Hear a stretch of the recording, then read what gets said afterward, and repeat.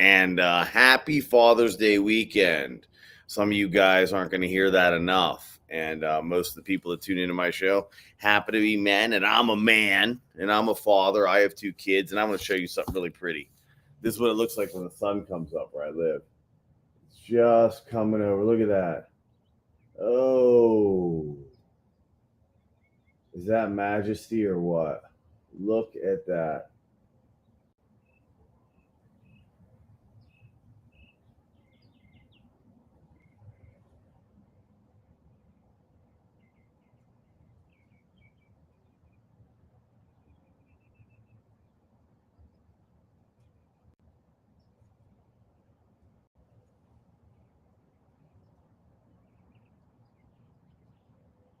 All right. I wanted you to see that. Well, I didn't actually. That wasn't even part of the plan. I'm gonna have to switch seats though because I don't feel like dealing with the sun in the eyes today. I know it gives you guys a better look at my beautiful face, but it's hard on my eyes. I can't do that the whole show today. It's funny because I get up really early. What is it? 5:30. It's about the time the sun comes up here. You know what though? Look at this. This is terrible, terrible lighting. When I fairly decent lighting when I face that way. Oh, what are you gonna do? What if I face this way, everybody? Hey, sorry about this, but this is what you have to deal with lives. Look at that. No way, man. You guys will tune out in 2 seconds. So anyway, that is the beautiful sunrise. This is Father's Day. Uh, I want to tell everybody out there, Happy Father's Day. You know, it means something. It's hard being a dad. It's hard working. It's hard being the rock of the family. I know I am one. Hey, I found this song. Listen,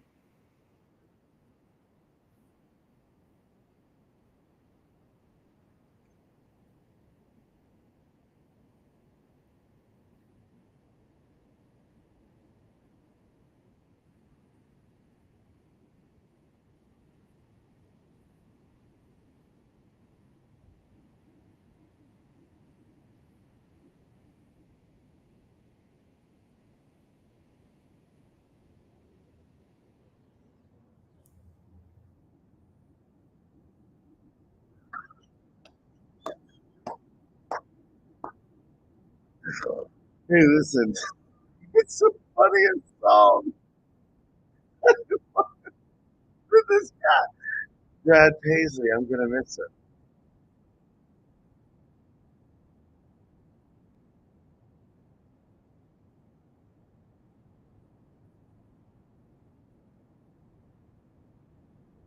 As you can see, like I'm not, I'm not, not, I'm not. I don't listen to a ton of country, but I got to tell you, I do. As I've gotten older, I've definitely learned to appreciate country, man. They sing about some real stuff, and I want to talk about some real stuff with you today. So, for all you dads out there, happy Father's Day, man. Try to get out and do something you enjoy this weekend, as you should, right? Mothers are celebrated pretty much all year long, and you're pretty much not. But that's part of being a guy. Come on, all this crybaby crap. We're not recognized enough. I get it. I get it. Right? We're not. We're not. We're definitely shelved. Most of the attention gets put on the moms and what the moms need and what the moms desire. And I think that look, that's part of being a guy, guys. Like man up a little bit. I mean that I do. That's just part of being a guy, man. We are a bit of a crybaby culture lately. I think that we need it though. I think that the emotions of men have been we've been taught to suppress our emotions to a point that it's really really unhealthy. I mean that's where that funny meme comes from. It's like be a man, stuff your emotions down till you turn 49 and die of a heart attack like a real man. I mean it's true. Especially my generation, Generation X. Now, this youngest generation, they need to, they need to toughen up. It's funny, man. It really, really, really. But we need them. We do need it. And so if you're part of that young generation, we do need you. You are far too sissified. Don't get me wrong. You're just way too sissified. I mean, good God. What you think life is meant to do for you is insane. And it won't work out that way. And you may end up worse off than we did. I mean, for us, it was mainly suppress your emotions. I'm a complex trauma. I'm not going to use the word survivor. My childhood was horrible, horrible, and not horrible in the sense that I come from a blue collar family. Mom and dad got divorced, and there were some minor abuses. Dad maybe slapped me a little bit and shit. I'm talking about nastiness, right? In my childhood, real, true, gutter, hungry beatings, stuff you're not supposed to see ever in your life, let alone at 3 and 4 years old. But point being, I was taught to suppress that, and so into the last few years, I didn't know how to deal with it. And I never even knew, when people say to like love yourself as a dad and as a father, I was a really successful guy. Um, I am a really successful guy in work, but I was really, really successful for a while. And I was so annihilated by the fact that I thought everything was my fault. If you blame me for something, I automatically assumed I did it. I was taught to do that. We are human. We are machines, people. We are programmed. And programmed, not like, don't take that too far. You can overcome all of that. Don't be a crybaby about it. But if you don't even know that you're supposed to overcome it, if you don't even know that it's okay to express your feelings, you're never going to get over it, guys. And listen to me, I really need you to hear me here. I didn't even know what self-love meant. First off, that sounded like some sissy shit to me. I'm just being honest, right? Grew up, I was a wrestler. I actually like fighting. Pain is, I like it. Like, I think that like when you are in a physical grind, when someone is beating on you, when there's massive amounts of pain, but you got to keep using this, I think you're training yourself to be some of the toughest people on the planet. So I believe in wrestling. It's why I believe in mixed martial arts. And dude, I never threw an actual kick or a punch until, like, no, I don't mean in a fight. Like, you didn't want me in a ground and pound situation with you. There's very few people that can stop me from taking them down. And I mean hard. And there's a lot less people that are going to keep me from holding them down because I have massive strength. I mean, I've been training for 30 years. I'm really, really strong, not just like in a general sense, but even like for my weight. I mean, I am. Right. Like there's a young dude. I love him, man. At a dojo I used to train at. And, he was like 250, something like that. Like, I'll fire him up in the air almost where he felt like he was weightless. The truth was, as a wrestler, you all know what I was doing. I was using his weight against him, but he didn't know that. And so, but that goes for the street too. Anyway, I digress. Point being, I got into like doing Muay Thai and boxing, and like I kept myself a beginner. I mean, being a beginner is so underrated. Being a beginner is like the greatest time of your life. But when you come from a background like mine, being a father can be particularly hard because no one ever did. First off, I didn't have a man, a dad, or any male figure worth anything in my life. Period. Period. That includes family members. Garbage is what they were. I can't even imagine some of the things. I have kids, right? And like a lot of people, when they have kids, they go, oh my gosh, my parents had it hard. I really understand where they were coming from. I had the exact opposite effect. My wife used to tell me, like, Derek, do you know that like that's not okay, right? And I would be like, I'm dead serious. I had no idea. I was like, wait, it's not. That doesn't, people don't choke you and put a cigarette on your chin and then tell you they love you. That doesn't happen. Like, you all think that I'm making fun. I'm not. So it was weird when I had kids. All of a sudden, I go, "Oh my god!" Like somebody, and that's not. That's mild. That's nothing. That's one of the easier days of my childhood. And so yeah, I mean, I didn't know how do you be a dad? What is a man? See, these aren't things I was taught. I learned them on my own. And guess where I learned them from? Being out there, right? When they write the School of Hard Knocks, like that's where you learn. That's where I learned. That's where I learned all my skills. That's why when you're walking down the road with me and we're sitting there in a deep conversation, I'll go, oh, hold on. And I'll pick up a screw on the road and I'll throw it in the weeds. You'll go, how the hell did you see that? I see everything. It's a gift. The abuse, like the hyper awareness that had to be developed for me as a child is a gift. And I can share that gift with you because I do have a hyper awareness of things. Just natural for me. But again, I digress more, but as I'm a father now and I look at my kids, I think about the things that happened to me. And let me tell you something. That was when I stopped talking to my family. That was when I stopped. I didn't realize it was ritual abuse that had been going on my whole life. I had no idea. I didn't know what love yourself meant. I didn't even know what it meant. Like people go, Derek, like, you know why you feel the need to accomplish so much? And like I didn't feel like I felt the need to accomplish so much. But I got to tell you, I go 20 hours a day. I didn't sleep much. I probably still don't sleep all that much. I don't think I feel safe when I sleep, probably. I don't know that will ever go anywhere. Maybe. But you get hardwired up here, and a lot of that stuff is very difficult to change. I'm not afraid when I sleep. Don't get me wrong, but I don't sleep well. You know, I get 4 hours. I'm up, and I go all day. And so, but then before, it would be like task, work, and I never knew that the accomplishment-driven mentality was really, complex trauma. I thought that was my worth, and what was real tough about that was when I was a financial advisor.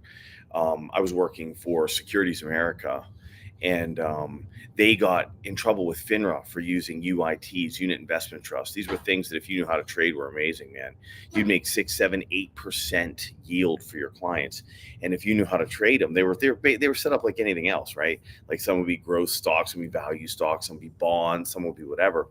And if you knew how to trade those, you could make your clients a lot of money because they're getting like 8% yield on this stuff, right?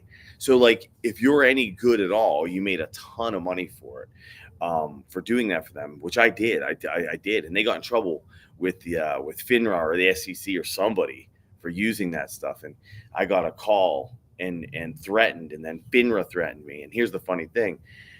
17 years in the business, I never had a single client complaint. You know why? My clients made more money than every friend they ever knew. I'm not going to go down the road of that story, but just the fact that I was accused. See, when I grew up, if you were accused of something, you better shut up and take what was dished out. If you don't take what's dished out, what's coming next is worse. So I am trained to believe that. I'm no longer trained to believe that. So so here's the problem with that. So you move forward in my life. When you take a big loss and all your self-worth is tied up in money or success, or like even your ability to trade, my accuracy rate is really, really, really high. And if you give me if you're like a long-term investor that is looking for things that are, 12-month time frame because you want to keep your capital gains tax down to long-term capital gains, which can be a very intelligent move in certain accounts. I do encourage some swing trading. I do encourage some, which would be considered short-term because it's under 12 months. But if you're that guy, and you're just looking to miss the big 50% drops, I mean, I have 100% success rate. I've never been the victim of a bear market, not even 08 and 09. And anybody that says they couldn't see that coming is lying to you. I can show you right now. I show it all the time, how easy it was to see. And yesterday I did a funny video. So anyway, when you're attached to these things, so I would even be attached to a winning and losing trade, but like me, my worth, and then like how much money I made, my worth, like was I in debt, my worth, what kind of car did I drive, my worth, what kind of house did I have, my worth. I mean, really, Derek's worth was based on all those things.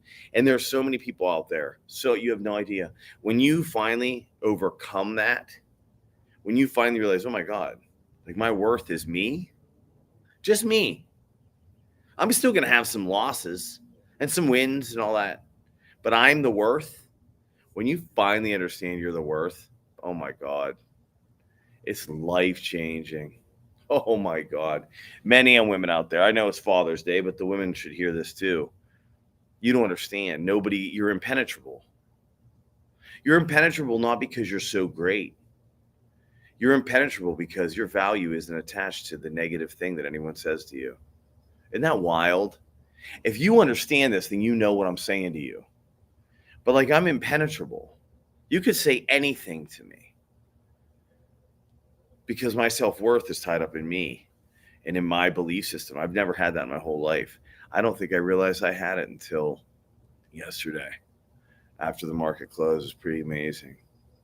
Dude, it was pretty amazing. I mean, dude, yeah, it was such a thing for me. You have no idea. And I know for some of you out there, it is such a big thing because If you don't have that, you can, you know, you you can play it off like you're okay and you're all good. There's guys out there that say, like, oh, there's a lot of crap that gets said out there, a lot of crap. But they act all tough all the time and they don't care. And they're like, yeah, when times get tough, I figure it out. I'm a man, you know?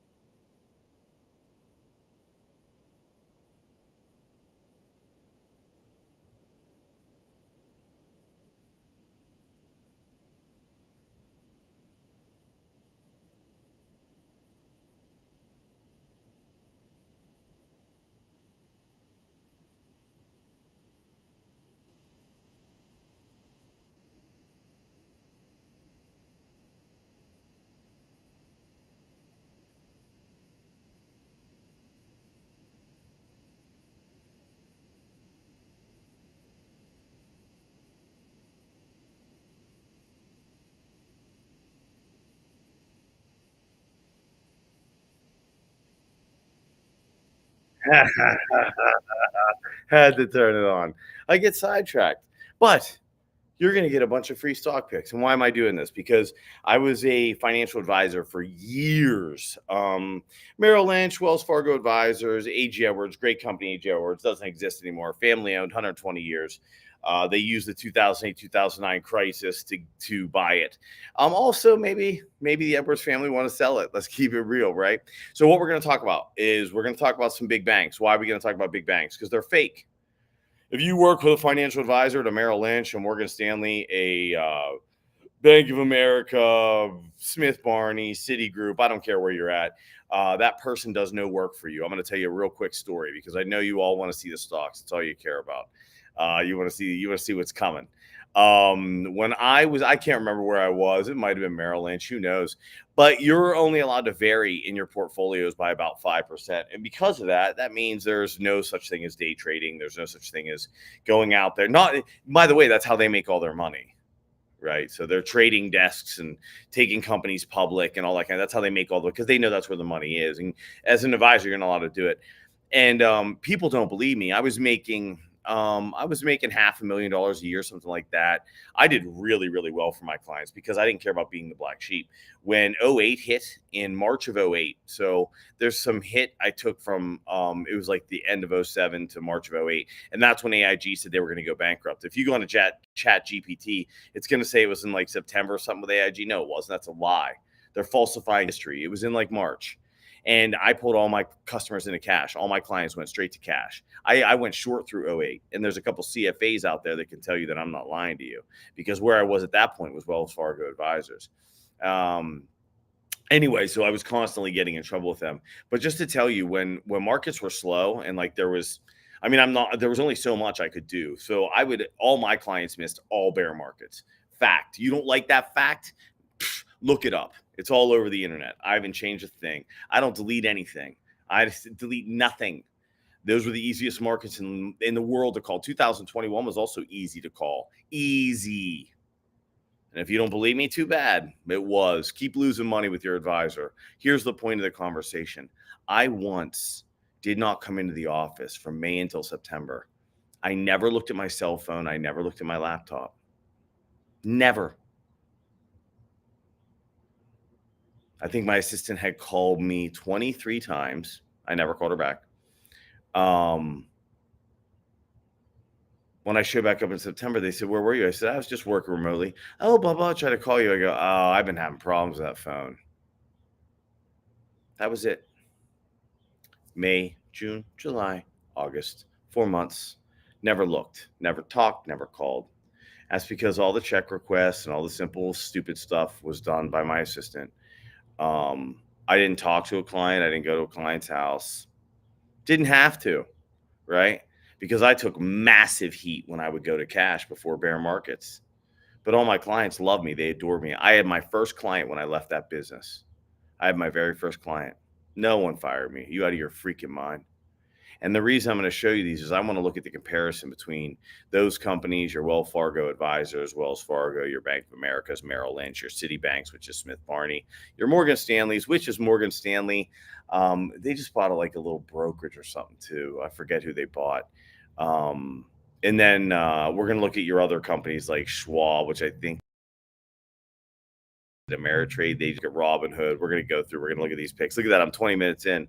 Hey guys, listen, I started talking about myself. Shouldn't have done that. Nobody, it's not really why I'm here, but also you got to know, for some of you out there, that's probably more important than anything else. But what I could have done was I could have been going through these stocks for you as I talked. So let us start now. So we're going to look at Bank of America, right? We go back here. Actually, let's start with JP Morgan. We're going to look at JP Morgan. JPM. I despise most of these companies. The reason I despise them is they just lie and they know it. It's not marketing, it's not advertising, it's lying.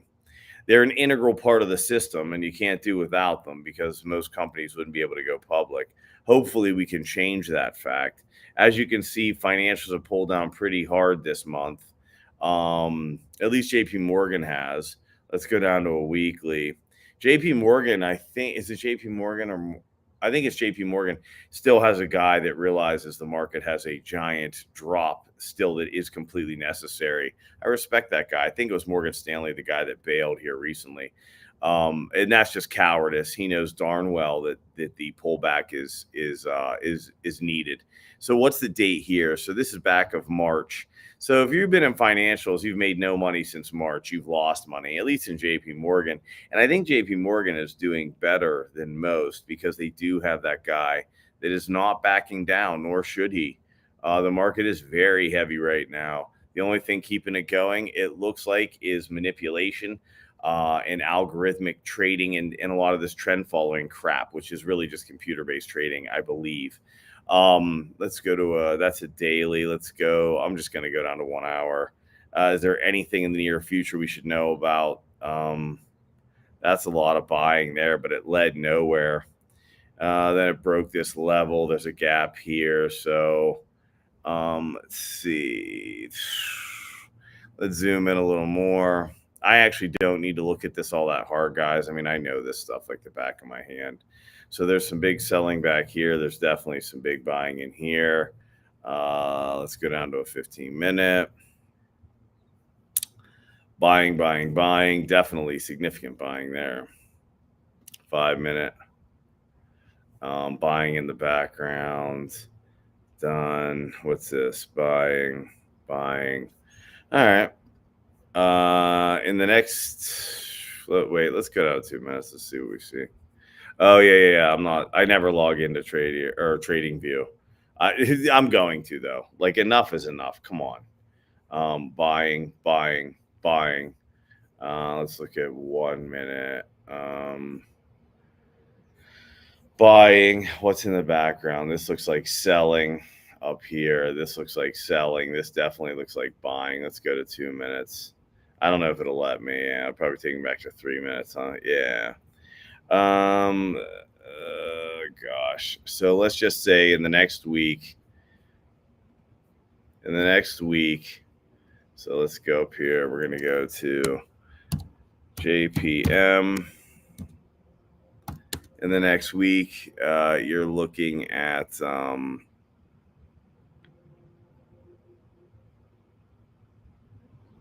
you're looking at 198. Let's change the color here. This is blue, which is funny because this contradicts what I saw in some of the other stocks, but I don't care, guys.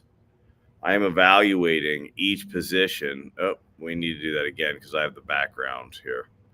Let's fix that background. There we go. Okay.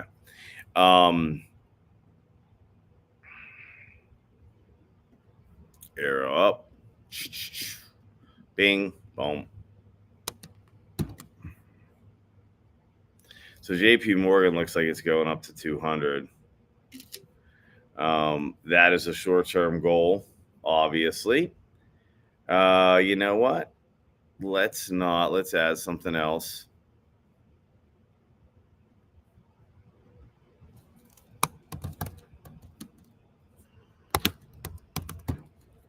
Let's just add that. Somebody got on me, asked me about time frames because I put something about Apple hitting 172 to 174. They're like, oh, Apple soared.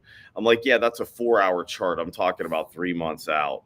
And I realized at that point, honestly, I should thank that person because I realized at that point that no one cared about 2 months out. I don't know why. You can make, I'm telling you right now, guys, for you guys that are day trading every day, you can make almost the same money swing trading as you can day trading with way less stress. Let's look at Bank of America.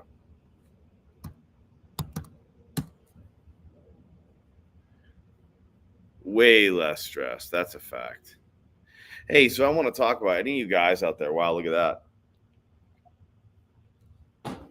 This thing's a piece of crap, huh? It's nowhere near the highs. Look what everybody's telling you. Everybody's been telling you that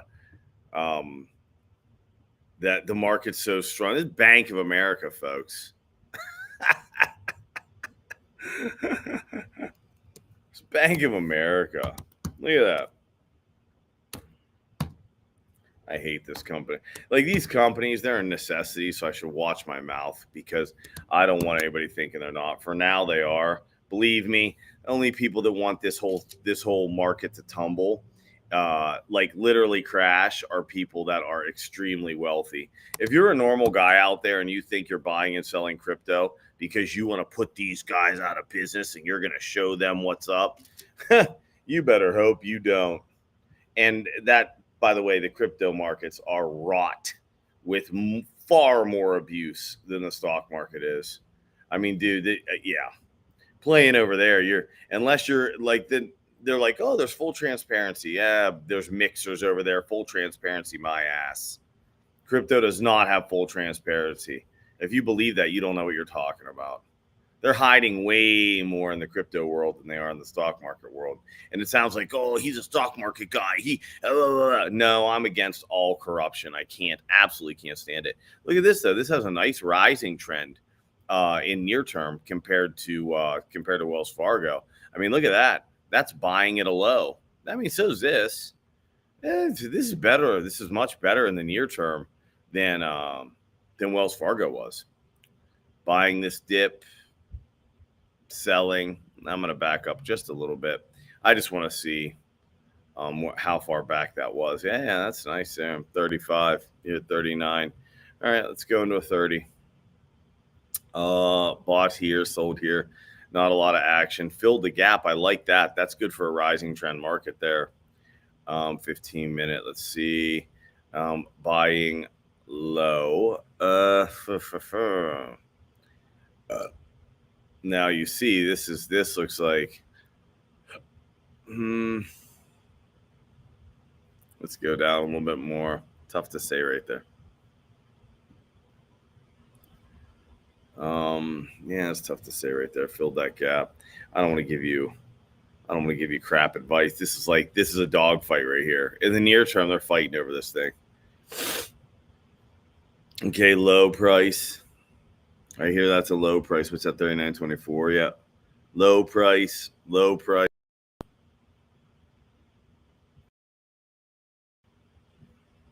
yeah, they like to give me the 3-minute.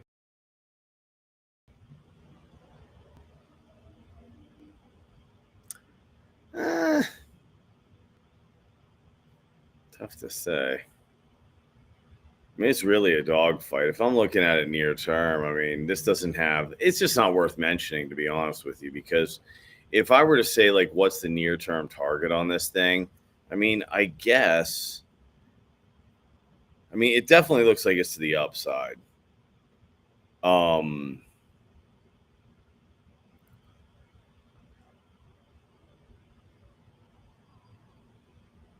Yeah, let's call 45.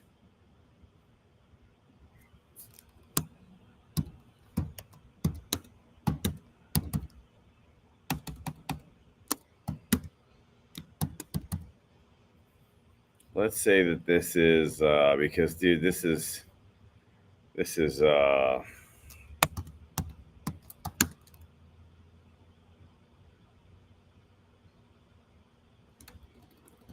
within.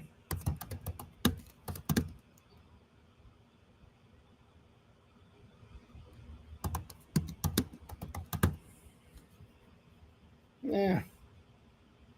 And the next is probably 2. To hit that target, it's probably 2. You can shorten that up a little bit if you actually want to own this thing. I wouldn't own it. Yeah, I wouldn't own it. This isn't even a call I do. You can shorten that up a little bit if you actually want to own this thing. I wouldn't own it. Yeah, I wouldn't own it. This isn't even a call I care about. That's the truth. I wouldn't own this. Okay, there you have it.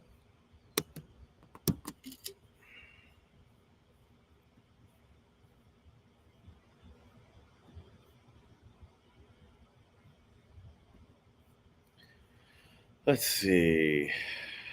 Bank of America. What else did I say? Let's just look at Wells Fargo and Morgan Stanley.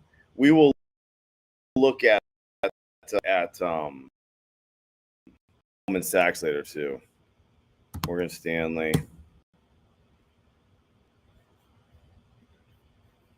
Monthly. Guys, these financial stocks aren't doing anything. I mean, they're just not. We're going to move on. There's no reason to break down companies that aren't doing anything unless you guys are looking for downside. I mean, if you're looking for downside, we could do this all day. I mean, look at this. Wells Fargo. What a piece of crap. As we get, look at all these financial advisors, all these big institutions don't do anything. I hope you know that. There's very, very, very few out there that have any idea what they're doing. And if they don't have a CFA after their name and they're in a big, large brokerage firm, you should leave that place. Because the truth is, guys like me, I didn't go for a CFA because I don't really believe in it.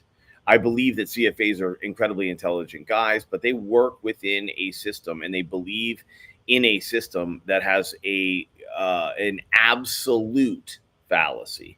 And what is that absolute fallacy? We're going to look at Robinhood. The absolute fallacy of those large brokerage firms is that fundamentals matter. I'm sorry if that bothers you. Fundamentals can give you an inkling as to time frame. I use fundamentals myself. I think it helps tell a story. But the fact of the matter is, all that matters when it comes to an investment is cash flow. Flows going in or out of a stock, an index, a market. NVIDIA's proof of that. What was her name? Kathy Wood, that had the innovative fund, ARK. Yeah, she was such a genius. She understood innovation so well. That's why ARK's down 75%. It'll never go back to where it was. Kathy Wood sold NVIDIA at what, $150? But she understands innovation so well. It's called luck, folks. It's called luck and what you're born into. I mean, don't give me any bullshit about it. Like, we can all lie to each other if we're trying. But do you think that I believe that she knows anything? If you were a master of innovation, if that's what you truly understood was tech innovation, you would be an idiot not to own and hold NVIDIA through at least, I mean, maybe at 900 she jumped ship, because now it's getting a little bit extended. You know, the PE's up at 82. That's pretty high. Sentiment is pretty darn high. It's up 13 times, so 1,300%. Okay, right. But at $150, when the thing hadn't gone anywhere, it hadn't even started to move yet, and you understand innovation? Come on. You can't possibly believe that. Robinhood, let's see. These guys have had some problems too. They try to innovate really quickly. They're trying to do a good thing. And I'm just evaluating the stock, not the company, because I'm going to tell you now that that's the fallacy with being a CFA. You're trying to evaluate a company. That's a joke. I can show you. How about Tesla? We're going to look at Tesla too, because they're a sustainability stock. Guys, this isn't good. See all this volume in this fall. I'm going to tell you, I hate putting out news like this on companies that seem to be trying to do a good thing. And I believe Robinhood is trying to do a good thing and trying to make money too. But they are trying to do a good thing. And I hate to say it, but it looks like they're selling the hell out of this thing. I mean, if the background, guys, on this is just not good. It's just not good. I mean, this is the high end of a range. This is the low end of the range on here, like 21.50. And you have to realize $1.50 on a stock like this is meaningful. That's 5 and 6%. So I'm not going to rate this thing. I'm just going to tell you that it's not pretty, and I don't like it. So that's Robinhood. Let's go ahead and look at Schwab. It's TD Ameritrade they bought. Morgan Stanley bought E-Trade. See, more consolidation in the industry. Of course, Morgan Stanley did that. Of course, Schwab did that. I'm not against Schwab or anything, but they are now they're starting to have all the same problems that all the big guys do. I'm not even sure why I know why they're a brokerage, not a bank, I guess. But they're starting to have all the same problems. Schwab has a scandal after scandal, mistake after mistake. And look at this drop, this precipitous drop here. I forget what that was. I remember I just talked about it 2 days ago. It's hard trying to keep up on all the quote unquote news. Not that news makes any bit of difference, guys. News is meaningless. People dumped this. This is retail dumping because they heard the bad news, and this is institutions buying, which is why it's rallied from 44 to 73 from March until now. Institutions use news to invoke emotional responses, and that's what they did right there. And retail bought it because retail buys that stuff because they don't take the time to learn this. All they want to see is stock picks, right? And I'm not telling you guys that watching me pick or watching my price points is a bad idea. I want you to do it, and you should do it. But you should also have set up one-on-one sessions with me and learned and set up and established your own personal investment plan and strategy based on your own personal risk management, your own personal cash management, and your own personal investment management, because we are all different, and we can all withstand certain levels of risk, certain levels of reward, certain levels of emotion. We're all different. You want to optimize what you're doing. Like if you're an RIA out there, man, I would call me, right? I will show you how to do this. You want to manage money the right way, the way that I did. And that's one of the main reasons I walked away from the industry. I can't do that. There's something in me that's stupid. Even when I'm making $500,000 a year, and I was 27, and you got to realize I was raised on welfare. And I made my share of mistakes based on that background and how much money I was making. But point being, that was a lot of money for a guy like me. And guess what? I couldn't do it. I walked. I can't be involved in a system that is based on nothing. I can't. I'm sorry. That bothers you? Tough shit. I can't be involved in a system that is. If I showed you what asset allocation was, and none of you that are watching this care about asset allocation, but if I showed you how simple and stupid it was, it would blow your mind. Schwab, I have no opinion. It's just a piece of garbage. Morgan Stanley, we already looked at. Let's look at Goldman Sachs. The true guys that run the world, who they talk about all the time now, Blackstone, BlackRock, whoever Fink, he's the CEO, and everybody's always talking. So you can see I don't care about these guys. I don't care what they're doing because they are so big at this point. Let me tell you what happens to big things. They burn down. So enjoy your glory, much like, Elon Musk did it with Tesla in 2021, which is now down 75%, much like Cathie Wood was praised as a genius for ARK in 2018, down 75%, never coming back. Geniuses are always praised until it blows up because the praise is false. The praise is based on emotion. It's based on price. It's based on return. And what made Cathie Wood so popular in 2017, 18, 16? Real simple. You guys bought into the fact that she was a genius. You flooded her ETF ARK with your money, which drove the price up. It had nothing to do with the companies that were within her little ETF. And by the way, you helped those companies build massive market cap. So you did help the economy. All you suckers did help the economy, but you also lost 75% of your money. What about all you that told me how great electric cars were in 2021? Because this idea, look, we need electric cars. Because we're going through Goldman Sachs. Not a lot to write home about here. We have an energy shortage, and we need both. But if you have sludge that goes in, I think a bird can land for 2 minutes, ticket is kids, those 7-year-olds in Africa, literally getting whipped, literally getting beaten, literally being starved to death. Is in the caring model too, the sustainability model. I mean, what a joke. Oh, hey, this is buying. So near term, where's this going? Let's back it up. Yeah, it's gonna come back to here real fast.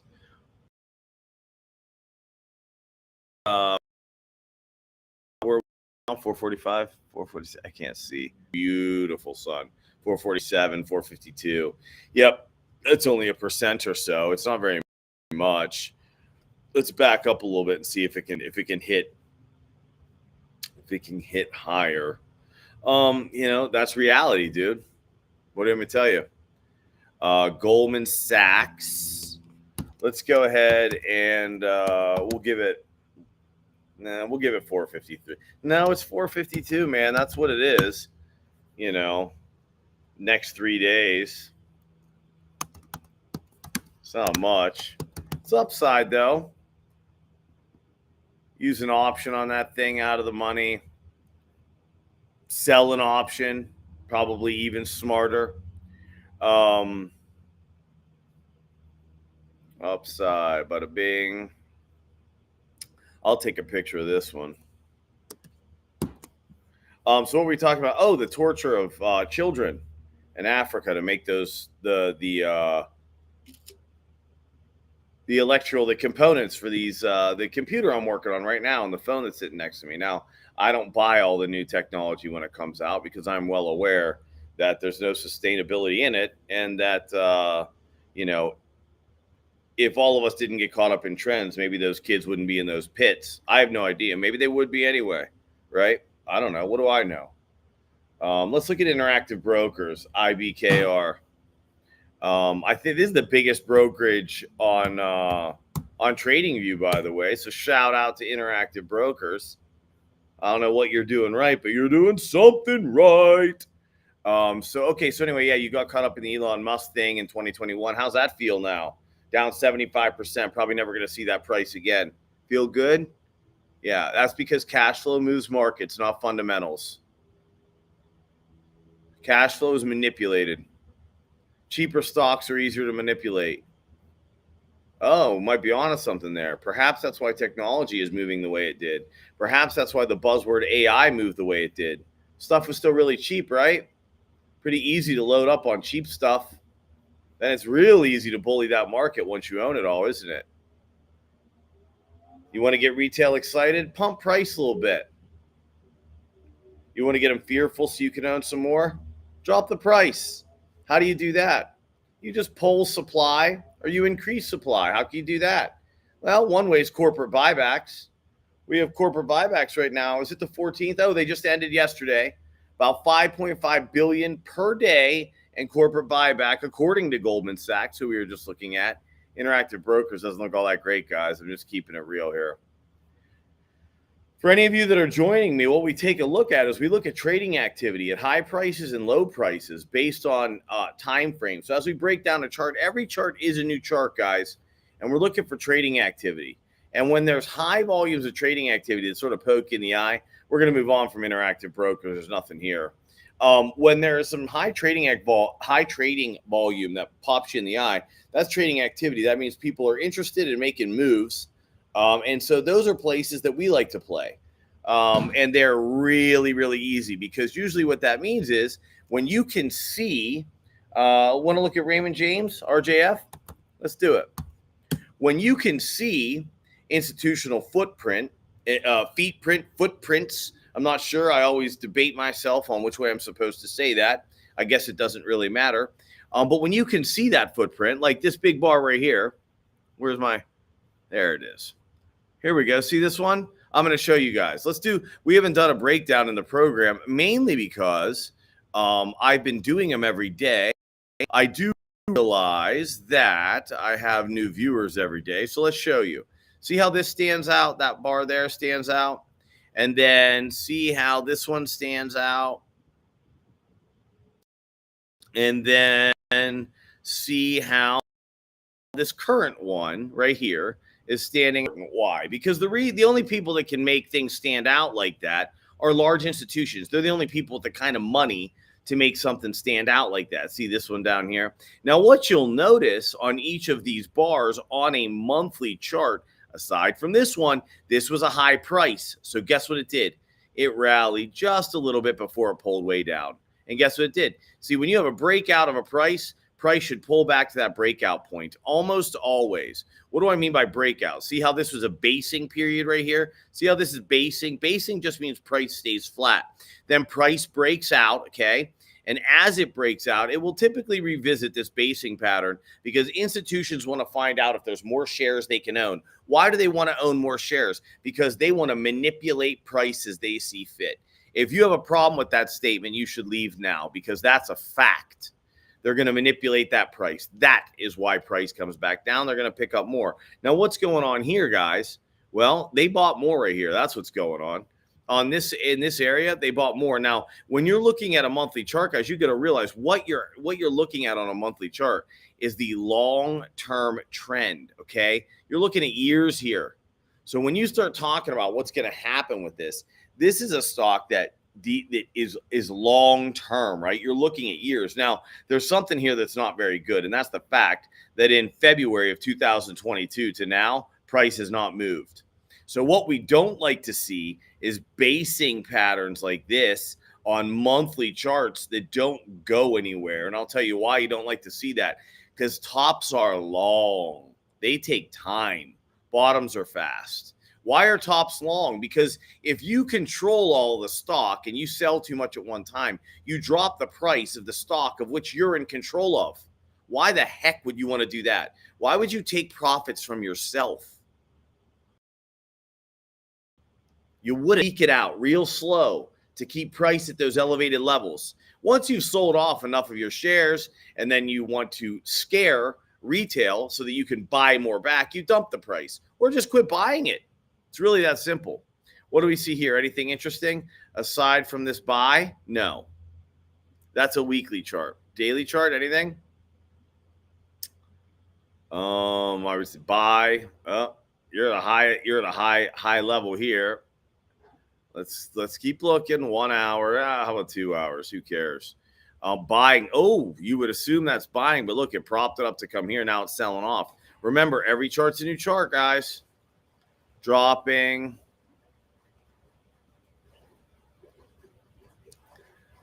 Selling on the way down, folks. That's what that is. Selling on the way down. It looks like institutions have sold off what they wanted to sell here, and now they want to buy it back cheap, which means scaring you. But in the intermediate term, in the next week, you are going to see Raymond James, RJ, what is it? F, at a price of about, let's just call it 118.50 for argument's sake. 118.50. Within the next week. And I assure you guys that your advisor will never, ever, ever do what I'm doing now. Do you know why? Because he has no freaking idea what I'm doing. So do you know what he'll call it? That's conspiracy. You can't do that. That doesn't work. Yeah, that's right. It's a real giant conspiracy to realize that supply and demand controls the price of an asset. That's a giant conspiracy. Oh, but he doesn't know how to read supply and demand, and he also doesn't know how to read cash flow. That's why it's a conspiracy. And why does he know that? He wasn't taught to know that. Why wasn't he taught to know that? Because if you are a giant institution that collects 1% to 2% on an individual's assets, why would you want your broker that goes out and collects assets doing anything but collecting assets? Why would you want him sitting at a computer worrying about how to make people money? The amount of money he's going to make, if he takes $1 million account and he increases it by 1%, that is an additional 1%, an additional 10 grand. He can go out and find a measly $100,000 account the next week and make you a hell of a lot more money than that. And by the way, that lasts forever. That guy makes a misstep in the market, he gives that 1% right back, which will keep him tied to his desk and off the phones. And believe you me, they don't want that. Let's look at LPL. And it would actually take a lot of expertise to be good at this. You have to know yourself very well. You have to know your emotions very well. You have to be in control of your emotions, which is just not, it's not bad. We talked about this at the beginning of the program. Look, I didn't know what it meant to love yourself or hold value in you that wasn't based on accomplishments or success until I didn't realize that I'd gotten to that point until last night. I'm 45 years old. My whole life has been run by my accomplishments and my successes and my ability to be an alpha and all of that. Now, I will tell you that this young generation thinking that being an alpha is a bad thing, they're in for a real surprise. I hope we get to a point where being an alpha simply means that you help the betas and you lift them up instead of trying to abuse them. That's what I hope. That's what I do.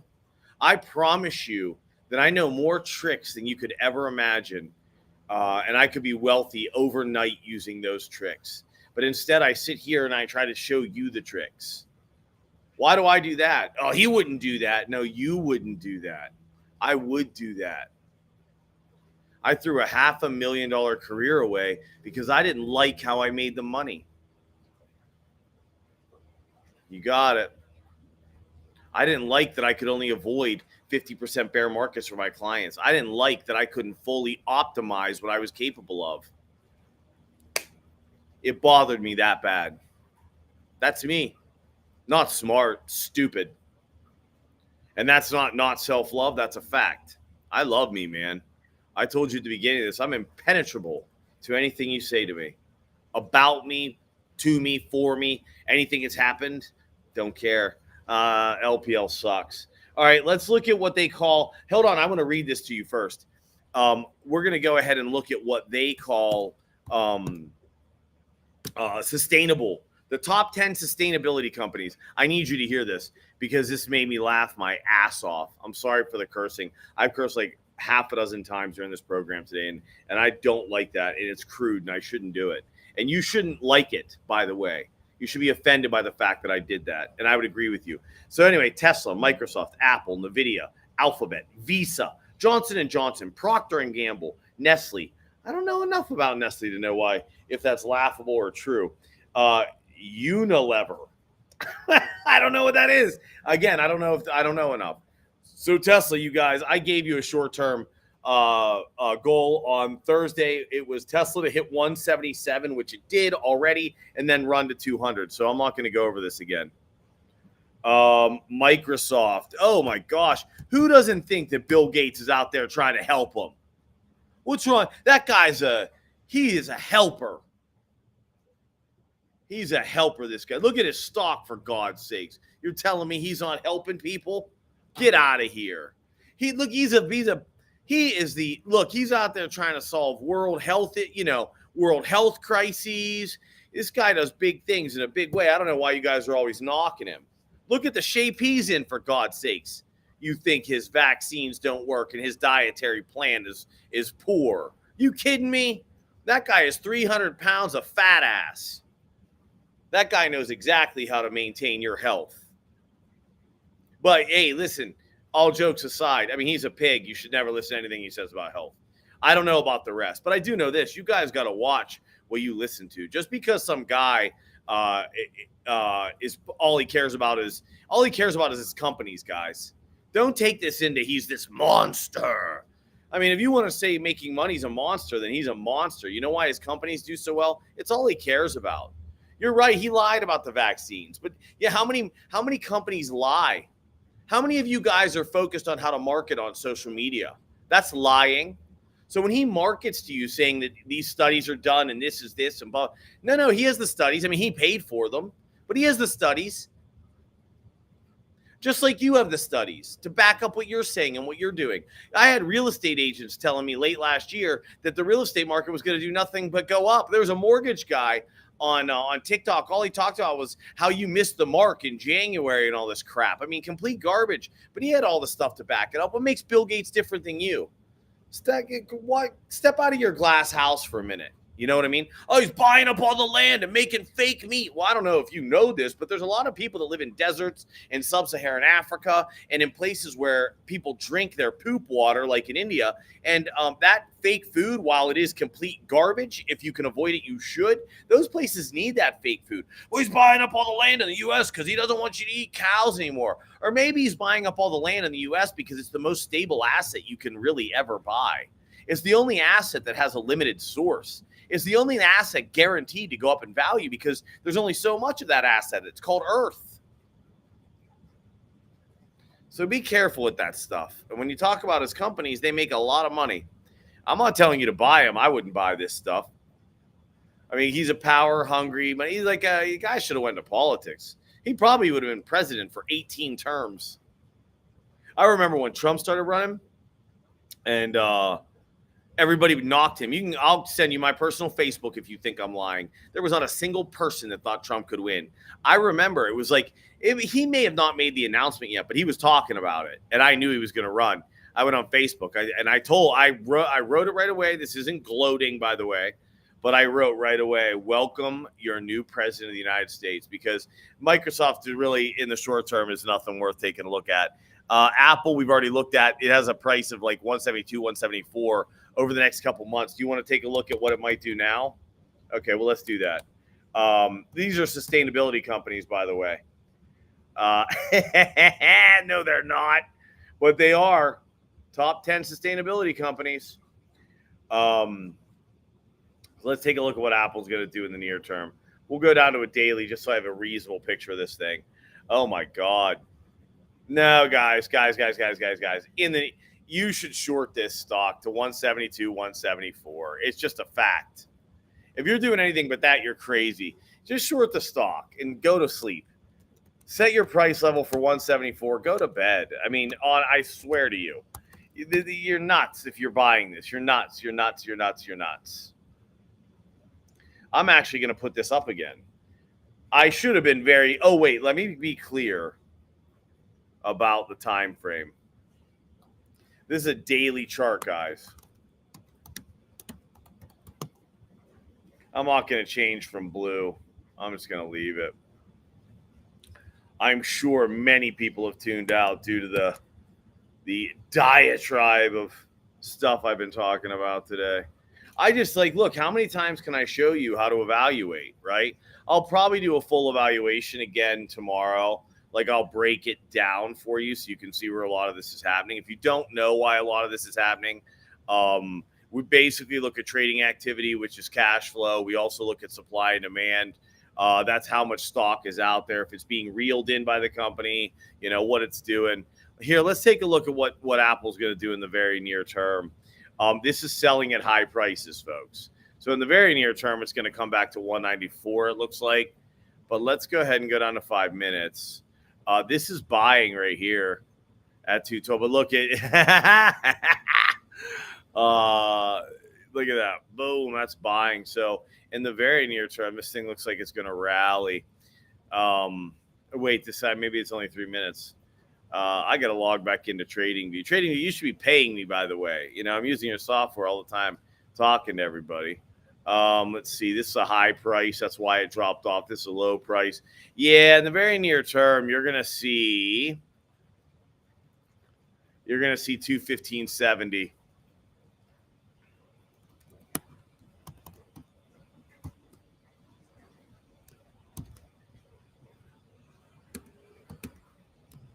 But yeah, I remember, man, when Trump came out and everybody was making fun of him, I said, that guy has transformed more times than anyone I've ever seen in my life. He destroyed small businesses in Atlantic City. I mean, annihilated people, everybody, knowing full well he was going to file for bankruptcy. I remember there's one particular guy. He was a window guy. He had over $1 million in products that he had bought. This wasn't even the work of installation. It was $1 million in the actual windows. And I think he killed himself. Yeah, he's a small business owner. I mean, small in the fact that he could afford a million in inventory to buy those windows for Trump's. What was he building? What was that? What's that famous? The Trump. It was. I want to say Trump Tower. That wasn't it. It was shaped. It's shaped like the tiger or whatever. I don't know Atlantic City all that well. That place always seemed pretty trashy to me. And I don't gamble, so maybe I'm dead wrong, guys. There's Apple for you. Let's look at Visa and let's look at Procter and Gamble and Visa because these guys are really all about helping you. Visa is really about sustainability. Procter and Gamble for sure.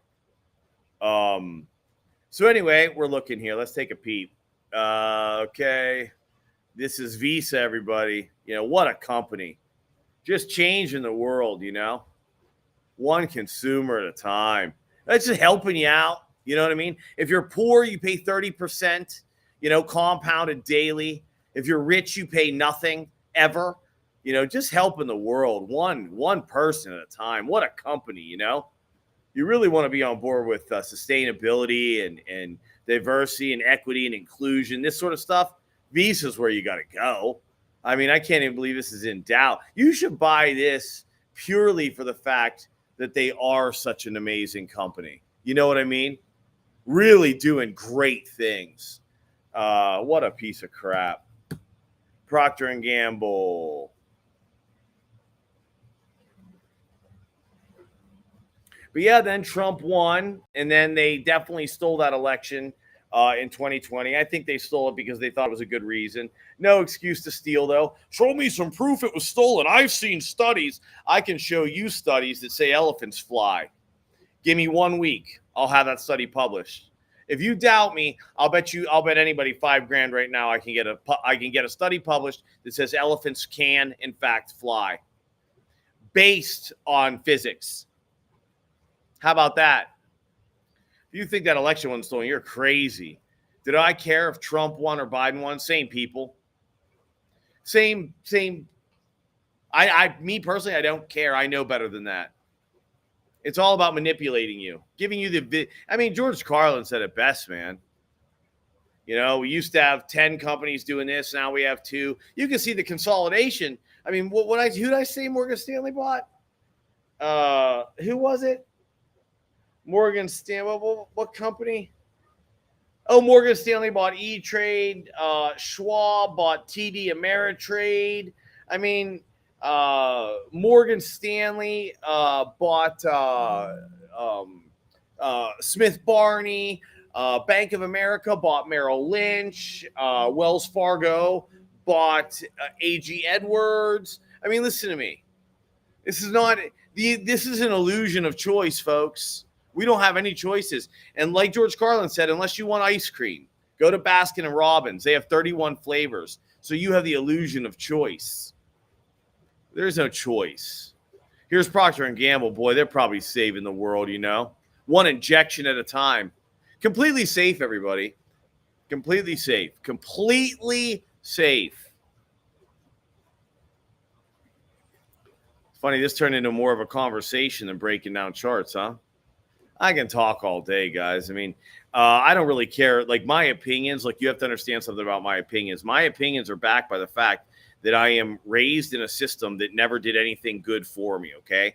I was raised on welfare, therefore, by the time I was 18, I was going in debt just paying rent, lived on my own since I was 17, a high school senior, right? First car I bought was $300, but I bought it. First money I ever made was being a pool shark. The system tried to push me down, because it'll build so much debt on top of you, and it makes life so hard. Listen, I worked 1 full-time job and 2 part-time jobs while going to college full-time. I slept about 2 hours a day. If you don't believe me, I can prove all of this. I slept 2 hours a day in my truck, commuting to and from Slippery Rock University. Shout out Slippery Rock, and everybody back in PA. Allegheny County, Beaver County, where I'm from, Aliquippa, Hopewell High School. That's me. And so anyway, point being, going through college, it took me about 3.5 years because I had to argue with every professor that I would have to take statistics before I could take algebra. I'd have to take algebra 2 before algebra 1. Why? I had to support myself, which most people don't have to do. I did, in fact, have to do that. I had to wait 2 years to go to college so I could get loans to go through. It's a massive – listen, here's the crazy thing about our system. If you're abused, you're going to have to get abused a hell of a lot more before you can get out. So if you're starting on rung 2 of a 10 rung ladder, that guy on rung 8, he doesn't have to do very much to get to rung 10. First off, he's set up to get to rung 10, right? So you like all these guys out there, they're like, well, my dad was a CEO and look at me now. It's like Elon, and this isn't knocking anybody. I don't care. If you're born in a good position, I am envious of you, if anything, but certainly not jealous. I think you had an amazing life, and I think that you should be grateful and blessed. And I think you should try to help others live your life. I think your best. I think that should be your commitment. And it's my commitment to this world. Did I start on rung 1? Gosh, I don't know. Real low, real low. So I'm taught to have no self-worth. I'm abused beyond belief. I have complex trauma problems, which makes me a people pleaser. No matter what I do, I believe it's my fault. All of my life is based on my ego and my accomplishments and my goals and my successes. So failures almost destroy me. So I have none of that. I'm not set up for college. I have to go deep in debt. I have to sleep in trucks that I have to spray paint. So like people get to mock you too. Remember, the people mock people that are broke like that. We can pretend they don't, but they do. They point, they laugh, you know what it's like to be hungry. You're fearful. You live in ego.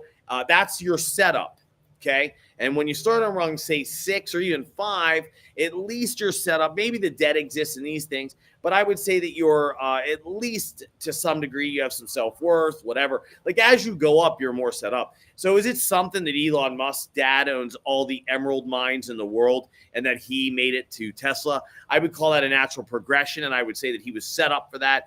Does everybody do it? No. So is there a challenge in that? Yes. Did he work as much as he say? No. What does he call work?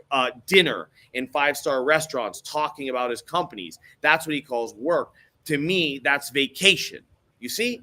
There's just a big difference in our lives. Now, I'm not taking anything away from the man. I'm not taking his guts away from him. I know he was down to his last, it was 100 million or 50 million from selling PayPal that he had to decide to keep Tesla alive or SpaceX alive. And you can make fun of that if you want. I won't. He wasn't risking his well-being or anything. Like the guy had a home no matter what he did. But he subbed it. He could have guaranteed Tesla success, or he could have guaranteed SpaceX success by taking all the money and putting it into one company, but he didn't. He subdivided it and took a big risk. And that is a big risk, right? You have all that money, you could lose all that money. It's not like he was ever going to be homeless or not have food, right? Which, like, for a lot of you out there that want to be small business owners and entrepreneurs, that is what it means. Homelessness, welfare, suicide. These are the things that starting a small business can mean to you. Whereas when you're at that level, none of that qualifies. Now, that shouldn't make you angry at that person, but that should also kind of make you realize something I didn't realize when I was growing up, is that it takes time to get there. If you're the guy starting it, like that's me, you have to be realistic with goals. Now, you can shoot for the stars, and I do every single day, right? Like, what's the saying? Aim for the stars, land on the moon, worst case. And I do it every day. But you have to be real careful, because you have to realize that a lot of the people you're talking about, they didn't have your start. I'm 45 years old, and I probably now finally have the self-worth that Elon Musk had at 4. So keep it real. Keep it real with yourself. And listen to me, guys. I'm going to stop sharing this. I went way over today, but I got to tell you something. That was worth it. Thanks for coming. Thanks for tuning in. I'm not even sure if I can put the whole hour and 10 minutes up. I might get cut off, but I do appreciate you coming. Thanks for listening to me talk. Big banks are a necessary evil for the moment, but hopefully we can topple them. What they call sustainability isn't sustainability. Support your local small, mid-sized businesses as I do. And as I come in, this is like apocalypse now.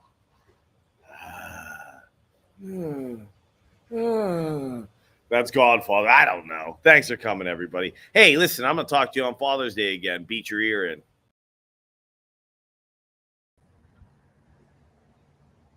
Hey, good morning, everybody, and welcome to my show, Derek Invests. I'm your host, Derek Miller. What are we going to talk about today? Well, we're going to talk about what it seems like everybody wants to know, which is stocks and where they're going and how quickly they're going there. So, as I gave you updates on earnings that were 100% correct on Monday, I also gave you updates on the rebalancing of the S&P Mid Cap 400 and the S&P 500 that doesn't actually take place until June 24th. So I can't give you the results of that yet. I updated you yesterday on indexes and where they were headed in the next 2 to 3 days. And today I'm going to give you the top 10 traded stocks and where they're headed in the next 2 to 3 days. The beauty of this is you're getting free money making information. Now, I share with you this information so that you can begin to believe in the fact that I know what I'm doing, although I have no idea how you couldn't believe in it. I have been spot on for months. And for those of you that have been following me for a decade is the actual answer, but I've been putting this stuff up for a decade. So I am going to continue putting this up for a little bit. If people don't support me via that QR code up there, I'm going to have to start charging for these stock picks. For now, for those of you cheapos, here you go. And I'll be right. So you don't have to worry about that. Sounds cocky, right? Well, let me tell you something. These guys that are on here talking about, I used to do this on Wall Street and there's this setup and this setup. And all they do is give you double talk and they never tell you where anything's going. And when it goes against them, oh, well, remember that I said this. I told you it was a possibility. The market's based on probabilities. But they've never once said, this is where it's going. Why you're paying them or following them, you guys, do you have any idea that they don't know what they're talking about? They just know how to sound fancy. They're very good at marketing and advertising. They're not giving you any levels. They're not telling you where anything's going. Most of these guys now are using computer-based trading systems, and they don't know what they actually listen. One example. It's new to me, so I've been watching a lot of these guys and a lot of these new guys, ex-market makers. Okay, there's a lot of them out there now. Explain to you what the Greeks are. Explain to you what a call wall is. What a whale's doing. These sorts of things, right? I'm not telling you all these guys don't know what they're doing. What I am telling you is 99% of them have no idea what the market will actually do in a given day. Now, is that because they weren't really, really good at what they did? Or maybe they're still doing it, and that's why you don't know who they are, and they're really, really good at doing it. Why don't they know what the direction of the market is? Because that's never been their job, folks. A market maker's job is to understand and reduce risk. He understands in any given trade all of these risk parameters far beyond my knowledge, and he knows how to alleviate risk by distributing it. Right? They distribute it through futures. They distribute it through options, right? They hedge their hedges, for God's sakes. But I'll tell you right now, they don't have a clue where the market's going to go. Why not? They had no vested interest in knowing where the market's going to go. They didn't care. Up, down, it was all the same to them. They just wanted to get to zero risk, or as close to zero risk as humanly possible. That's how their firms made money. You're following these guys. You're not just them. It's everywhere. It's rampant in this industry. That's why I am actually going to do this for a week or two for free. I'm just going to show you, look, I know what I'm doing. My entire life has been based on the fact that I know where the market's going today. I know where that position's going today. I know where it's going tomorrow. Well, why aren't I telling you guys on 0 days to expiration where a stock's going if I'm so good, so you can play options and get rich? That's why, because you can pay me for it. You want to know where the 0 day to expiration options are going on some companies you have or something you believe in, or I'm not going to talk about your options specifically, right? It's not my job to tell you how to trade, and legally I can't tell you how to trade. What I could tell you is exactly where that stock's going to go today. I could tell you where it's going to go tick by tick if you want, because my life depended on it. That's how I've made my money. That's what I do. But if you're following guys that have no vested interest in knowing, or have never had a vested interest in knowing which way the market's going to go, and you think because they have information that you've never seen before, although they never tell you where it's going, Oh, the probability is high here. It's low here. There's this, there's that. Oh, remember I said, well, you're going to get burned all day, every day. All right, let me get rid of these. I noticed that some of these captions yesterday actually got in the way of the chart. And really, truly, the point of what I do is so that you can learn what I do, the process by which I do it. If you want to try to do it on your own, go do it. Go. Just know this. It took me 25 years and 80 to 100 hours a week doing this stuff to get as good as I am. If you think you're ready, by all means, but you better have proper cash management, risk management, and investment management set up. And you better be able to read this stuff the same way you read the English language. If you stutter step at all, if you do that, and that doesn't mean every position has a target, by the way. But I'm saying if you're looking at a setup and you're going, but I'm talking to you very fluid, you shouldn't be trading. Not yet. Not yet, folks. Let's cruise over. Top 10 stocks. I'm going to have to, hey, listen, if you see me look down, I'm not ignoring you. Sorry, I'm on a golf course and they're doing the law. Now, I told you what Tesla was going to do just the other day. So I hope you listened. If you didn't, that's okay too. But I told you what to do with Tesla the other day. It was yesterday. Reason to go through it. Nothing's going to change. Oh, wow. It's marked up today. I said to sell it at the open yesterday, which was, I forget what it opened. What did it open at? 188, 189. I said to sell it at the open and buy back as low as 177. What did it get to? It got down to 181.23. Look, if you didn't buy something back that opened at 189 and got down to 181, so it fell 8 points. It fell 4%. If you didn't buy something yesterday that fell 4% because you were waiting for 177, again, you're probably not suited for this. If you go from 188 to what I tell you, 188 to 181, if you fall to that level and you are not at least scaling in at, say, 183, I don't know what your money management is or your cash management. The investment management's fine because you're in Tesla. Cash management, you should have been scaling into that thing at 183. Once you fall 1.5%, and you're looking at a 2.5% drop, if you're not scaling in, you screwed that up. Do I still think it hits 177? In fact, I do. By close of Monday, I do think it hits 177, but you should already be scaled into this position a little bit. So what I told you was 188 to 177, and then it runs to 200. I can do it again. It's no problem. Tesla.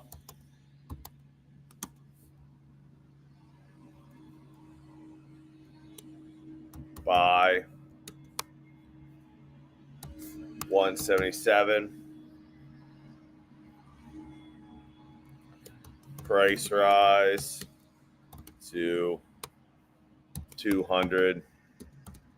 Re-evaluate. So I still firmly think this is what's going to happen. But even if it doesn't, this is already a crushing winning trade. But again, if you don't know how to manage your cash, and if you don't know how to scale in and out of positions, and if you don't have some rules to abide by, and you're going all in at 177, you're going all out at 200, you have learning to do. And if you don't choose to learn, you're going to pay the piper, and the piper's Wall Street. You're going to give your money back. And I can't tell each individual person what their money management, what their cash management, their risk management. And I mean, I can point out targets for you on any position, any index, anything you want, any commodity, whatever. I can do that all day long. But you should have your own investment management, risk management, and cash management set up so that things don't get away from you to a point that you are the one that's panicked. You are the one that is losing their money. You know, you don't want to end up in that position, right? And you will. Your emotions get tugged on. If you don't have rules, guys, the reason I call it an EQ mastery system, emotional intelligence mastery system, is because the truth is Knowledge provides you with emotional intelligence. When you understand something, you don't get scared. You don't get tired. You got 6 jobs. You don't get tired. If you don't know who that is, that's just too bad, I guess. Anyway, NVIDIA is the next one. Let's take a look here.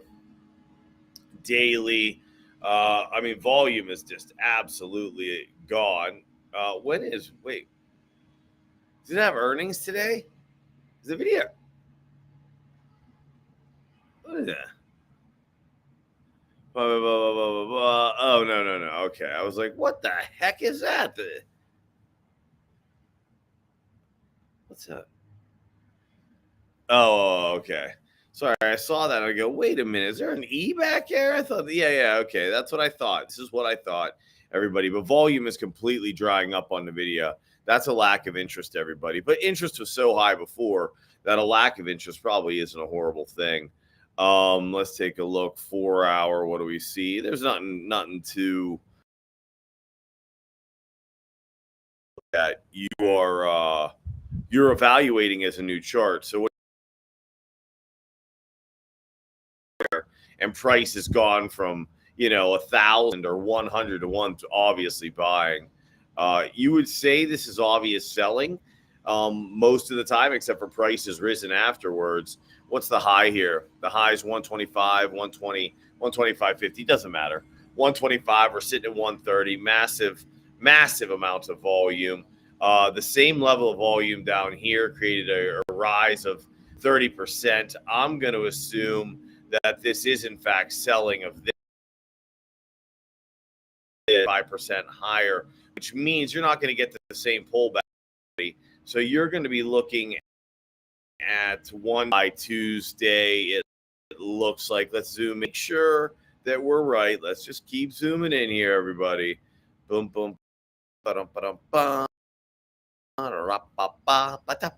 Let's see here. Anybody want to listen to music? That was Kevin Gates, guys. I got 6 jobs. I don't get tired. I don't know who Kevin Gates is. That's a shame. Puerto Rican rap god. Let's see. No. 30, 15. Okay. That's definitely buying. What's this doing? Boopity boop.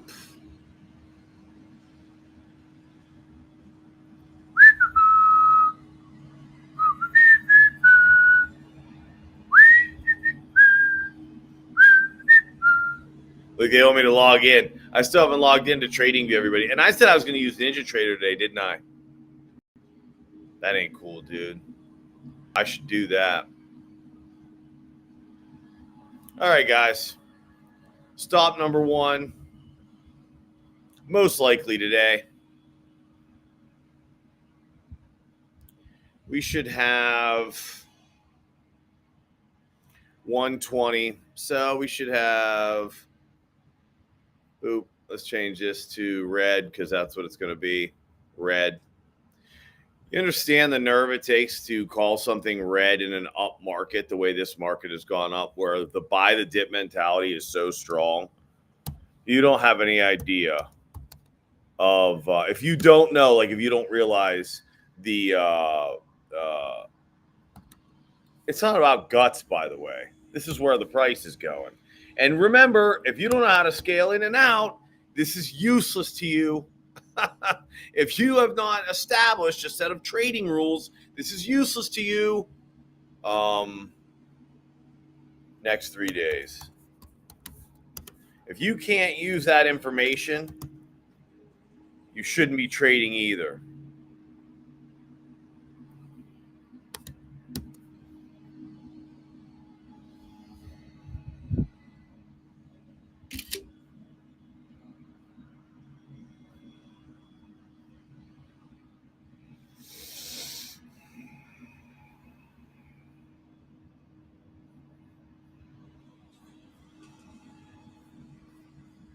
What's next? That's the video.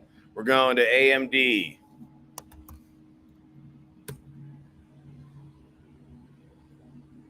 Ooh, that looks a little different, doesn't it? Remember, guys, we always start out. Oh, God. What's that? Jesus Christ. Hey, listen, for any of you that don't know, this is a pig. I don't care where price went. This is a pig. We're going to go right down to a day. Now, let me look at the week. See, even I'll go skipping around.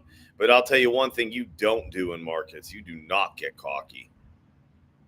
You know, like someone like me who basically, you know, my life is based on my results, right? I don't work in the public sector. I work in the private sector. My life is based on my results. And not even that. I mean, some of it's also, a lot of it, and this is the truth, a lot of it's based on who you know in the private sector, more so than even your talent, most of the. I mean, has social media helped that? To a degree. This is selling here, everybody. I'm going to give you a little outline here just so you can see it. I want you to know what I'm doing, but at the same time, like I'm not going to break down this stuff at this level. Low spreads, fast execution, Forex trading, IG. Hey, that's on TradingView, giving you guys a commercial. I have no affiliation, but we should share that since we're sitting here using TradingView, and we're not even logged in, you know. This is selling, guys. Both of those are selling. Right here, this is selling too. You can see every time it pops up. Looks like the trend's reversed here, folks. From there for this pig, but you should know that's a pig on the first screen. But if you don't, now you do. That's all selling right there. Let's go down. Let's look at 4 hours. What do we got? Yeah, each time it's popping up, it's getting dinged. Okay. Zooming in. Every chart's a new chart, folks. Every chart's brand new. We do not evaluate things based on what we saw previously. What we do, though, is we look at the big bars. Look at that. That's a high price in this range. Where's this at? That's a high price in this range. What's this? High price in this range. High price in this range. That's a low price in this range. Lower price. It's not low. It's still on the high end of the range, but it's lower. What's this? What's this pig here? Lower as well, though I would still call that selling. That's 1 hour. Let's zoom in, 45. Now we're really looking at that range. See that gap it had to fill. Yeah, this particular stock likes to fill its gaps. See, they're all filled. It continually fills. I don't even know if this qualifies as a gap, truth be told, because if you look right there, it's kind of, you know, that's not much of a gap. This was a gap, though, but look at it. Came in and filled.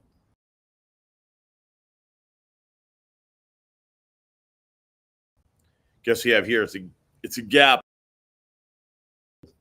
What do you have here? It's a gap. Go chart likes to fill gaps. That's nice. It's nice. I like to fill gaps because it's easier, right? What do we see? What's this? So it's selling. This is all selling back here. We're zooming in slowly but surely, folks. Let's go down to 10. Let's see what that does. Yeah.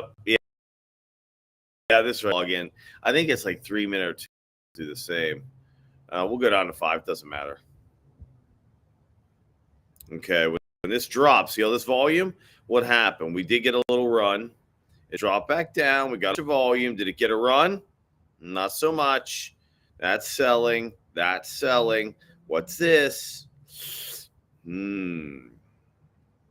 down to 2. Yeah, 2 does it too. I think I go to a 1 though. Oh, it gave me the 3. TradingView, you're too good to me, you know.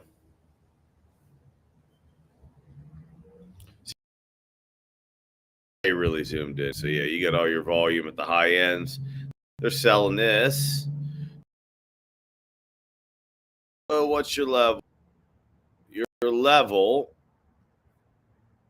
for AMD is 153. So AMD 153. It shouldn't take the next 3 days, but we're going to write that anyway because if you need shorter term than that, and if this information doesn't completely guide you, then you need to reach out to me. and I will help you. What I ultimately want, everybody, is I want those guys out there in this industry that claim they know what they're doing. I want them out of business. I want to put them out of business, and I want to help small business owners raise their own money. All right. I want to help people increase the value of their life with their own money instead of having to run to banks and taking working capital loans at 40% for 6 months, which is literally criminal. I'm going to teach you how to raise your own money. You don't believe me? You think I'm lying to you? Good for you. I'm in a mood today. No, I'm not. I'm actually really happy today. It's just when you've worked your butt off the way I have in this industry to get good at something, and you watch hacks come in that are making millions of dollars a year that don't know crap, and you can see it like the nose on your face. We're at Amazon, everybody. I'm taking a look here. But yeah, when you can see that those hacks don't know jack, and it is so easy for me to see. Any of you that think that what I'm saying is not true, that's literally laughable. Hacks making millions of dollars that have no idea, zero idea of what they're doing. They just have some information. They sound pretty. Listen, I'm a professional guy. I'll tell you, the one thing I can't stand is when I see someone on a computer cursing all the time or wearing a ball cap. I'm sorry, you show no respect to your profession. I know we're supposed to be in the age where we're supposed to be ourselves, and I am myself. Go on to my social media. There's one, just to prove how little I care what anyone thinks about me. I stripped down and made a video about not caring about what anyone thinks of me. So like, I am not one of those guys. Okay, that's let's go back. There's definitely a big downside in Amazon right now, but it's longer term. On the short term, it's like not giving me much here, guys. Forex.com, will the FX carry trade see a revival? Well, I do Forex too, everybody. I mean, I could jump on and do that, but right now we're doing stocks. Okay, this is buying. This is buying. So remember, every time we zoom in, guys, what we're doing is we're reevaluating the chart. So we got a lot of buying in the background. We got buying at 174. We're at 183, right? So we're 9 points. We're 4.5%. Okay, that's on a 30-minute. Sun's starting to come up, man. I got to tell you guys, I love the sunrises here, man. Here, you want to see? Here, let me show you this. I'm going to do that chart in 1 second. Let me show you this. Look at that. Is that beautiful or what, man? That's just beautiful. God.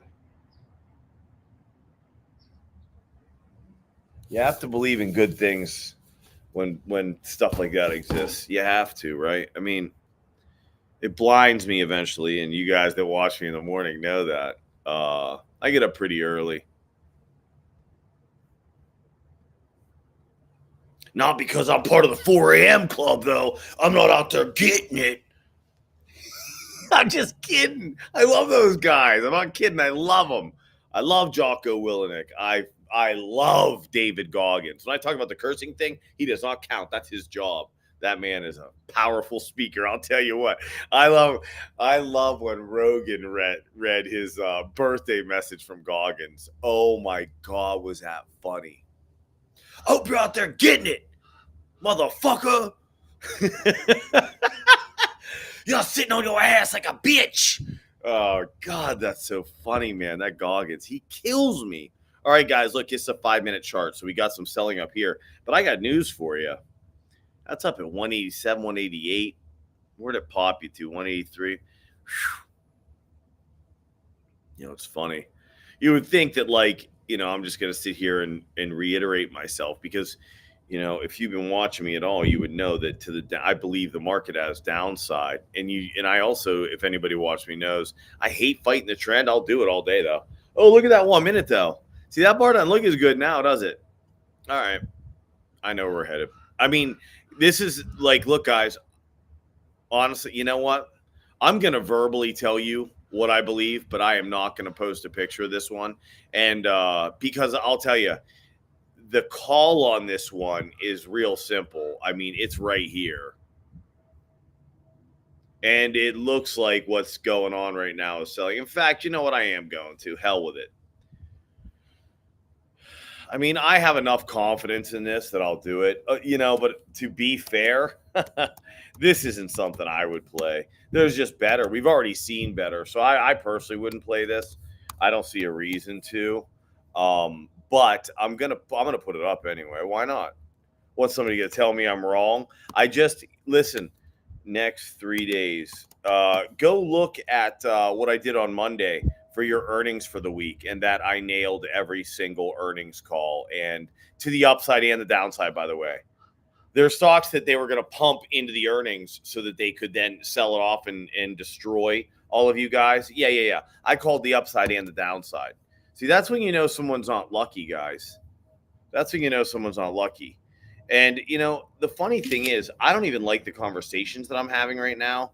And I'll tell you why, because I sound like these other jokers online using Fibonacci and a rising trend, acting like they've figured it out. Yeah, wait till the trend turns. They get the trend turn wrong every single time. They're going to give back more than they'll make. I don't care how much money they have either. I knew a guy that would play 10 million a day in options, and every single time he's in there, trades. He's in there the whole time, all these trades. And the funny thing was, he'd make 9 million and then he'd give 12 million back and reload the account. Moron. Unbelievable, man. And the guy wouldn't listen to you. He told me he was sharing information with me when he was talking to me about Fibonacci retracements, sharing information. I have forgotten more at breakfast than that guy has ever known. He thinks because he was born with a big bank account that means he can just lie his way through everything, but it doesn't. I don't care what the size of your bank account is. I know some guys that can trade. They are monsters. And guess what? They don't have any money. Why don't they have any money? They weren't born with it. And when you're not born with it, you tend to spend too much. You're not very disciplined with your own money. That's the truth. That's the truth. And listen, I don't care what industry you're in or what you do for a living. Oh, look at that. So this was clearly selling, and this is clearly buying. What's this? Master Futures Trading Strategies, risk-free. Who is this? Tradeof8.com. We'll leave tradeof8.com up. I don't know who they are, but TradingView likes them. Or they're being paid by TradingView to pop up. Whatever the case is, we're using TradingView, aren't we? We can support their what they're doing. So this was obviously selling because it led to this. This is obviously prop buying to fill this gap. So we're definitely looking at the downside on Meta. There's our target. I mean, we're gonna keep zooming in. That's 1 hour. Let's go to 45. Every chart's a new chart. Hey, wait, I gotta let you go, buddy. Okay, let's keep going. What do we see here? Anything stand out to you guys? Does to me. I mean, I see a few things in this range that I would literally, I would call this selling in this range. And guess what? You got a nice pop. Why? And they threw some crushing volume in there. That's why. What's this? Selling at the high price. Look at all the buying it took just to get you to here. That selling has led you, from a high of 514. You're sitting down at 504. I mean, look, dude, that's 2% just based on that. What's this here? Much more selling is what that is.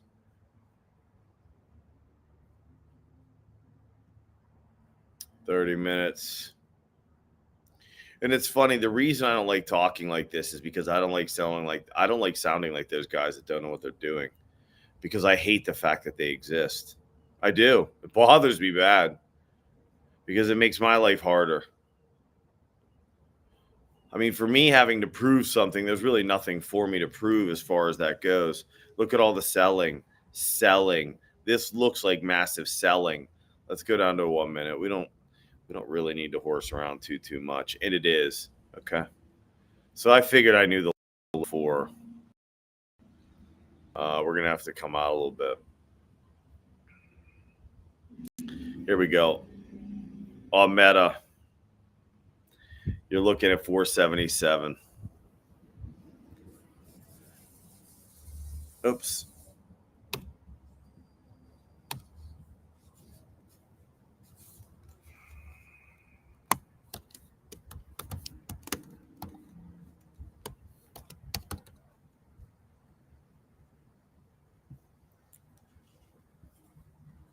Next 3 days.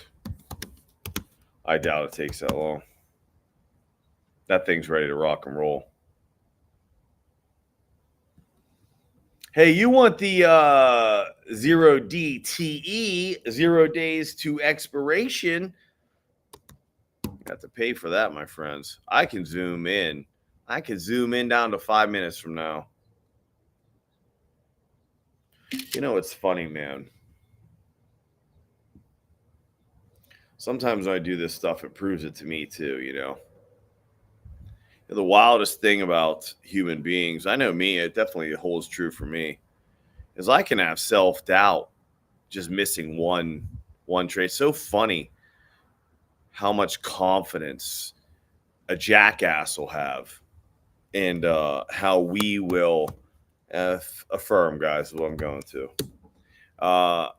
It's funny, you know, what a jackass will have as far as confidence goes when someone who's actually trade evade, everybody. Trade futures like a pro with a leading broker. Trade evade. Thank you, TradingView. Trade evade. You're getting some love right now from TradingView, Trade evade, because I'll tell you right now. I mean, this thing's popped up twice in the last 5 minutes. Nothing else has popped up twice in the last 5 minutes. Trade evade. Are you paying them well? Okay, what is this, daily? This might affirm, it doesn't look like there's any kind of, all right, let's fill in that gap. What about this? I don't know.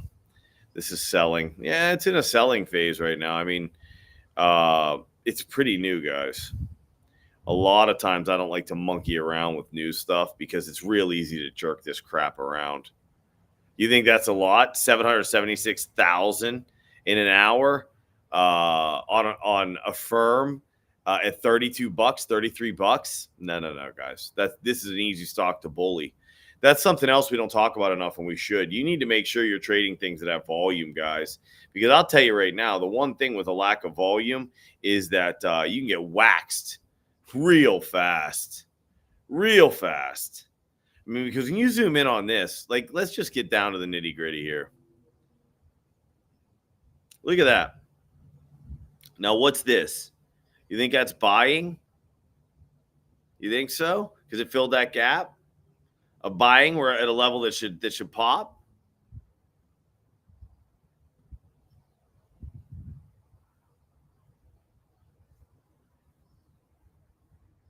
I'm not touching it. It is gonna pop, but I'm not touching it. It's gonna have upside, guys. I don't care though. That's not worth. I put my neck on the line all the time. Look, I'll look at positions that I would never actually trade, but since there's so much interest generated in them, I'll make a call anyway, just because I'm really confident in what I do. Confident until I make a mistake, right? That's what we just discussed. Well, some jackass who gets everything wrong, and then once in a blue moon guesses correctly, has more confidence than I'll ever have. Isn't that funny? I think it's funny. All right, what are we looking at here? This is a daily, so we can definitely see selling up here. We can see where they pump this thing right there. You can see the selling there. Could that just be to fill the gap? Possibly, but that looks like selling. That's definitely buying. So it didn't take much buying, but it also didn't take much selling. 72. Oh, Jesus. 72 down to 62 with that much selling pressure here and this selling pressure here. Pumped it right here, which means they have been lifting this to dump it.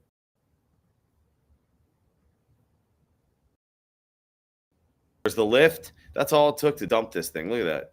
That's not much volume, guys. It's not going to take much to dump this thing. This stock is out. Whatever, Block Inc. If you're trading, you better be trading this to the downside, because that's where this thing's headed. And I'm talking about long term right now. They don't like this. I don't know what this did or who this is. I don't care either. Makes zero difference to me who you are. Look, they're still pumping it to dump it. Yeah, this thing's going to go for a ride. Somebody hates this thing. Now let's evaluate. Where's the volume at? That's at a low. That's kind of in the middle. That's at a high. That's at a low. That's at a low. Somebody could be picking it up here for the short term. Let's see. Picking it up, picking it up, picking it up, picking it up. That's not so good. Yeah, this is selling here too. All right, let's zoom in a little bit. Sorry, guys, you look at this boring stuff, and this is boring. All you're looking is for your outliers, something like this here. Where's this? This is at a low. So this created buying, this created buying, this created buying. Then once it got up there, this generated some buying. Once it got up there, it didn't take much to dump it right off. That's because this is being sold. Dumping it off, dumping it off. Believe it, right here, this whole area is buying, and this whole area is buying, and then this area is selling. It doesn't take shit to pull this thing back off. And what is this? Let's zoom in.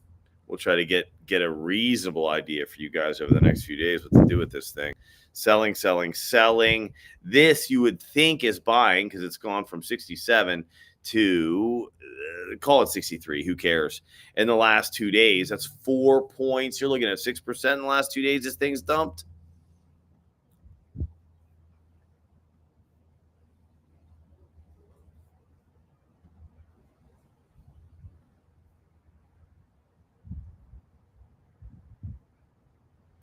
Yeah, you're gonna have to say that this is upside. I mean, again, this is a dog, guys.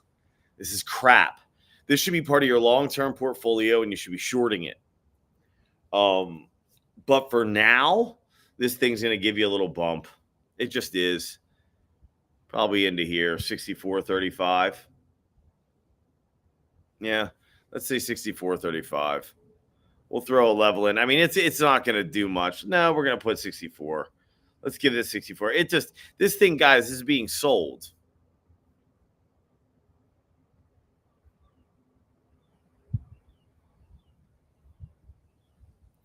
This is a long-term sell. I don't even care what they do. It's funny, man. Half the time people go, "You don't know what they do." No, I have no idea. I have no idea what they do. Don't care. It doesn't matter. Once you can read cash flow, you'll understand that it doesn't matter what they do. I don't care what their job is. You think Meta's platforms actually someone cares about the AI or 3.0 or whatever crap they're saying? They don't care. That means nothing, man. Next 3 days.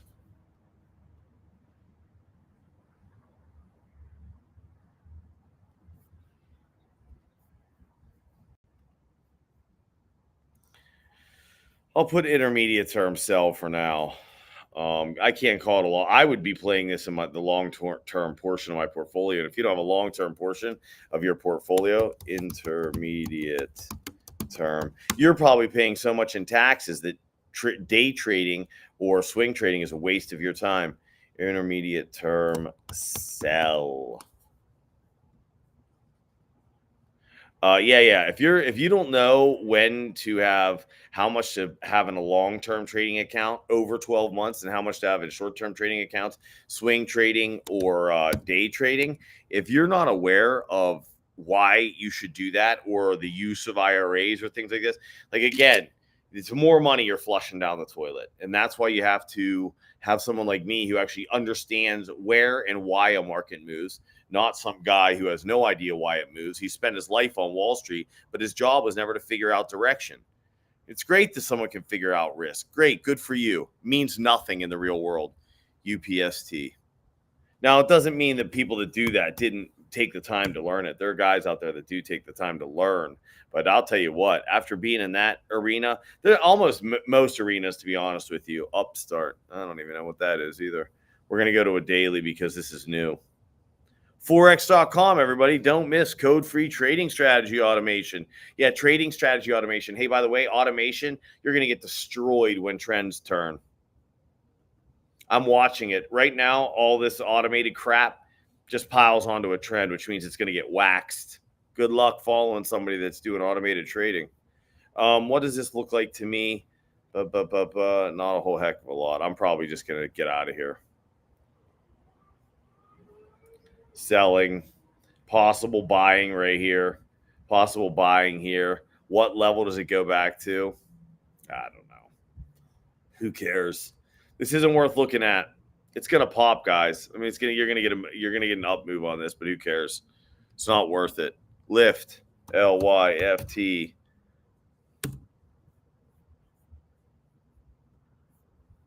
Sometimes, guy, you have to know better. Like this is new too, just a couple years. It's getting waxed. This is probably buying volume. I don't know. I have to tell you that the Uber and Lyft world doesn't impress me much. It's very expensive to order food. It's very expensive to get rides. My car got totaled. We got hit by a crazy woman, and she totaled my car, so it's sitting out in the driveway. So I've had to use Lyft to order food, and I don't have to get many rides because I live in a place, thank God, that I can kind of just get around the stores right there. I order groceries, but I mean, we have a lot right within our vicinity. We live on a golf course. I have a pool. I mean, life's a fine without a car. And I have to tell you, I spend $400-500 a month just trying to get some groceries delivered, and every once in a while grab a ride. And so it's like, dude, spending $1,000 a month on a car, is it really that expensive? No. To have freedom, and then why would you give 500? I'm telling you, I make 2 grocery deliveries a week, probably. That's about right. I do most of the interim kind of daily grocery stuff. We do it on our walk. We live 0.3 miles from giant centers. I don't need to get into it, but we do. And this all looks like buying here, guys. This is weekly. Jesus. Yeah, this thing's getting bought up, it looks like. Anyway, so we live that close, and I have to tell you, it doesn't matter. It still costs me $500 a month. I gave a glowing review to Airbnb saying like it's a great place to stay if you don't want long-term rentals, blah, blah, blah. You know, Airbnb just stole $3,500 from me and my family because they can't seem to get a payment correct. And I don't even want to get into it all, but there's a $3,500 coupon on my account that they've just deleted, said that they're not refunding. Airbnb is a piece of crap too. These companies, they're going to automation already. Like Airbnb's on automation. Most of the time, you're not talking to a customer service rep. I'll tell you that right now. And it's awful. And it's cost me $3,500. Who has $3,500 in this economy to throw away? I don't. I have 2 kids and a wife. I don't have that kind of money to throw away. This is garbage. Lyft, we're not looking at it. SoFi, let's see. I've looked at this plenty of times before. This actually was quite a good trade for a while. I haven't looked at it in a long time.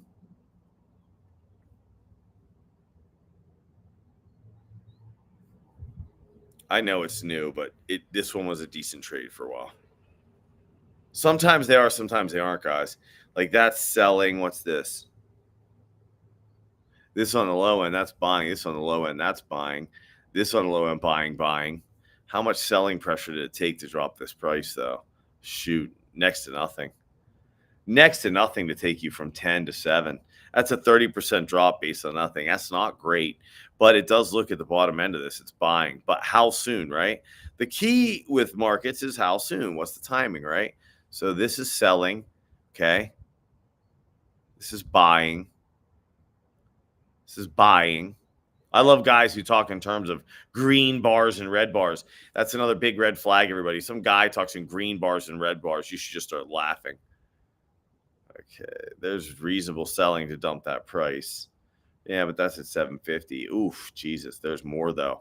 And this, remember something, guys, like this took you from call it 750 down to 670, 70 said 10%, and you got another one right here. And where'd this come from? 750 down to, okay, it dumped another 10. What's it taking to lift the price, though? Not much, not much, not much. That's interesting. Looks like they're setting this thing up for a run to the upside. Okay, same deal, everybody. Same deal. Let's zoom in. Yep, there's that selling pressure, buying. Remember that it didn't take a whole heck. Look at the buying it took to get this thing up here. It did not take much, guys. People are down on this company, I guess, huh? I don't follow it. I don't really care what anyone has to say. Analysts don't know crap. Their ratings are based on They're retail clients, so their trading desk can just sell off their shares to them. If you don't know what that means, you should follow me. You're going to spend your life getting hosed by the guys that are supposed to be helping you. Not all the time, sometimes. A lot of conspiracy theory guys. The stock market is a system, and it's a valuable system. It provides capital to companies that desperately need that capital. And it helps them grow, and it helps us all grow. Day trading, trading desks, these are the things that keep this market moving on a daily basis. If this market doesn't move and make money and lose money on a daily basis, guess what? We don't have a market. Then guess what happens to businesses? They don't grow and they go out of business. And then the corporate monsters truly own us. This is nice here. I like this one. Yeah, we're gonna put a target on this bad boy. So what's this going to run in the next 3 days, right? Because we care about time, and we care about time in this house. It's going to run right here. It's going to run right there. $7. Oh, it's only 25 cents. Is that right? That's 4% in 3 days. If you don't know what to do with that, too bad.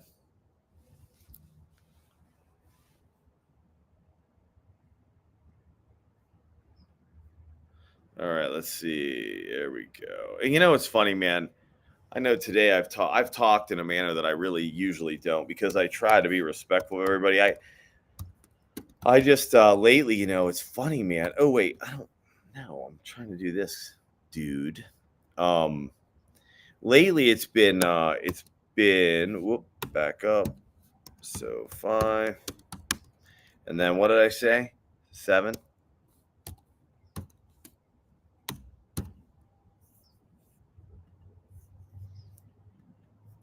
I've actually had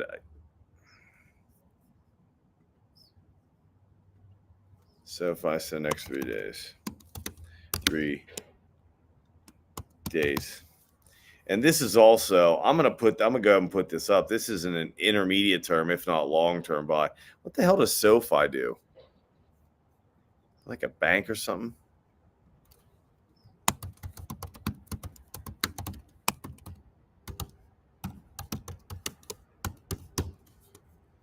There, we're going to put that up because that's a fact right there, folks. Again, if you don't know why you have long-term trading accounts and you have short-term trading accounts, you're making a big mistake. You have no idea how much money you're giving away. Pay taxes, don't you? And if you don't, have fun in prison. I hear they like fancy guys with parted hair in prison.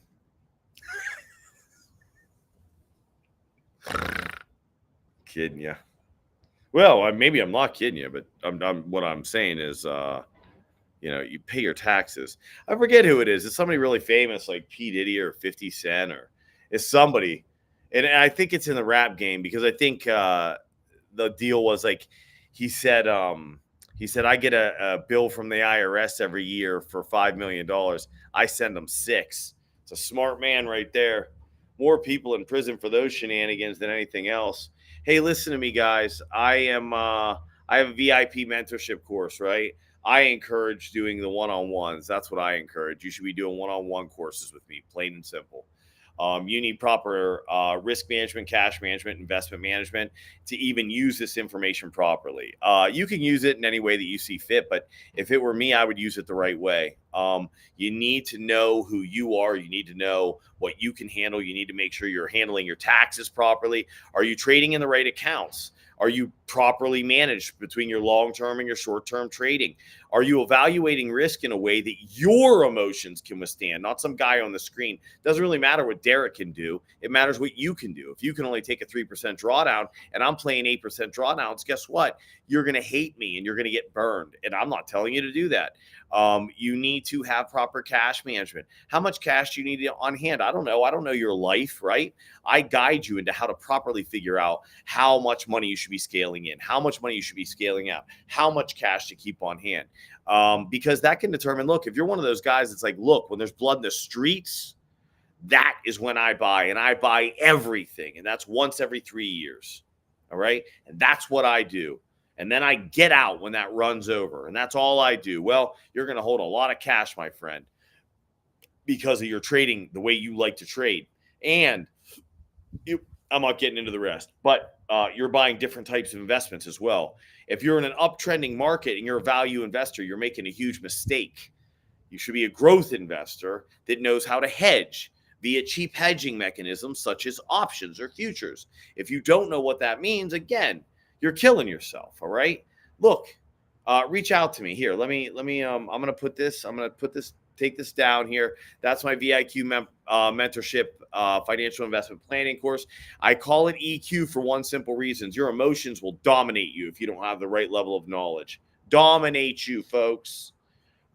Here is how you contact me. Where is it? There it is. Sun's starting to shine in my eyes. I'm gonna let you guys see that. It is so beautiful. Sometimes, man, sometimes life is just too perfect for words. And that doesn't mean you have your money right. That doesn't mean that you don't have a wrecked car in the front. That doesn't mean any of those things. Life is honestly, once you have it, once you can get it together up here, life is good every single day. It doesn't even matter what's going on. There was a time in my life when I was living through the 08 and 09 crashes. By the way, they made me. Because only intelligent people shine in those markets. You know how many CFAs I had follow me back then? And that's not knocking CFAs. They're just trained to follow a system that's only designed for a market that goes one way, up. They don't know what to do when markets go down. They'll tell you about sector rotation and industry rotation and all sorts of rotations.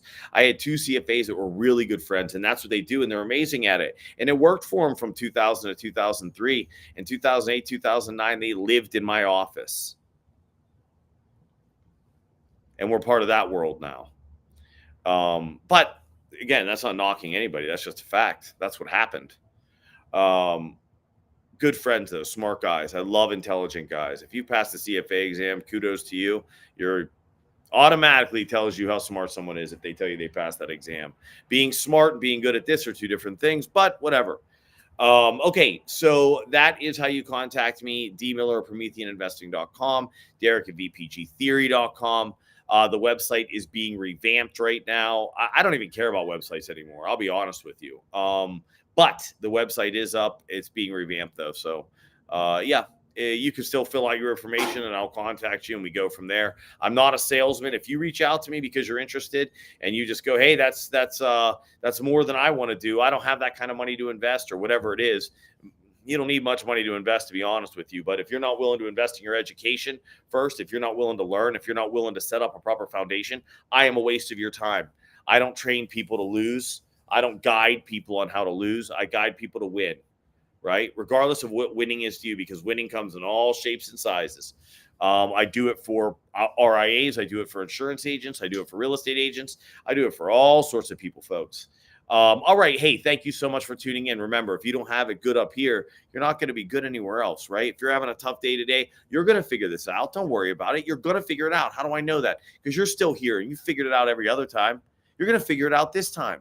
Every day above ground's a good day. And I want to leave you with like this because, man, that's gorgeous, isn't it? Absolutely beautiful. It's blinding if you're sitting here, but man, is it beautiful. Absolutely beautiful. Okay, so I'm going to end it there. Thank you all.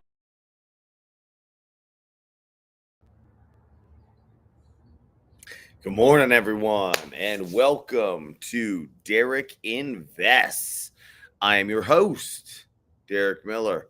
And yesterday we had a long conversation about AI and what's possible there and why it may be happening and why it may not be happening. I hope some of you found that interesting. I seem to have less viewers than I typically do doing that. I think most people just want to see some breakdowns and what's going on, I suppose. But I did promise that I would break down the general markets today. We're also going to take a look at gold and oil. We're also going to take a look at the 20-year treasury. As I told you, there appears to be massive trading activity after a 50% drop in price, which for me is always extremely exciting. And I'll tell you what I'm going to add today, everybody. I'm going to give you time frames. And what we're going to look at today is what's going to happen in the next week or so. We'll get pretty short on time frames, but that also means I'm going to have to move really fast. in order to get this done in 30 minutes or so, because you don't want to be breaking down charts for an hour. And as I try to explain these things, sometimes it just stretches out the time frame so much. But the reason I show you guys this stuff is so that you can learn, not just try to mimic what I'm seeing or gather information and try to justify whatever it is you're doing. And I hope that's definitely not why you're watching. I hope if you're watching me, you're trying to disprove yourself, right? You want to disprove yourself with my commentary, not prove, right? If we're looking to be right, we'll always find that. Always. You want to look to be wrong. Let's jump in. I'm just going to share my screen. We're going to start off with, we're going to talk about Tesla today, because there's a lot of news about what Elon Musk should make or shouldn't make. And it's funny to me that a judge even gets to rule on a thing like that. I am not a believer that anybody needs $56 billion. I mean, it all sounds so absurd to me, but I'm also certainly not of the belief that anyone gets to tell you what you get to make or what you get to do with your money. As I told you yesterday, my personal belief is it's humanity that has to change a bit. Nobody can force that. We just have to start realizing that we're in this together, and that when you have the upper hand, when you have more knowledge, when you have these things, you try to lift people up, you try to help them. And that doesn't mean look, I'm not getting into this. The point being, there's a lot of people that throw up fake, kind of pretty, flashy, look what I do, but they're not really doing anything. We have to help each other on a human level, and that's the only thing that's going to change anything. Not some judge telling some guy what he can and can't make. I mean, that's ridiculous. So we are going to look at Tesla as well. Let's take a look at gold and oil. All right, let's just jump in, right? Let's look at some general market stuff here. Let me share my screen with you. I'm gonna jump on and play with NinjaTrader today, because TradingView, you're just not reaching out to me, and that doesn't seem fair. So I'm gonna go to TradingView or NinjaTrader and try to check them out, see if I get any response from them. Looks like the market's gonna open a bit higher. As you can see, we're still pre-market for me, but who cares? That's not what we're here to look at. On a monthly view, we're going to do this fast, everybody, but I do want people to have an overall picture of why we go out to a monthly. Why do you look at a monthly view, everybody? We're looking at trading activity, right? And what we want to know is trading activity, are we having some sort of economic event like they tried to pretend we were with inflation?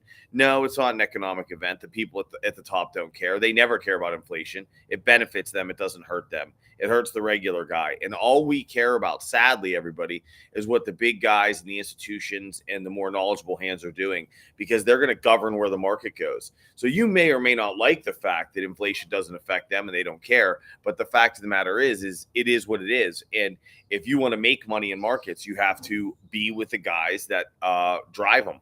You got to follow the guys that drive the markets. It's like life, right? It just is what it is.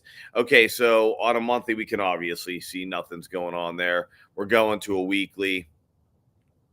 Anything? There's obviously a lack of conviction at these prices, guys. Clearly, we've been talking about that for weeks. In fact, we've been talking about it for 5 weeks, it looks like. And now you're gapping up at these high prices. Everybody knows I am not a ginormous fan of gaps, especially in a rising trending market. A gap up is meant to generate excitement. I don't like it when a market wants to generate excitement at high prices, because that means that people that have held it from the lows, in this case October of 23, the people that were buying at those levels, I mean, you're up 100%. What are you doing? You buying or selling? Come on, use your noodle here. Now, I will tell you that when they are actually selling to create a real market drop, the volume is going to be extremely high. You don't need a ton of volume. You really need a lack of volume to fall 10%. And this is definitely a lack of volume. We're going to zoom into 1 hour, because I told you we're going to get short. I'm going to show you what we're looking at in a close time frame today. Everybody's always asking me, what's happening now? What's happening now? Fine. We're going to look. So what I would say is this right here is substantial trading activity compared to what's going on now, right? Where's this happening? This is happening down at 420, 415, 416. When is this happening? This is happening April into early May. as the market has risen, it looks like volume is dropping off. I'll draw a average volume bar for you here. I would say this is probably your average volume. As you can see, this is buying down here at the what's this level? 416, 415, 420, up through what, guys? Probably even into here. 438. We sit at 477. So we sit 40 points above where buying was occurring. As we said, market is just business as usual right now. That's roughly 10% above where we sit now. Is that a good reason to pull the market down, 2 to 5%? Maybe a little more? Sure, it is. With volume where it is, it's possible. Let's zoom in a little more because everybody appears, with all the options and futures players out there, everybody's really only interested in what's happening today or happening in the next 2 days. So let's take a look. Is there anything here? I would say yes, back here. This is that same area, right? So we are now on a 45-minute chart. I would say average volume is here. Listen, guys, a 45-minute chart is not what's happening this week. If you don't know that, you need to jump on and start working with me. You should know where a 45 chart means. You should know what the time frame is that the market's going to move if you're using a 45-minute chart. If you don't and you're trying to trade, you are making a big mistake because you don't know time frames yet. That will destroy you, specifically if you are using options or futures. Okay, so here we are. What do we see on this chart? Well, now we're on a 30-minute chart. We see some action back here, right? We see there's our trading view, guys. $49.95 for the premium, $24.95 for the plus, and $12.95 for the essential. And I have still not logged in, and I have been telling that story for days. At some point, someone's going to say, Derek, do you even have a trading view account? That's bound to happen here soon. Okay, there's some action, I would say, and then here's some action. What are we doing? We're looking at action, everybody. We're looking at where it came in, aren't we? This came in on a dip, obviously. Where's this?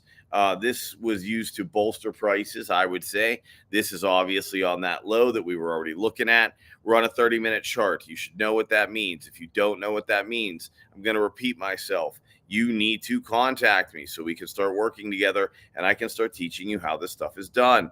Okay, here we are. There's a big one. There's a big one. We're zooming in. We're on a 15-minute. Let's get down to a 5-minute. All right, here's your 5-minute chart. Now, remember that as you break down time frame, folks, what you are doing, each new screen you look at is a brand new screen, okay? So when we're breaking down time frames, just because you saw what you saw in the last charts, that does not mean that you evaluate this chart based on what you saw there. This is a new chart. What we now have is an overall picture of the NASDAQ. We can see that there is no economic event going on. There's no major institutional selling on the daily or weekly. And we also can see that on the 30 and 15-minute chart, the buy the dip is still in. And as we see right here, is this higher? What's your average volume? Let's draw your average volume. Okay, this is your average volume, everybody. Probably, yeah. Okay, so we can see the volume has significantly picked up here at 474. It's going to gap up again. I would say that, what are we looking at here? This is 468. We are on a 5-minute chart. So a 5-minute chart, folks, you're looking at the next 2 to 3 days. That's what you're looking at there. Today is Thursday. So you're right now looking at today, Friday, and Monday. So in the next 3 days, you are looking at prices to come down to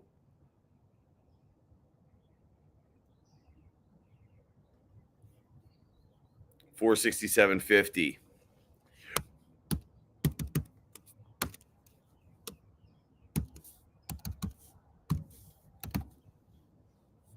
Got it?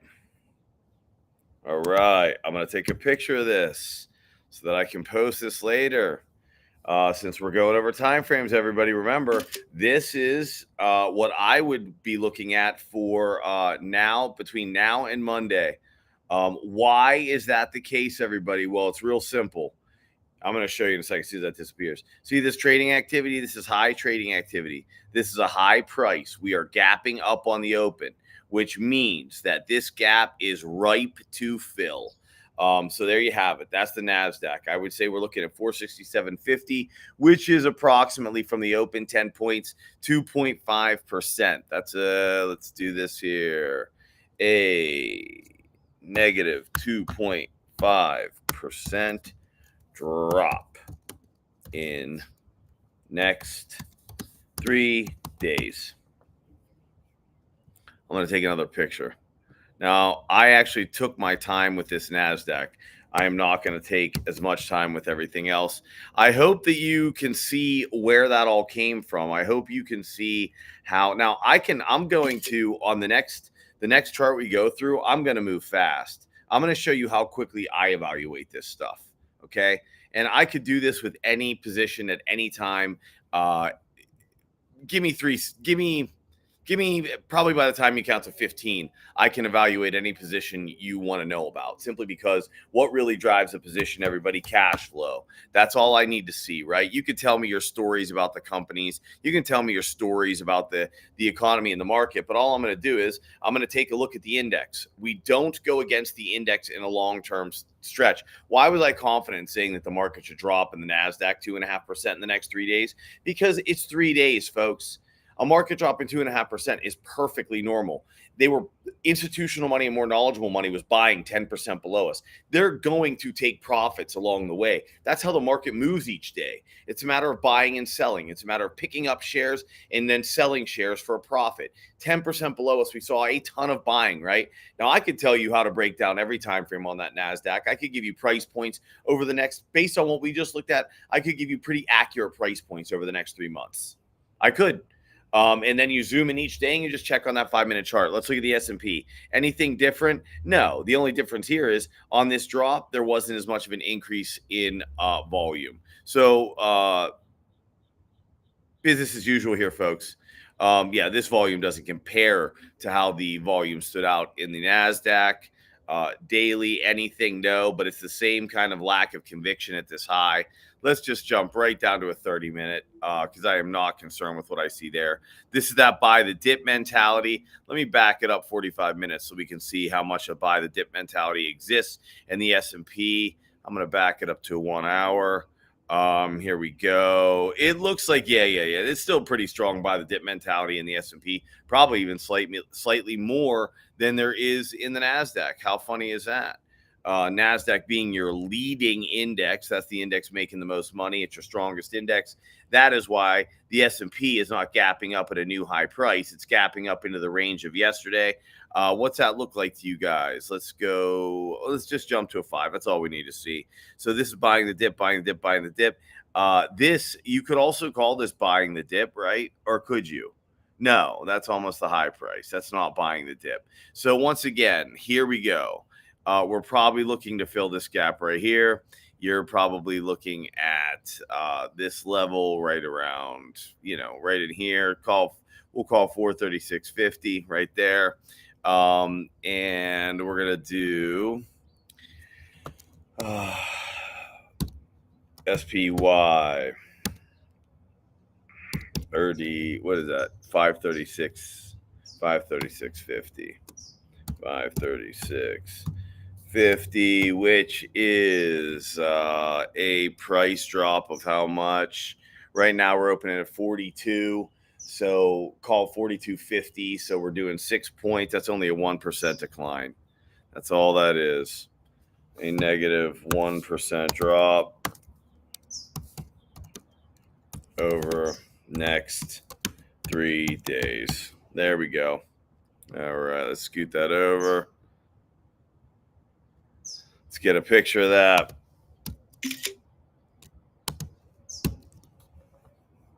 That was an entire screenshot there, guys. I don't want that.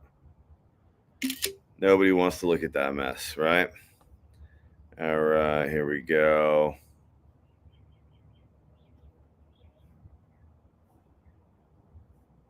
Okay, I got about 15 minutes left. I got a little less than that. I got about 10 minutes left. So let's go on to the Dow. Does it look the same?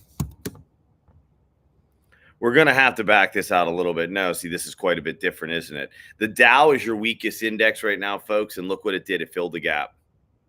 Why did the Dow already fill the gap? Because it's your weakest index. It has the least amount of strength. It has the least ability to maintain false prices. So it has already filled the gap. It's actually a very important chart. This is a very important chart, as a matter of fact. I am not even going to do anything with the Dow. I'm going to show you something. This is a great learning tool. When we talk about strength, everybody, this is what I mean. This is what I'm trying to explain to you. This is why we look for strength, because when an index lack of strength, it cannot hold up false prices as easily as the stronger indexes can. Now, I'm going to take a picture of this because this is more important than the price point for the Dow. Far more important than the price point for the Dow, guys. With it being the weakest, you have to realize you're always going to play the Dow different. And the S&P is weaker than the NASDAQ, so you're going to play that different than the NASDAQ. And the NASDAQ being the strongest is you have to be the most fearful when you decide that you're going to go against the trend of the NASDAQ, because that trend is the strongest over there. Let's see what we got. Let's back this up. 30 minutes. Look at the difference in that chart, everybody. This thing is nowhere near its highs. Is it? Why? It's the weakest index, everybody. I mean, this thing hasn't broken highs since, what's this date? March 21st? Jesus criminy. Okay, so there you go. And here's gaps on here. See them filling? Same thing's going to happen on the NASDAQ. Same thing's going to happen on the S&P. They're just stronger. They can sit up there at their fake prices for longer. So what's the price point on the Dow, everybody?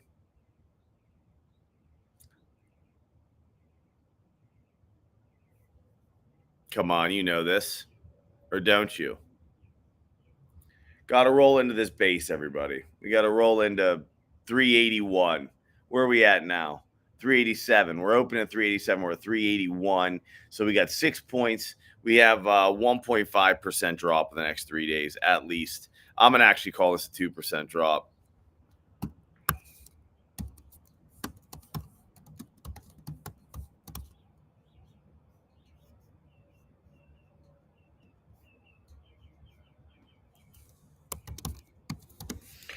Now, by the way, everybody, you can do what I'm doing right now in futures and make a heck of a lot more money, because there's no difference in the futures market than what I'm doing other than speed.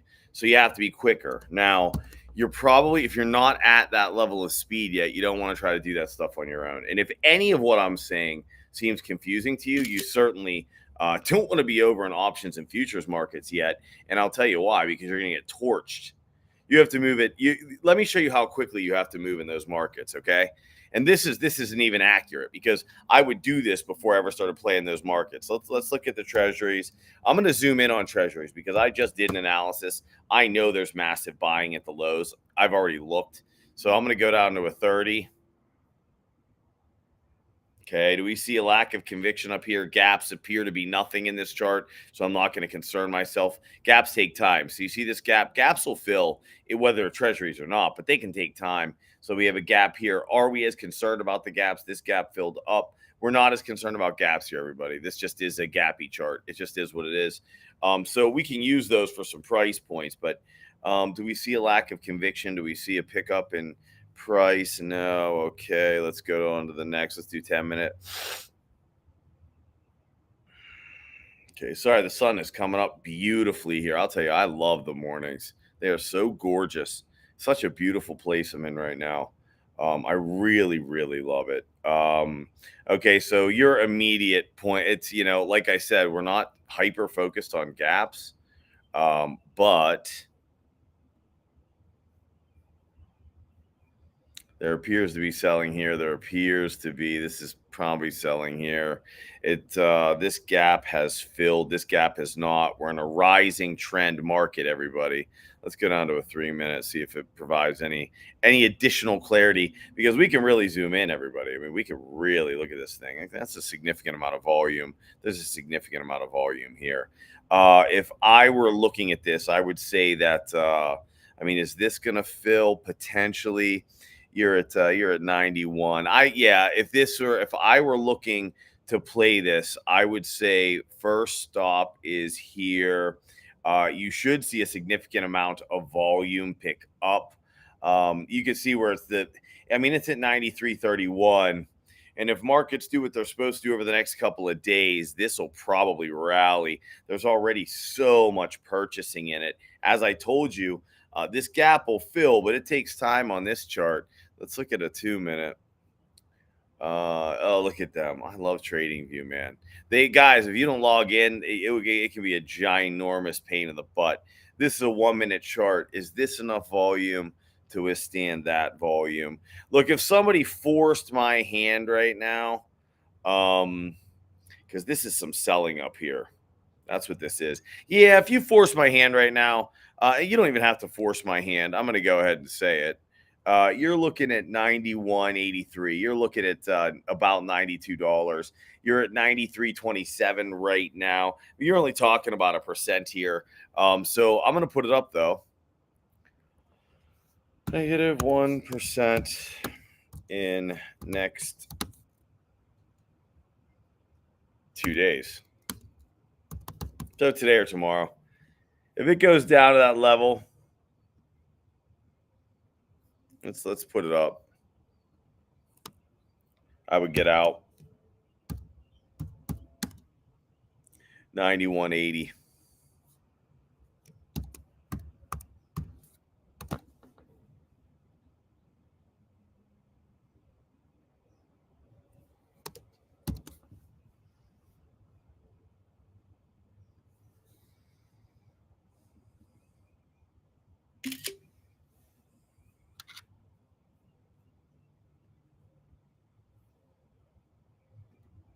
All right, let's take a look at Tesla, guys.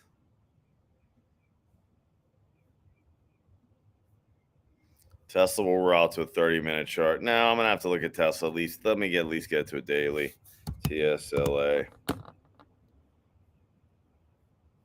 All right, what do we got here? Nothing to write home about. Bunch of stuff in the background. Runs to 300. So there's a lot of buying down here. This is a real powerful level here. Let's zoom in. 1 hour. I don't have to look all the way here. We got a gap. Price up. Price drops from there, which lets me know this is selling. This is definitely buying to bolster price. We're opening at 189.40. Remember, everybody, right now, and this is what'll get you.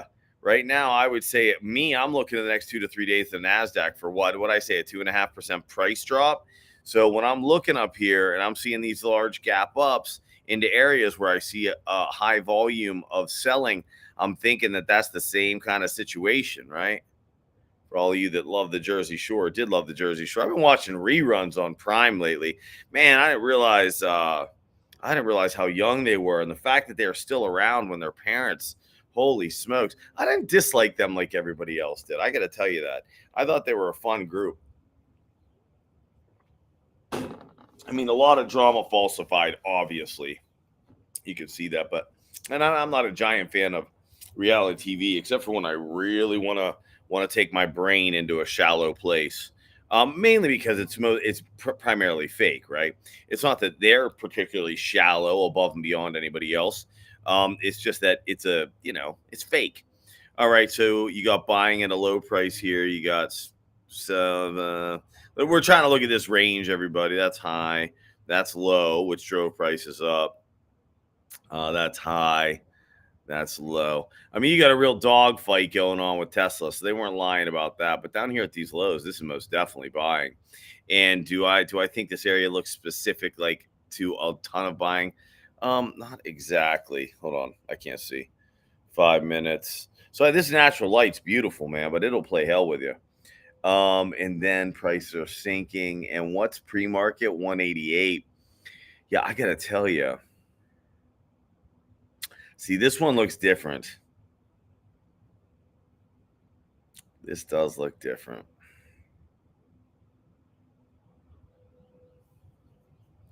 Yeah. See, that's buying. You could maybe argue this. Yeah, I got to tell you guys.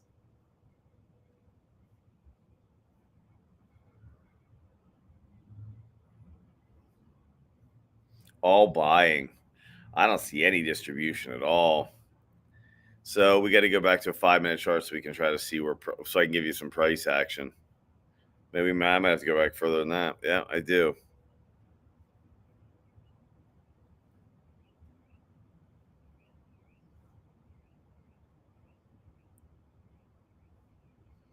Oh my.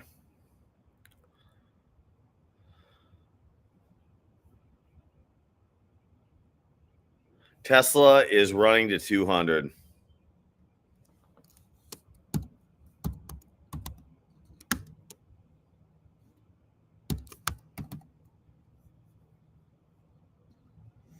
From 177. So you're looking at, whoo, baby.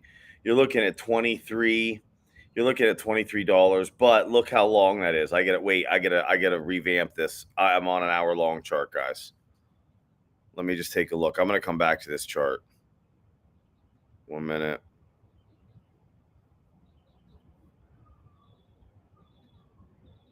$5-minute.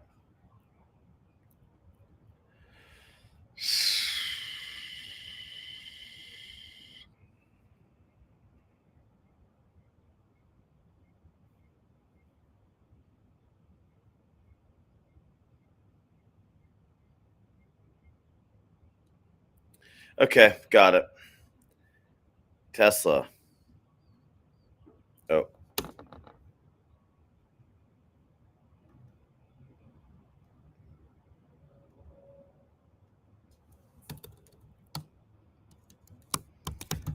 Sell the open at 188.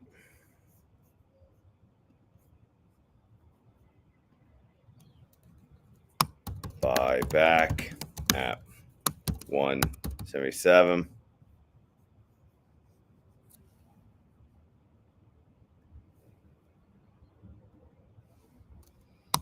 Runs up to 200.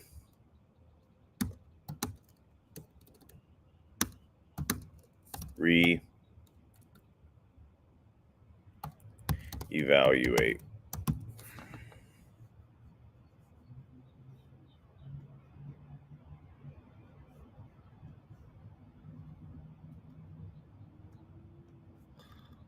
What's today's date that I say?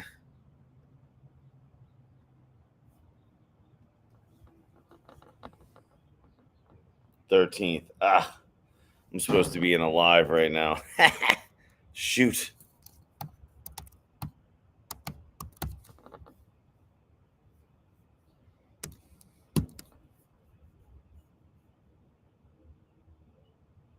Well, I promised you guys golden oil, and I'm gonna live up to my word here.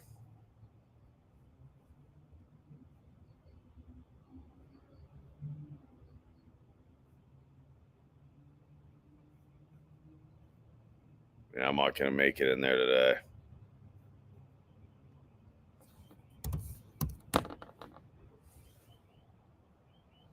Ooh, baby. We're gonna back out of this a little bit. Wanda, maybe I should start giving them shout outs, huh? We'll see. We'll get viewership up, right? I'm going to get viewership up right now because I'm going to start giving you time frames as I see them right now. What's this? What's this bar? Huh. That bar is at the highest price on a monthly, everybody. That bar right there. What happened when that happened at this high price? Oh, it fell. It fell from where? A high of 193 to a low of 176, so a 20% drop. That's what happened. What about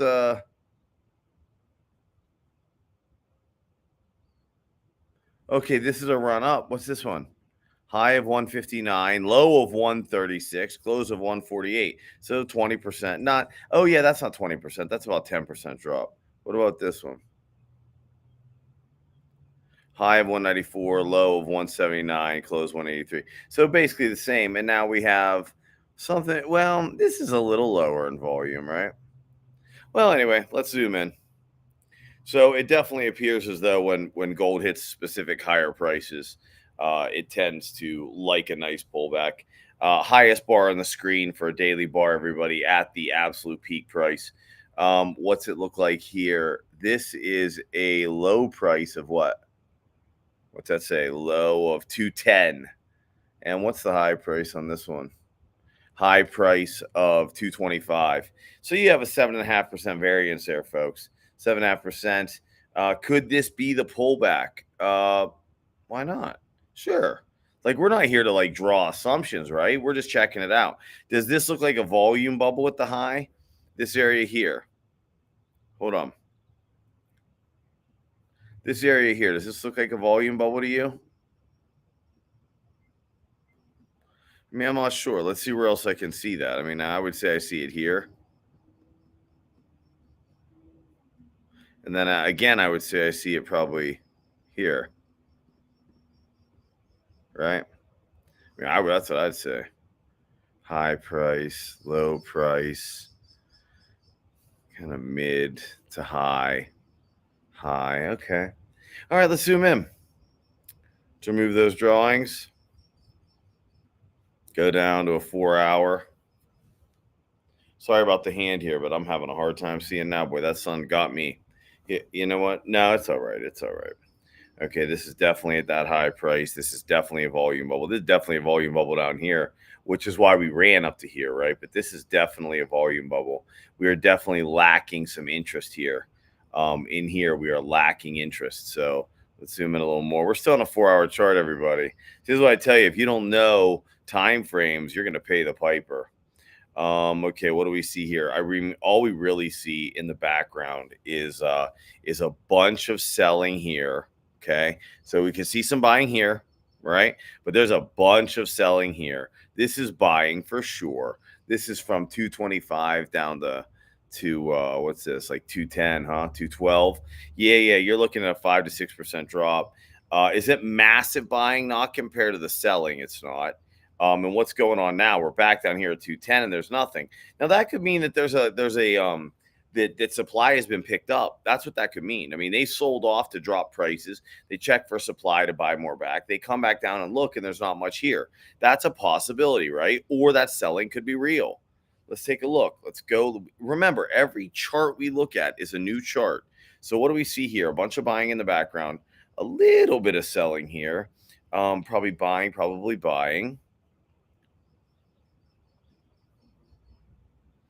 15-minute chart. What do we see?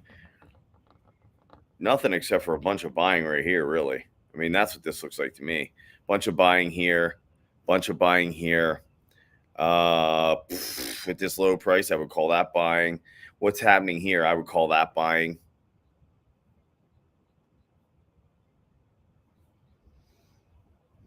I would say buying.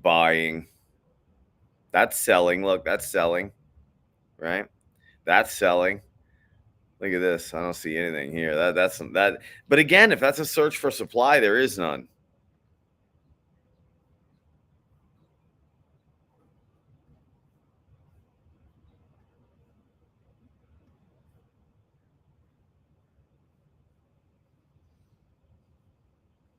No volume bubble there. All right. Just 3 minutes. Some selling. Some selling. All right. You are looking at right here.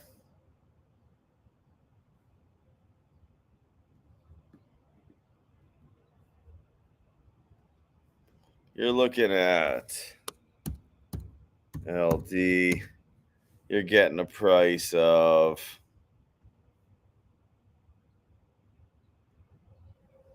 $219 from $214. You got 5 points. You're looking at a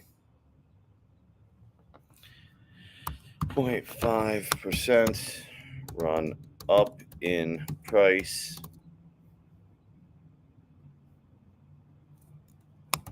over next 3 days. All right. So we're going to go to this. These should be blue, right? I don't know if I did that earlier or not. I might have. I try to, but I'm not perfect. I forget.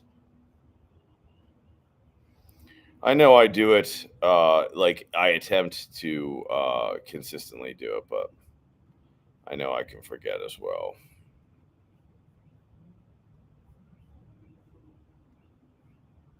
All right, guys, I'm going blind. Is there anything else I said I'd look at? Oh, I said I'd look at oil, and you know what? Oil's actually pretty interesting at the moment. I should probably do that. Okay, so here we go. This is your gold, guys. Here you go.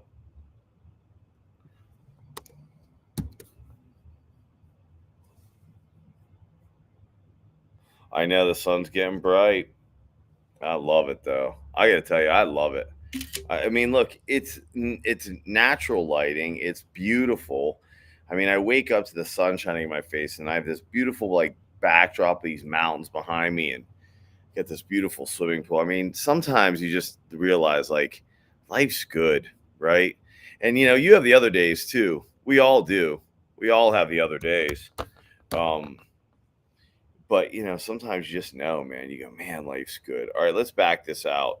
This is gonna be the last chart I look at because I like my vision. Um,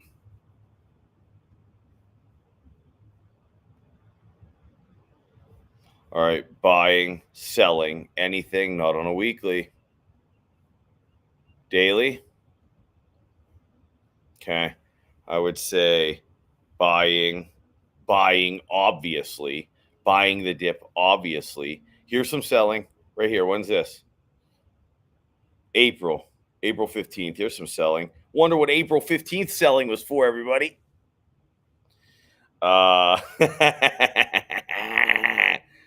gotta watch tax day, guys. All right.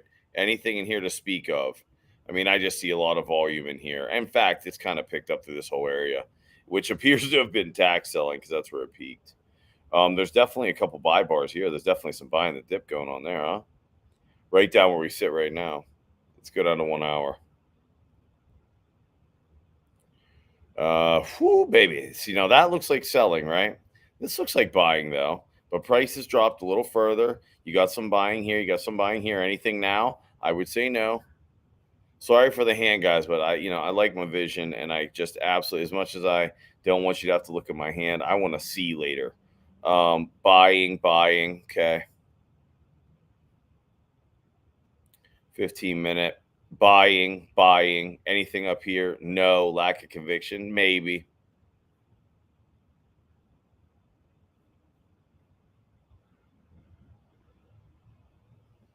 Big bar buying there. This is a 5-minute. Big bar buying there. Gaps down. What's it take to sell? See, what you want to see is what does it take to sell? It only takes that much there, right? It only takes that much buying. See that? For price to drop and roll up. I would say that's buying as well. All right. I think I know where we're going. Go 1 minute. Just for fun. Just for fun. Just for fun. We play games. Okay, man. All right. So we are headed to, let's back this up. That's what you want to know, isn't it? You want to know where we're headed next 2 to 3 days. All anybody wants to know, I don't know why. Just kidding. I know exactly why. We'll hit 78 for sure. Let's see what else could be in our future there. 45. We should not have an issue at this level. Yeah, I would go ahead and say 78.50. Pretty in the next 3 days. Boop, boop, boop, boop, boop. Right there. All right, so we're gonna do a little USO. 78.50. Let us add a dollar sign. That is what? 2% in the next 3 days. Probably today and tomorrow, though.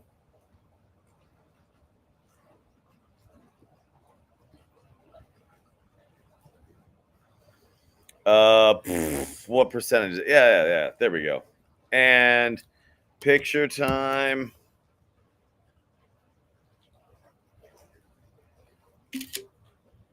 Save this. Yeah, I feel bad, man. I was supposed to be in a live, and the guy's actually really fun to watch. I think his levels are predetermined. I think he's using it's computerized trading. I think so. It's because some of the statements he makes versus the trade that gets executed, they don't go together. And there's these weird little dots on the screen and stuff. So I think it's a trading. I think it's an algorithmic trading system, or maybe it's AI. I don't know. But you can see where the human either it's moving really fast, or you can literally see where the human doesn't know actually what's coming next. I mean, it's really tough to say, but I do enjoy doing it. And I'm supposed to be there. What time is it? Yeah, I'm not going to make it. I'm not going to make it today. That's too bad. I'll watch again next week, though. I'm enjoying it. Okay, so hey, listen, everybody, thank you so much for joining me today. I literally can't see my computer screen, but let me tell you this: that if you're not good up here, you're not good anywhere. All right, not physically. You can help no one. You can't help yourself. Keep it good up here. If things are going wrong and you have a bad day or things haven't gone your way, listen, I'm not going to be one of these hokey guys that tells you everything that gets in your way is guiding you to a better place. It might not be. It might be guiding you to a worse place for all I know. But I will tell you this, that it is what it is, and there's nothing you can do about it aside from keep a positive mind frame, keep yourself lifted up, keep moving forward. Sometimes you have to fake it till you make it. Slap that smile on until it becomes real. And yeah, I mean, that's what you can do, guys. And listen, whatever problems you have today, you're going to figure out the solution. How do I know that? Because you haven't failed yet. You figured out the solution up until now. You'll have to figure out this solution, and maybe it sucks, but you'll figure it out, right? I mean, I was just telling you how beautiful it is out here today. I mean, I must have taken 20 pictures this morning because I was like, this is like the most beautiful morning in the world. And it's great to have mornings like that. And it's great to feel like that because there's a lot of days that don't. But remember that every day above ground is a good day. And let me put up my contact information. If you're having a bad day and you need to reach out to somebody, reach out to me. I'll talk to you. I'll talk to anybody if they need help. And if you are interested in knowing how I do what I do and watch and see how accurate that's going to be, contact me. Get in touch. I will not let you skip steps, though. If you think you're going to come in and you're just going to start following me and doing trades that I do or anything like that, that's not how this works. Let me tell you something. The greatest enemy of an individual investor is the lack of knowledge and education on how something happens. And it's that. So what does that lead to? That leads to emotional reactions. It leads to emotional responses. I know in my life, I didn't have a dad growing up. I had the worst you could imagine male figures in my life. Absolutely horrible human beings.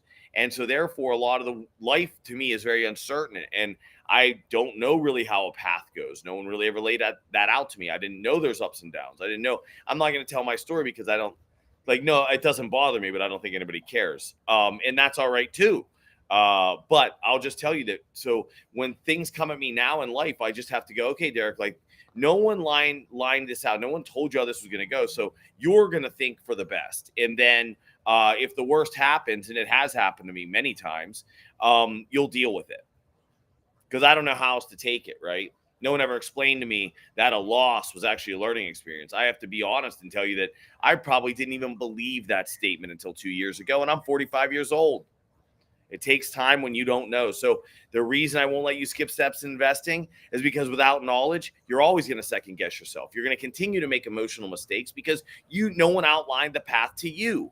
No one showed you, and then you accepted that as a fact. Once you accept things as a fact, like I didn't accept that losing was a learning experience until very, very recently. I said it's inside the last 2 years, but that's not true. Probably inside the last 6 months.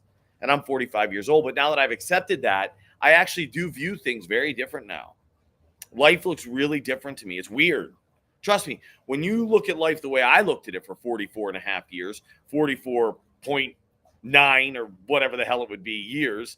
And now the way I look at it now, it's really wild, man. And that's why you won't skip the education with me. You will set up a personalized investment plan that will be based on the 3 pillars of any investment plan. risk management, cash management, and investment management. Those three things work together to create your financial and investment life. Without them, you're going to shoot yourself in the foot over and over and over. And I promise you, you will. And when you get sick of losing money, you'll eventually realize that you either are going to learn how to do that yourself. And I'll tell you that this is God's honest truth. I lost my entire account 3 times over, $100,000. Do I wish I would have paid somebody a small percentage of that to teach me how to come up with my own investment, my disciplined investment philosophy, structure, and rules? Yeah, I do. Could have saved 85% of my money, 90% of my money. Who knows? That loss may have never happened if I would have done it the right way, but I'm a stubborn fool. I told you. Nobody laid out a path to me. I can help you lay it out. It'll save you a fortune in time and energy. Took me a decade to learn what I know, even at a decent level. I would say, no, I was decent in 5 years after I'd lost 100 grand. And that was 3 separate accounts, the entire account 3 times over, made every mistake possible. Over the next 5 years, I would say 10 years, 12 years, I was a master at what I was doing. And now I'm just fluent. It's even different now. But anyway, if you don't know what I'm talking about, reach out to me. There's my stuff. Thank you so much for joining me. Happy trading, everybody. Happy investing. If you need anything and something's bothering you up here, you need someone to talk to, you reach out to me. I promise I'll talk to you. All right. Thanks so much, everybody.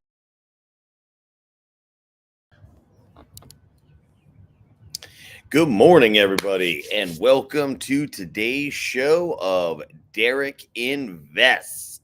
I'm your host, Derek Miller, and what we are going to talk about today is a couple of questions I got yesterday. So one question that definitely bears some answering is, what is the timeline on my forecast? Because I made a forecast yesterday.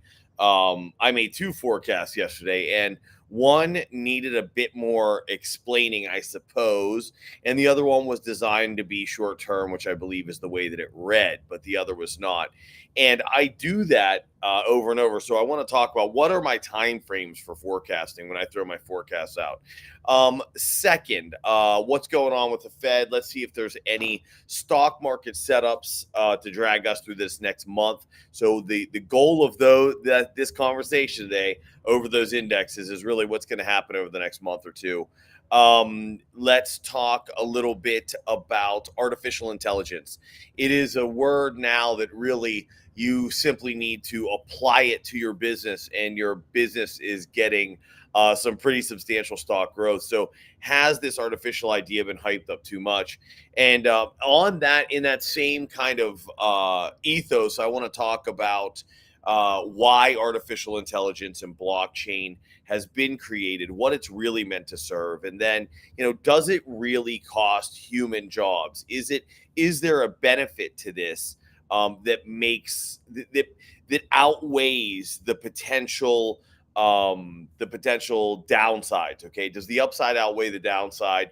So I want to talk a little bit about that, because I had somebody reach out to me yesterday, and for the first time, someone actually reached out to me after my live, because they weren't feeling so great upstairs, and they had a conversation with me and how they thought things were unfair, and the fact that isn't discussed enough, and the idea that you pull yourself up by your bootstraps, and that your life is a consequence of your decisions. So I want to talk about that a little bit, and believe it or not, that ties in to the artificial intelligence, the blockchain, and the crypto ideology, at least some of it. So I'm going to discuss that openly, and you may or may not agree with what I have to say, but I'm going to say it anyway, because I can say what I want. It's my show. And of course, anybody can rebut me, because that's the beauty of having these conversations, is that someone can have a differing opinion. And if you do have a differing opinion and you want to talk about it on this show, you reach out, and we will absolutely do that. But for now, let's start with the Fed rate decision. So we had some CPI data come in this morning that was interesting. I don't find any of the data interesting, if you want to know the truth. I don't really care what the numbers are. The fact of the matter is, the numbers don't represent what's going on right now. There's struggles in the labor market. They're not even honest about what the labor market is. They tell you that there's all these jobs everywhere and that you can get hired. People are lazy. They don't want to work. I don't find that to be true. I know many people that have tried to get jobs at a Starbucks, at a well, I'm out on the West Coast, so it's Ralph's and Albertsons and Vaughn's, and those are our grocery stores. I know people that have gone in there and they can't even get hired. So I'm not sure what they're talking about in most of this data. So that's me. That's my viewpoint. You could argue that all day long if you want to. Feel free. I don't see any decline in inflation. Oh, inflation's down year over year. Yeah, well, inflation spiked in a given year. They're trying to claim it was, what, 8 or 9%? My ass. Somebody show me the data. The biggest bills a human has in his life are his energy costs, his housing costs, and the cost of his vehicle, and the cost of his gas to get, and that kind of goes in with energy, but we can count that in for transportation costs, okay? We don't, and food. Food is not included in CPI. Oil is not included in CPI. All right, listen, the reality of the situation is this, folks. Inflation hasn't gone down at all. I don't feel it. I don't feel it one bit. I don't, and I know you don't either. Unless you're in some place like Austin, Texas, where the cost of a home went up 400% in a matter of 6 years, even your housing hasn't cooled. So shove those numbers where the sun don't shine as far as I'm concerned. If that offends anyone, I apologize. I'm not trying to offend anyone, but I'm telling you those numbers are BS. I don't like cursing because I like everybody to be able to watch this show. But let me tell you something. And also, it's a little bit crude. I mean, I curse in my day-to-day life, believe me, plenty. But I don't do that kind of stuff in a professional atmosphere. First off, it's a turn off because it's just, I don't know. I'm not getting into all that. Anyway, point being, I don't care about those numbers one bit. To me, inflation is through the roof. It's a nightmare. It's remained a nightmare. It became a nightmare the minute they pushed 50% more currency into circulation in this country so that a bunch of guys at the top could create a $1.5 trillion relief fund that relieved no one except for corporate America. So, and then how they trickle down that money into the politicians and whomever they see fit. So I don't forget your data. So what we're going to do is we're going to look at the important stuff. We're going to go ahead and take a look and see if there's any setup in the indexes, right? Is there a setup in the NASDAQ, in the Dow, in the S&P, in the small and mid cap Russell? Do we see any setups there that will indicate to us what the market is going to do here in the next couple of months? Because that data, stick it. I don't even care what it says. Up 3.3% year over year, minus everything that affects your life, people. So yeah. Hey, but inflation is only rising this much. I mean, it went up 40% in 2 years. We called it 9% because energy doesn't count and food doesn't count and gas doesn't count. That's and then after it goes up 35%. Well, it only went up 3% last year. Well, that's 38% in 3 years. That's reality. Now, that has nothing to do with the stock market anyway. The stock market is a forecasting mechanism. The stock market is rising based on what we see coming in the next 6 to 18 months. So why do we even talk about that useless propaganda data? I don't know. If someone has a differing opinion there, I would absolutely love to hear it. I mean that. Change my mind. I would love it if someone could change my mind about this. Thus far, I've heard not a single argument ever that changes my opinion on what I just said to you. And I've had that opinion for 25 years. This isn't new based on 2020. My opinion started in 2009 when what was that relief fund? What was that bailout fund? $787 billion. When I saw that, I was only 5-6 years into the financial business, and I knew what it was right away. For all of you that don't know what that $787 billion was about that we gave out in 2009, the CEOs of every major bank that caused that entire crisis got the biggest bonuses in history because of that bailout fund back then. What do you think the $1.5 trillion did? Kept up with inflation. They dished out some money to their friends again. That's all that was. So we're gonna check out setups. I don't want to go on and on. I tend to do that. And honestly, it's not meant to be negative. It's meant to be informative. I just want you to realize what goes on. It's just money laundering from the top. I mean, that's what it is. And you know, the funny thing is, we can all say that that's bad because in our eyes, from my viewpoint, from my keyhole of the world, that is bad. But there could be a much bigger picture there that I don't understand. I always acknowledge that. Folks, I want you to realize something. Anything I talk about here, I always acknowledge that I can be 100% wrong. I always acknowledge that I don't have the information from the top. I am a little guy, and I am truly a little guy. I don't know this stuff. Are those funds necessary? Is that relief fund necessary? Maybe. I mean, maybe it keeps the world going round.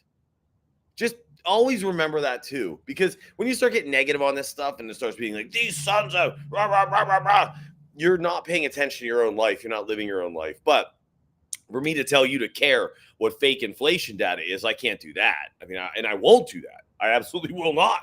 And if somebody can prove me wrong that that's not fake inflation and data, I would love to be proven wrong, because believe me, all I ever want to do is understand. I just want to know, and I want others to know. So I share what I know, and maybe that raises some questions and someone else will figure something out. I mean, that's my goal here. So we're going to talk about that.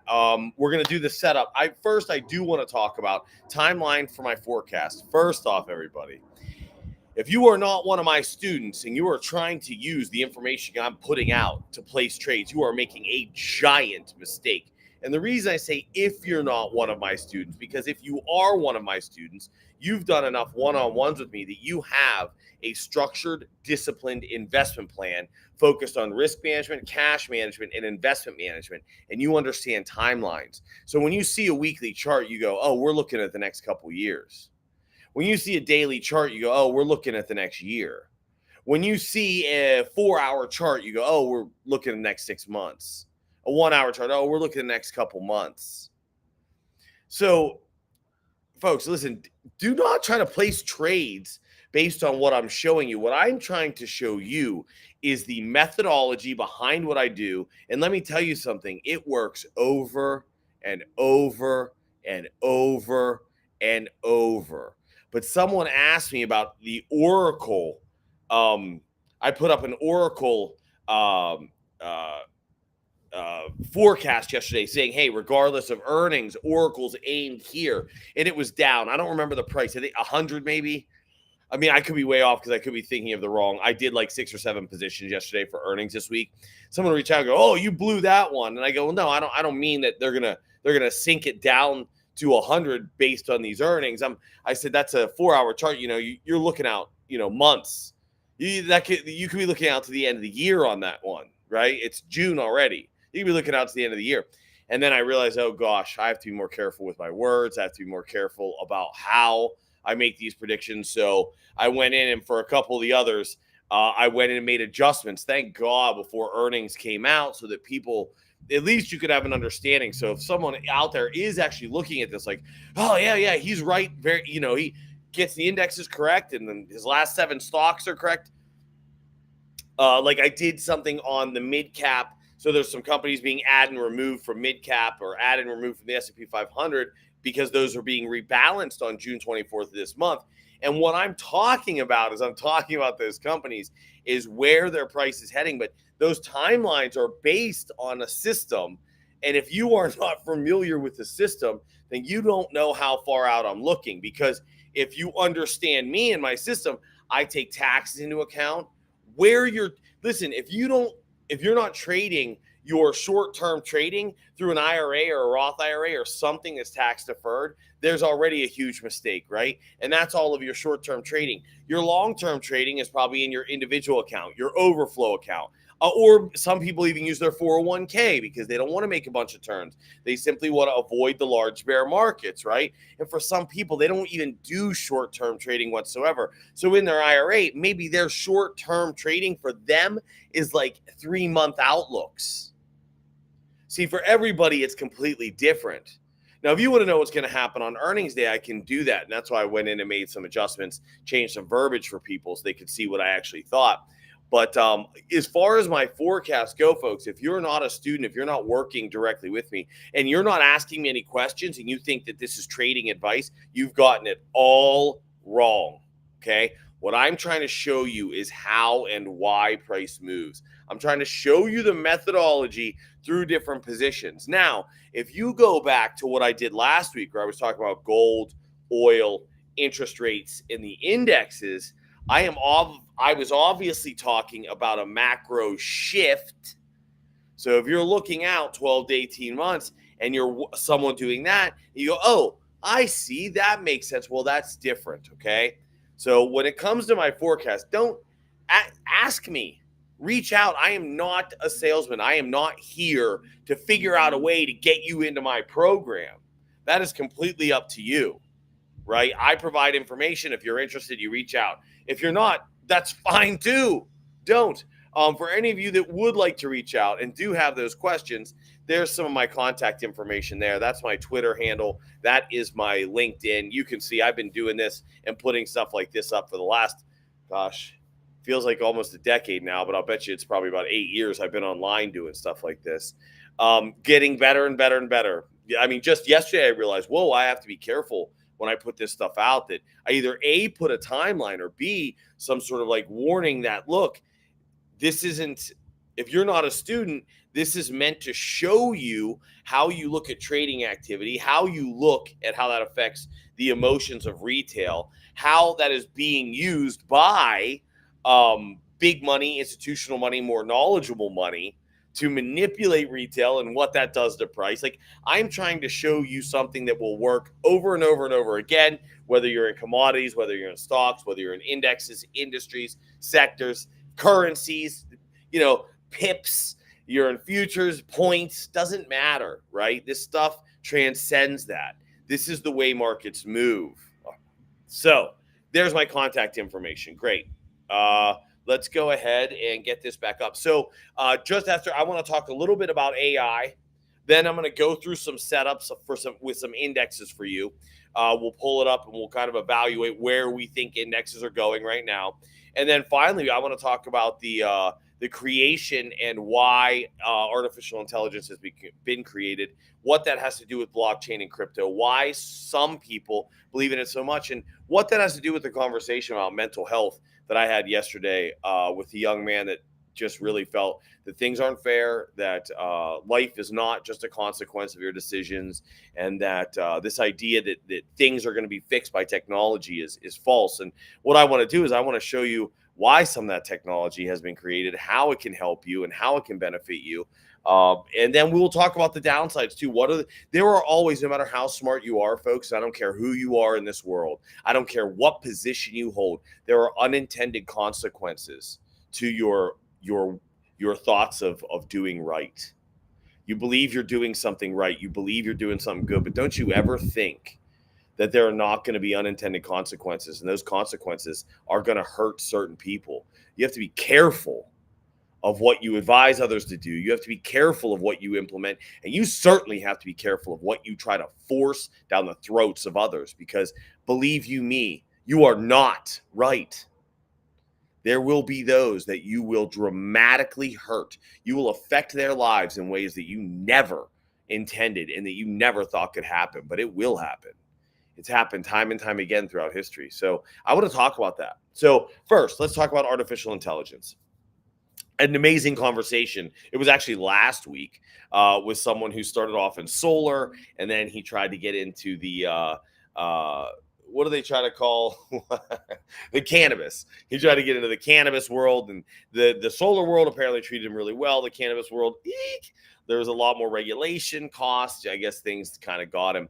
And now he's in the AI space, and he works with small and medium-sized businesses, people like myself, or people bigger than myself, much bigger than myself, some of them. I don't even know that I qualify as a small or medium-sized business at this point. You have to have revenue, right? Is that part of it? You need revenue? I'm kidding. So anyway, we were talking about it. And, the one thing that goes with this giant corporate structure that we live under now is wrong and needs dismantled. Now, you can't just dismantle things, folks, right? You build life, your life, the life of this country, the life of the world, the earth, We are built on a house of cards. We stack, we stack, we stack, we stack, we stack, and it becomes more and more fragile. And if you just wipe out the bottom layer of that stack, you wipe out everything that's on top of it, right? So just imagine a house of cards and put it up 4 feet. Now go ahead, take your hand and wipe out that bottom layer. And what happens to everything? It all collapses. That's why we can't just tumble corporate America. And believe me, I wish we could. I wish they control the politicians. They control all the money. They control all the policy. Once you control the policy and the politicians, you control everything else. So we don't have to go down that road, right? They somehow, corporate America has got corporations defined as human beings, as people. But here's the kicker: only when it suits them. They're people when they want to give money to politicians to pay them off. They're people when they want to fund giant lobbyist groups, but they're not people when it comes to everything else. When it comes to taxes, they're not people. We get special tax status. We're a company. We're a corporation. Hey, we need help. We're special. Look what we give to the economy. We're not people. Hey, here's $1 billion for the next president. Well, we're a person. We can give what we want. It's the most ridiculous hypocrisy. It's the biggest, largest, hypocritical piece of structure that exists. It's unbelievable. Makes my blood boil, but we still can't just topple it. Not unless you want to go out there and knife fight for dinner tomorrow. So what we have to do is we have to figure out a way to recreate that small business, medium-sized business capability. Right now, trying to create a small and a mid-sized business when you have this towering, think of a jungle with giant trees that operate as an umbrella. Everything under them is dead. Okay. Your grass can't even grow there. Why can't? You know what does grow there? Moss and filth and disgust and like the nastiest stuff in the world. And why? Molds and mushrooms and snakes and centipedes, giant spiders, and that's what grows there. Why? Because those are the only things that can survive. The grime, the dirt, the grunge. Why? Because they're defying the entire natural order of things. And they're taking huge risks in doing it, right? Like if you think that it's easy to be mold and scum and all this filthy stuff, it's not. Its life is awful. Read about it. Go look it up. It's a nightmare. When you're at the bottom of underneath a giant canopy like that where nothing fresh can grow and nothing green can grow. Well, that's us right now, right? And that's why there's so much that's why you've seen an increase in things like OnlyFans. That's why you've seen an increase in drug use. It's why we have the largest opiate epidemic with a drug, by the way, that just wipes you out. Why do you think you're seeing the increase in all the mold, the scum, the disgusting? Because the canopy is just, the grass can't grow. And the point of AI and blockchain to some degree, not to some degree, to a complete degree, is the idea of bringing these small businesses back. It's trying to give the guy he can't afford these giant teams. And he needs something that is cost effective, that he can go out there. Now he is the hardest job in the world, mind you, because he's going to probably have to work a regular job just to try to get this small business off the ground, which in effect will make the small business fail anyway. Because when you have to be sidetracked like that, let me tell you something, to get a business going, you need 100% of you 100% of the time, all day, every day. If you think you're going to do some part-time small business, that idea is a farce. That's ridiculous. It's impossible. Your brain has to be 100%. I mean, you don't sleep much as a small business owner, not because you're stressed, because you're just going, okay, how do I maximize this? How do I optimize that? What do I do here? What do I do there? If you have to go to a job and have some guy kick you around all day, good luck. Good luck.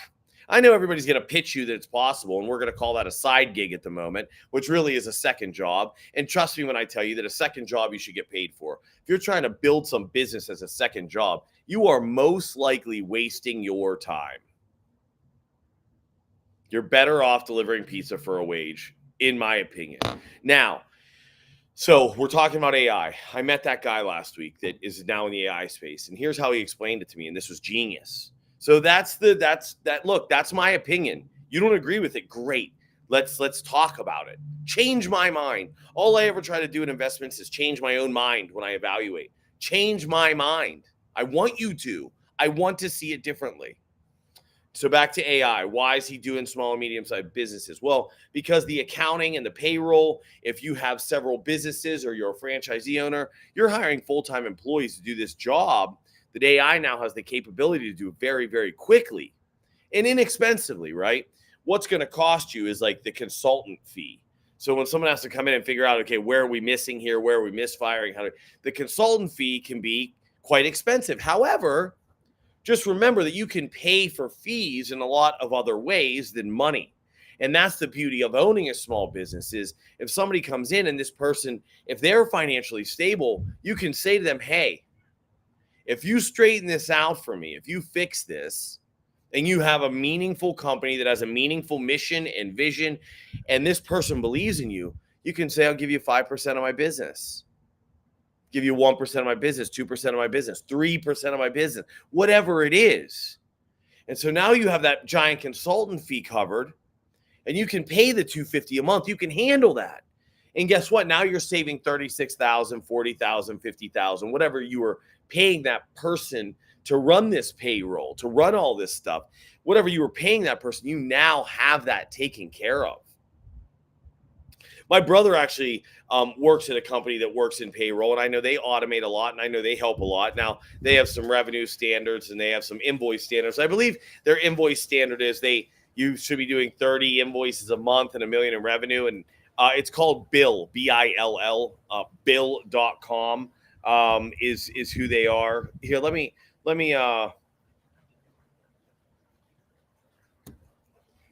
my brother works here. I have no problem giving them a shout out, and I'll probably tag them too.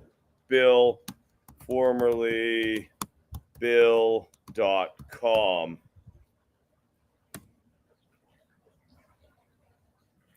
There they are right there, Bill.com, under my information, right? Bill, formerly Bill.com. I know they're doing that. I know someone else. He comes in and he does all the consulting. And the reason I bring that up is this isn't going to cost humans jobs, right? If you think there's a human on this planet that loves sorting and going through bank statements each day on digital bank statements, digital transactions every day, classifying those transactions and then uploading them instead of using his brain, someone like this understands transactions, what they do, what they're for, how they're beneficial, how they're not beneficial. He or she could use their mind much better and not have a job that they hate and want to shoot themselves every day. So what I'm saying to you is, and then you have small businesses. So we have a way to now pay something that used to cost $50,000 a year can now cost us $250, $300 a month, or whatever the fee is, right? The gentleman I spoke with last week, that was the case with him. He was doing this software at $250, $300 a month. By the way, I'm not sure what Bill charges. I know they have some different standards. I believe they're for somebody a little bigger. I'm not sure what that equates to, okay? But this AI can transcend those things. And then along a bunch of other processes that you don't want to do, because any entrepreneur out there that's honest with you, what he loves doing, he's going to do a ton of. What he hates doing, he's either going to farm out to someone else that pretty much he'll view as never doing as good as he could do with it, and he's going to torture that person, or B, he's going to ignore it. Now, how do I know that? Well, let me tell you. I know that because I've been an entrepreneur for 20 years, and that's exactly what you do. And it's a shame, but it's the truth. Also, if you can lower those costs, you could actually give people a chance to start small and mid-sized businesses. People would have a chance. They wouldn't need they wouldn't be their side gig. Maybe it'd be their gig. Maybe they could just save up to give it a 2-year run. See what they got. Give them a chance. You want to get rid of this corporate umbrella that's drowning us all in drug overdoses and OnlyFans? That's what AI and blockchain and crypto can do for us. Now, here real quickly, I'm going to jump over. We're going to do some analysis of these markets. We're going to go ahead and take a look at the NASDAQ, the Dow, the S&P, and the Russell 2000, which is your small and your big caps. We're going to see if there's a setup for this Fed rate decision. I think the Fed rate decision, by the way, is probably they've been saying we're going to ease rates. There was talk before of the deterioration of the labor market. I think a lot of people are hoping we get a cut before December. I think the cut comes in December, but in just 2 minutes, we're going to get to that. So just hang in there. If you're not interested in this artificial intelligence, blockchain, and crypto conversation, hang in there. I'm going to go over and do some analysis of these markets for you in a second here. Give me 3 more minutes. I want to talk about the mental health conversation I had yesterday, and we need to be honest about this because we just talked about how AI and blockchain and crypto are developed to get some small businesses off the ground. And maybe in some way, without wiping out the house of cards, we can restructure this house of cards into a fair, as much as a human can make the playing field fair, which brings me to my conversation yesterday about mental health. He said that it's not fair, that life isn't all consequences of your decisions. And, I want to tell you something. That's right. And if that upsets you that's right, hear me out for 1 second. Just give me 1 second. In fact, I'll tell you what, you set your timer right now at 2 minutes. If I haven't at least made you look through a different keyhole than you've been looking, if you think life is fair and that everything is a result of the decisions you've made, count your timer right now, 2 minutes. Here we go. Bing, go. Okay, we're born. We're all a Ferrari. Every one of us is born a Ferrari. We're this amazing machine with this amazing brain, this amazing engine, all this amazing stuff, right? So here we go. 2 buyers come in. One buyer buys this Ferrari. One buyer buys this Ferrari. Buyer number 1 takes that Ferrari home. He lives in the desert. He spends half his time in the desert. He spends the other half his time in a cold, blistering mountain. He does not garage that car. He does not cover that car. He doesn't wash cars, doesn't believe in it. He loves to rev that engine. He fires it through the turns, dings it off of stop signs here and there, and he runs hard, right? And now that's one Ferrari born of perfection. Another Ferrari born of perfection. Guy gets his car. It's only been driven 3,000 miles in 18 years. This guy's been driven 150,000 miles in his 18 years. His is garage kept. He washes it once a week. He starts it up once a week to keep it healthy, takes it in for its oil changes, takes it in for transmission flushes, this car is his baby. They both hit 18 years old. This car has a chance to go. This car has a chance to go. They're going to go hit the track. Which one wins? Perfect. This guy is the poor person born in India, a trailer park in the U.S., like a poor area in India, a poor trailer park in the U.S., a poor Russian, poor Chinese, whoever this is your Ferrari. This is a Ferrari, and this is a Ferrari. This Ferrari, does he have a better chance by the time they hit 40 years old? And this Ferrari's at 280,000 miles. And this Ferrari is now at 32,000 miles. You think they have the same energy levels? You think they have the same perspective? You think they have the same ability? You think they have the same mindset? You think they should have the same mindset? Okay, you're a dizzy idiot if you can't see what I just said there. That was the kid's point. The kid has a point, and he's right, okay? You're right that life should be fair. That's what blockchain intends to do. Lock you into a chain where you are held responsible for the decisions you make. Here's the problem with that blockchain. Here's the problem with blockchain. As much as it's going to help in unintended consequences, it victimizes this guy even more. And it does. It's true. You're going to hold him responsible, this guy and this guy, because what has to change, folks, sadly, is human nature, and no one can do that. Human nature, as we see it right now, is I do what's best for me, you do what's best for you. I'm not telling you should force change upon someone. You have to force someone to do what might not exactly be perfect for him, but might help him significantly. You can't make anyone do that. Socialism is garbage. Communism is garbage.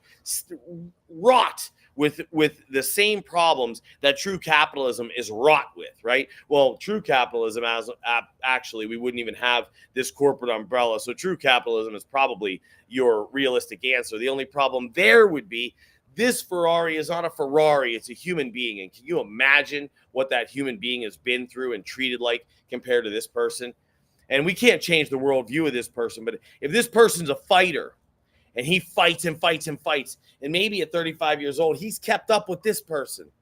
But this person can easily take advantage of this person. So ultimately, the only real cure is to make this person realize that this person didn't have the same start, isn't of the same abilities, and you need to be a little more generous with them. Tying them into some blockchain is not going to be the answer, because you're going to hold them responsible for moves they have to make that you don't. This person over here has to balance this bill, balance that bill, pay this, pay that. If you're holding him responsible for every single bill on the exact due dates and all of that, this person will never make it. He doesn't have the opportunities you have. Do you understand? You think he doesn't want to pay his bills? You're crazy. It drives him insane. But you don't understand that. You've never had that problem, and no one is telling you that what you've done is wrong and what he's done is right. You're both in this same ethos, and you simply have to work together. You have to be a little more sympathetic. This guy's going to screw up, and you're going to help him, and he's not going to trust you. You're going to do things for him that he's not going to realize you've done for him, because what you know is part of the process. Part of the process of true love is pain and hurts, because it designs discipline, designs structure. What I teach in investing, discipline and structure. Without it, you have nothing. I'm not going to go on and on about it. I that probably was more than 60 seconds, hopefully not too much more. So the positives of this new ethos that is trying to be generated is it's going to potentially topple this disgusting umbrella we've created by no one's fault. No one's to blame. No one's to blame. Look, it's where we were. It's where we're at. Like, it's somebody's fault. You're following the rules of the game that are in place, but now the rules have gotten so outlandish and ridiculous. We got to change things up. That's the point of blockchain. That's the point of artificial intelligence, everybody. So you guys, if you're living in the middle and you feel you're taken advantage of and you're against these things, I'm here to tell you, you got to shift your opinion. But I'm also here to tell you guys at the top that are creating all of this stuff, you need to realize you may have had a better start, and I think you do realize it. But the unintended consequence is, remember what we talked about, the mold, the scum, the snakes, the spiders. They're going to come here too. They're going to attack it. They're already doing it in the crypto market. They found a playground that they can go over and just steal, and they're doing it. I mean, I watch it every day.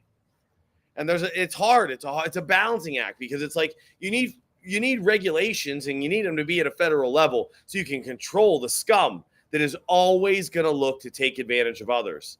But then if you overregulate, you end up in the same system we have now. It's push and pull, everybody. But I assure you that it's a system trying, okay? A lot of people come down hard on the state in which I live, of California. But we're trying here. Hey, we try new things. Like, no offense here, everybody. Go ahead, go over to Florida. Have fun there. Because unless you're born with this car that was garage kept and treated like a baby, that isn't a fun life over there.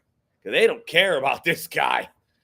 It's not that they don't care. Let me rephrase. It's not they don't care. It's just that the structure, that is the design, the implementation, they're saying, hey, like, we offer free college, 75% off college. They're approaching different areas, but I have to tell you, college doesn't do anything for this car that's been run hard and fucking put away wet. Doesn't do anything for them. You gotta restructure the system, and they're still trying to work within this system that needs restructured to function. So it's not they don't try over there. I'm not judging DeSantis or anything going on over there, and I have friends in Florida that I love, but the fact of the matter is you're trying to work within a very, very broken system, and it won't work. And just to add a little flavor to this, the idea that you pull yourself up by your bootstraps and the decisions you've made govern your life. There are studies out there that say as high as 88% of the decisions we made are made by our subconscious, not our conscious. So the design, how you're treated up until about 8 years old, actually will govern about 88% of your decisions. How can they know that? It's real simple. They ask you questions. They hook your brain up to a thing that shows electrical charges. If it fires in the back first, it's your subconscious. Fires in the front first, it's your conscious. So when they ask you a question and you answer, they just simply look at what fired first. Is that as technical as it needs to be? Maybe not. Is it 88%? Maybe not. What if it's 50%? What if it's 40%? What if it's 60%? That's a lot of decisions that you're not making, my friend. So don't give yourself too much credit and don't be too hard on yourself. I'll tell you what, I'm going to stop now because I'm already at 40 minutes. I am going to go through and do a technical analysis of the NASDAQ, the S&P, the small caps, and the Dow tomorrow. We're going to do a technical analysis tomorrow. Let's look for that Fed rate decision. But let me tell you something, folks. Fed rate decisions do not ultimately alter the trend of a market, and the trend is up. Could you get blips to the downside? Certainly. Have I even been looking for blips to the downside? Absolutely. Do we have a very low volume trading activity market right now? Even with Goldman Sachs saying we have 5.5 billion in corporate buybacks occurring on a daily basis? Yes, we do. Very low volume. Does that indicate that we're looking for a correction in this market? Probably a return to the previous highs. Yes, in fact, it does. We will do a technical breakdown tomorrow. And for your mental health, and hey, listen, I am dead serious about anybody reaching out to me. I want you to reach out. I had the first person do it yesterday. And if you're having a problem and you need someone to talk to, reach out to me. Shout out to Bill, formerly Bill.com. You know, my brother works for you. You seem like a good company. I read a little bit about you today. I got hit up on LinkedIn. I'm looking for sponsorships, by the way. And I'm always looking for some work, contract work, if it's available, or work. Who the heck knows, right? I leave all possibilities out there. So anyway, if you're looking for something, maybe give them a call. I'm going to give a shout out to the gentleman I spoke with last week who was involved in the solar, cannabis, and now AI space, and ask if he'd like a shout out on the show. But I don't want to mention his company. I know he's still doing some things. So anyway, shout out to Bill. Shout out to Tradeer once again. Where are you guys? Let me give a shout out to Tradeer, and I'll tell you why. They're offering up to 1,000 contracts at $10 at Tradeer. It's a brokerage firm. You can get through them directly through. They're directly attached to TradingView, which is the software I happen to use. I know Ninja Trader's great software as well. I'm going to start branching out and using some different software. I'll introduce you to some new brokerages. I am, again, looking for sponsorships if anybody's interested right now, though. You know, this is for you guys. I have no attachment to Tradeer. I'm not being paid by them. I'm not saying I won't be. I'm just saying I'm not now. But you can't, if you're involved in options, like right now, for example, if you want to be involved in AI, just realize the only option strategy isn't to buy the highest strike price option to go up. You realize you could sell, right? You could sell options. You could sell some puts, right? You get some upside there as well, probably quite a bit cheaper. All right, everybody. Look, as always, shout out to TradingView. Let's give a shout out to Ninja Trader. I used it yesterday. I'm not that familiar, but let's give a shout out to Ninja Trader. I'm going to give a shout out to Tradeer, and starting here in a couple days, I'll start pulling up some other brokerages, see what they got going on. They have a great special here, though, $10 up to 1,000 contracts. Shout out to Bill, formerly Bill.com. I know they're doing a lot with the payment. My brother happens to work there. Shout out to my brother Nick, if you're watching. Anyway. As always, everybody, you can't do anything good out there if you're not good up here. So if you're having a tough day, make sure you get out in the sun. Go do something you like. Fake it till you make it, folks. Throw that smile on. Hey, the world's getting better. Whatever problems you have today, you are going to solve, I promise you. And as difficult as they seem, you're going to come up with answers. I know you will. You know how I know you will? Because till now, you haven't failed. How haven't you failed? Because you're still here. All right, you're still here. And remember, every day above ground is a good day. Thank you so much for joining me. Tomorrow, look out for the technical breakdown of the indices. I may even do them this afternoon. I'm not sure. I may have a busy afternoon in front of me. I may have nothing. Good morning, everybody, and welcome to Tuesday's edition of Derek Invests. I'm your host, Derek Miller. Let's get going. So I thought after yesterday, we covered the stocks that were being added and removed from the S&P Mid-Cap 400, and same with the S&P 500 as of June 24th, and we tried to find some setups there. So with that in mind, and given that our background shows us that the indexes are not in a position where they are looking to create any sort of meaningful trend reversal at the moment, we would go ahead and take a look at earnings this week and see if there were any setups that we thought made sense. We missed yesterday, Monday, right? But we're still in it for Tuesday. So what I'm going to do now is I'm going to share my screen. We're going to walk through Tuesday's companies. We have Oracle, Casey, ZK, RBRK. Wednesday, AVGO, Play, OXM. Thursday, SIG, ADBE, and RH. And then if we have time, and I don't think it's taken too long, I don't believe it will, we'll take a look at yesterday's and see what turned out from those companies. YEXT, CVGW, and Fuel Cell, FCEL. I'm using the symbols in case any of you are listening to me via like a headset or something. Instead of company names, I'm trying to give you the symbols. So in any case, let's jump over. Let's take a look and see what we see. As we know, we believe here on this show that most of these companies have a price setup that is meant to occur based on its earnings or nothing, right? So what's going to occur is going to occur regardless of the earnings. What's going to occur is going to occur. The setup is there, or things will continue as usual. And a lot of times we can see that well in advance. So let's jump over and take a look now. I'm going to share my screen with you. If you see me look down, and I don't think most of you are looking at me as we are doing these, as we're doing these screen shares, but if you see me look down, I am just looking at the symbols so that we're looking at the same thing. First one's Oracle, ORCL. Okay, let's go ahead and pull up a monthly.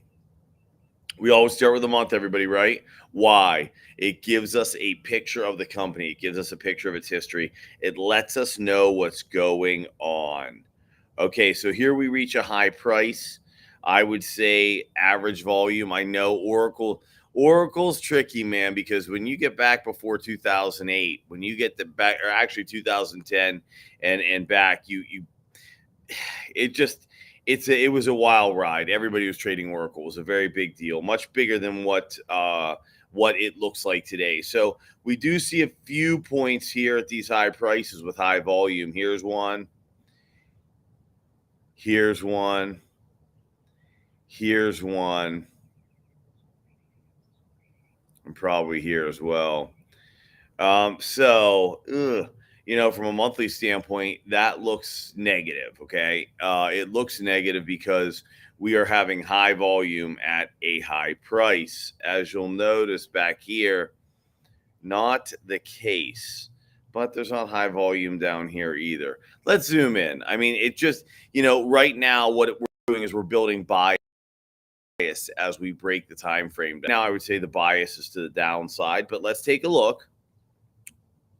Okay, we zoom in. We have an area here. This is down at what? 50, 60 bucks. So's this. So's this. So's this. We're just looking at standouts, everybody. This is probably at what? 70. I would say that volume is bigger than anything down here. Oh gosh. And here we are in the range. So what we're going to end up doing, look at that. Okay, everybody. So this is where we're going to focus when we're looking at this, because we're now sitting in a range. It's not for an incredible amount of time. I mean, a year, right? A year. So we have this here, right? We have this here. These are our standouts.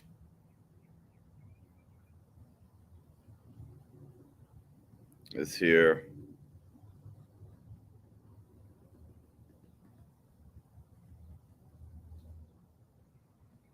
And this here.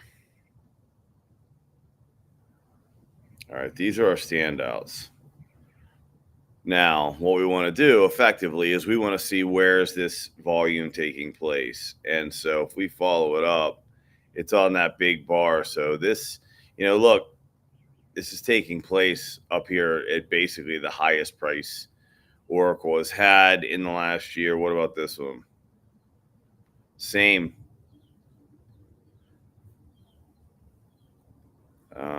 Here, as you can see, folks, there's no trick to this. It just is what it is. Right there, 115. And then where's this last one at? Remember, we're still on a weekly scale here. So this is actually, it's pretty meaningful. Oh, gosh. Okay. Guys, you know, this is a year-long range, and the price is taking place at the high level there. At the, goodness gracious, 125, 127 on the lowest end possible. You're at 115. That is selling at the high price right there on the weekly. Let's zoom in on the daily and see what we think.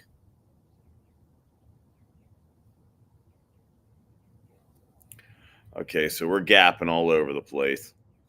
A gap up, it fills. So gaps do seem to fill here. A gap down, it fills. Now, as we look at this, everybody, and we look at the daily, let's take a look. Now, I'm going to do, always the first company we look at, or the first stock index, or the first commodity, or whatever it is. Everybody sees that is TradingView. I am still not logged in. I am a bum, but you're getting a free commercial right there. So that's pretty nice, pretty exciting. Okay. So when I look at the first company, the first index, whatever it is, what I like to do is I'll take a little more time and outline it a bit more than I will the companies that follow or the indexes that follow. Reason being, I want to give a lot of explanation so that any of you, if you haven't watched before, it makes sense to you. So that's where your volume's standing out on this daily chart. So once again, what we're going to do is we're going to see where it's standing out. So right here, that's the high price there.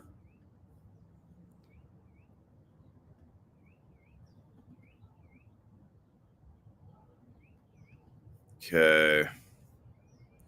Okay, well, obviously this one is right here at the low. And then we're down here. What's this right here, right? Is it there? No, it's up there.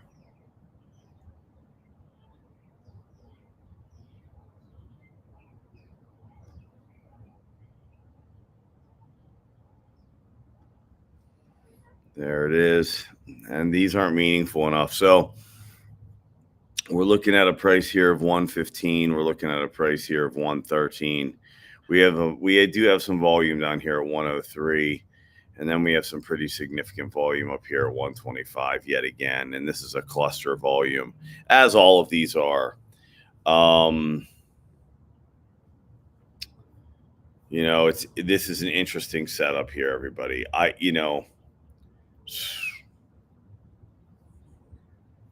Let's zoom in a little more. So far, I would say so far, first off, this isn't a clear-cut case, but what I would say is that price rose from 102, but it did it through a gap. I mean, it was only capable of making it to about 110, 115, because it appears as though this is where selling has been taking place in the background. This was definitely selling back here. It didn't take much to lift the price. This looks like selling on Oracle. All right, let's zoom in just a little bit. We're going to get onto a 4-hour chart. I love a gap that fills the upside. You all know what I think that means, but this has gaps to the upside and the downside. On the downside, it's filling, and on the upside, it's filling. This particular stock appears to be in a real battle for direction. And that I rarely say that. I will rarely say that a stock looks like it's in a battle for direction. Okay, here we are. Gosh, they used a lot of volume to move it off that price, though. It took nothing for it to drop. There doesn't appear to be any real interest at this level. But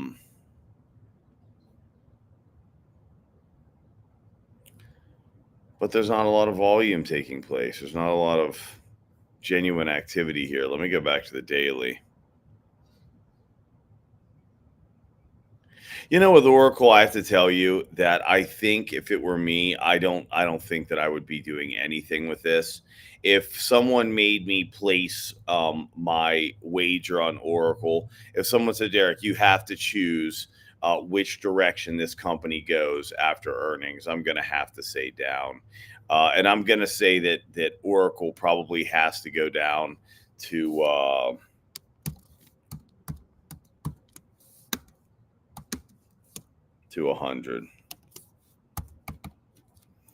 I just, that would be my assumption right there. I would say Oracle to 100.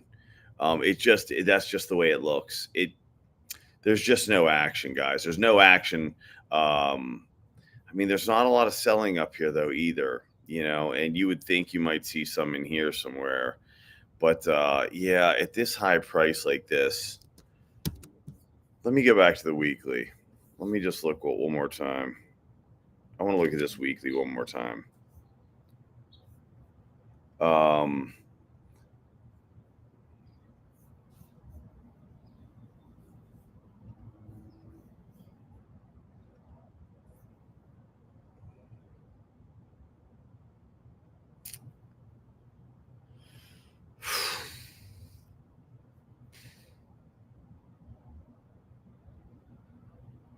yeah, down to 100.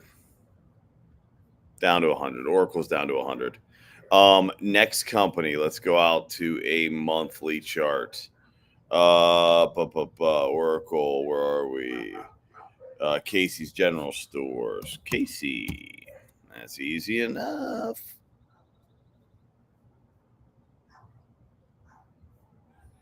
Okay, what do we see? Buying. On a monthly, there's not a lot of information here. Nothing really. There's just nothing to write home about on this one so far. Let's go down to a daily. This one may be a. Here's something here. I don't see a lot of other gaps on this chart though. Would I say volume has picked up lately? I mean, what would you say? I mean, if it in fact has, I would say not much. Nothing. I mean, that's nothing worth paying much attention to. Let's go down to 4 hours. Dun dun dun.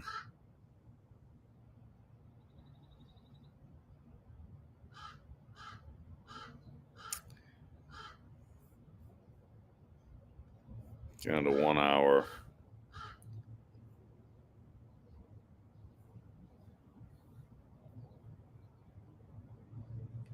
Yeah, this one's going up on earnings.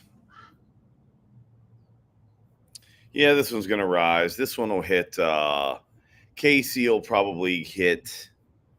It's going to get back up here, 342. I don't know if that's really worth that much to anybody to know that, but that's where it's headed.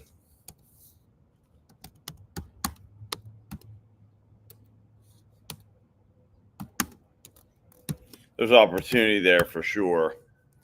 There's certainly opportunity there. It's not a monster, but that's where it's headed. That's certainly where that's headed. Not bad though.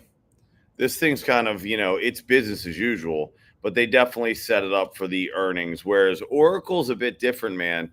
Oracle it's going to take a dive. But Oracle wasn't exactly set up for earnings. I mean, that's been going on for a year. And are they going to use earnings to move it? I mean, that's what it appears to be. I mean, that's what I can tell you is it appears like they'll use that to move it. But that setup has been occurring for, this is Oracle's on an earnings setup. Casey is an earnings setup. Casey, CASY, they've generated this setup. They've generated that price fluctuation to move that back to that high. ZK.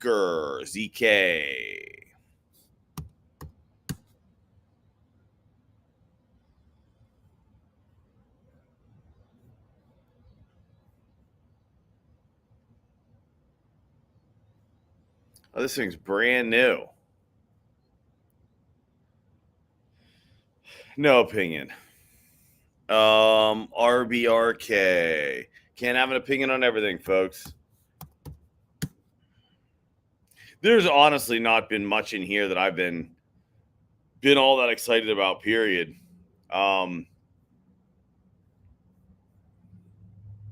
Let's just take this into a 1 hour and see if there's anything to be said. I mean, there's nothing to be said here, everybody. This thing doesn't trade.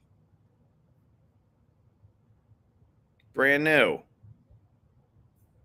They can push that price wherever they want. I stay away from stuff like this. Zeker, Rubric, I stay away from this stuff. That price can be pushed anywhere they want to push it. And by they, I mean big hands, institutional hands, more knowledgeable hands. The people in control of the supply of this stock can do whatever they want with it. I don't touch that stuff. Let's move on to Wednesday. We have Broadcom, AVGO. I nailed this one. I have a call from this earlier this year. I've already nailed this one. All right, let's take a look.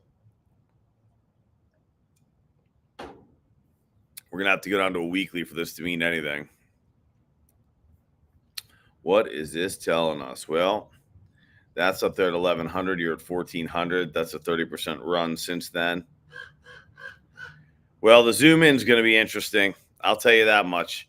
This thing is obviously has had a massive run, as certain stocks within the NASDAQ have. All right, what do we got, everybody? Where is this volume at? See, this is 30% below you. They definitely use volume to push it to this high. All right, let's do a quick outline. This isn't this is fairly obvious here, everybody. There's one. Here's one. And I would go so far as to say this is one. Now, where is it? Let's just go to this one. I mean, it starts right here, but it doesn't matter. It's from here.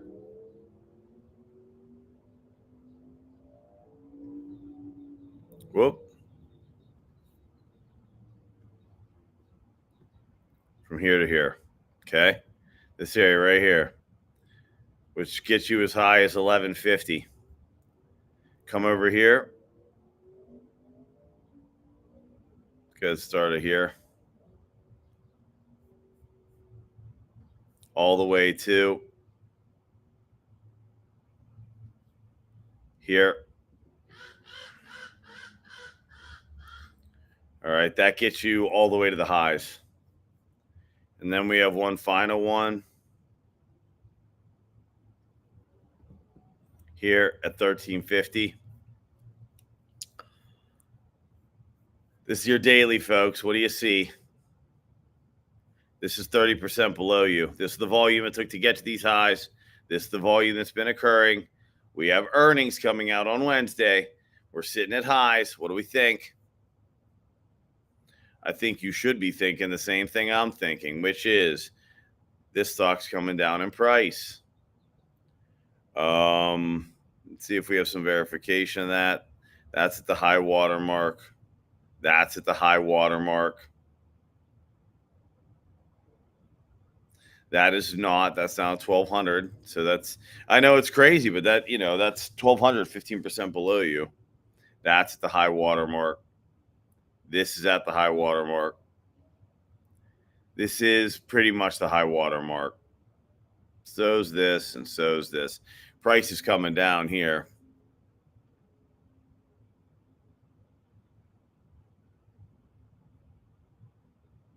Oh, yeah. Look, I would say at earnings release, you can say AVGO. This is on Wednesday. I would say if you set your sights at 1320, you will not be disappointed.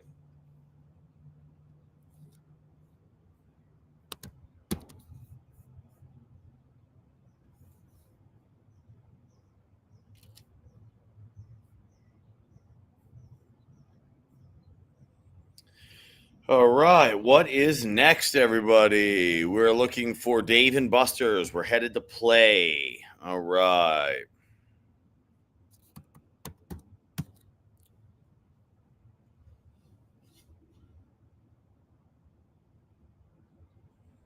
Oh my, we're just going to go backwards here, everybody. We've done some pretty thorough examinations here. Oh my, that is selling. That's no doubt about that. All right. We're gonna do this in reverse. Doesn't matter which direction we go. Either way, we should be able to adjust our picture. So this down here is 35. That up there is 70. Wow, it's a 50% run. 35. This is 40. And then you had your selling up here. All right, let's back this up. Weekly. All right, you got a ton of buying down here at 8. Sat in a range. Is there anything really to speak of? Probably here, which is at a high price. Folks, you can go along high price, high price, high price. This is what gold's going to do. High price, high price. This is going to pretty quickly. I mean, this is obviously coming down to 32 on earnings. It's taken its path back down to 32. So let's go ahead and get back to the 1 hour, give us a better idea of where we might be headed. Maybe not. I just want to look. 30. What's going on now? Let's do this. Is there anything we can find in here that seems like we're having some volume bubbles? They're going to use earnings to push this to 52. So for earnings, they're going to push to 52. I am going to confirm this. I'm going to go ahead and do this and take a picture, though. They're going to push out to 52 on earnings. That's on Wednesday.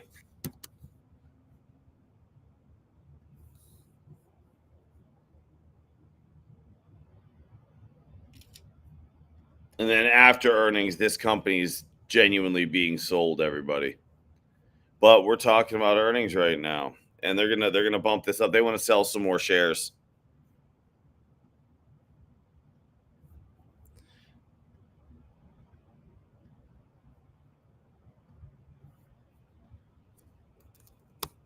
Sell more shares at a higher price.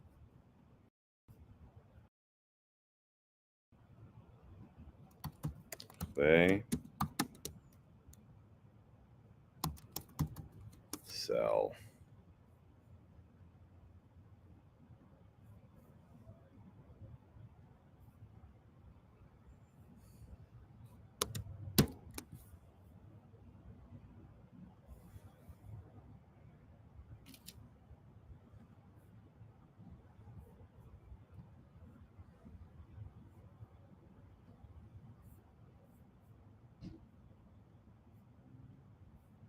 All right, what's next? Oxford, OXM.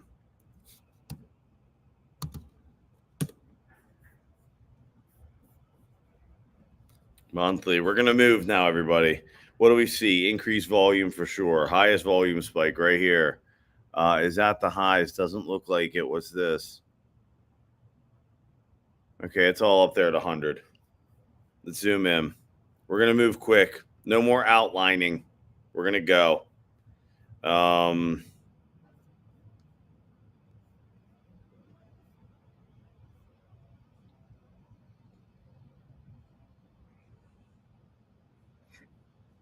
Volume bubble for here for sure, but that's not really even enough to matter at the moment. Let's take a look. Okay, this is definitely a volume bubble right now. Here and here. This is the 4 hour. That is selling at the highs. Definitely selling at the highs. Over what time period? Last couple of months, March, April, May, June. Uh, 1 hour. Anything? Look at that volume. That is insane. Okay, here. People trying to buy the dip. That's funny. At 103, high price of what? 115. It's off 12%. 30, 30 minutes. Okay, 15. All right, 5. I'm scooting here, folks, because this one isn't. I mean, honestly, it's not all that exciting. You have a gap at 103. I mean, it seems to be being sold off at this higher price, but there's nothing to write home about. This is one of those. It's interesting. There are not a ton of setups actually. I typically see a lot of earnings season I'm seeing now. Moving on to Thursday, SIG. I'm gonna just stay away from that one. I mean, I'm already making some risky calls today. That's the truth. I am making calls on things that I don't necessarily believe in. This is interesting. Down here at $20, this thing has some massive buying. That's no joke. I mean, that's massive buying, everybody. Good gracious. Look at this. This is from what? Well, what's this price? No, that's up where you're at now. But what about down here? This is where it really starts. So 55, something like that. But what's the low? Oh my God, 10? All right, let's zoom in.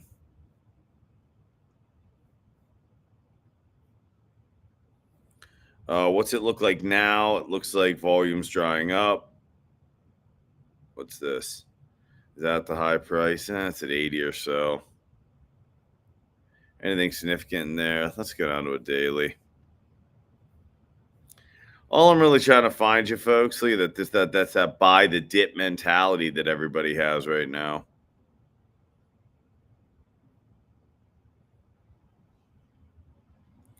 $88 to 103. It's moving price though, I'll tell you that much.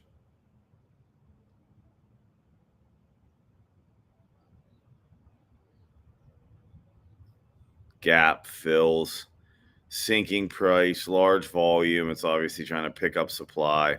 Is there a lot of selling at the high side? No. I mean, there are much better setups than this. Range bound for all of 2024, which, you know, as the market's making new highs, that's not exactly, you know what I would say?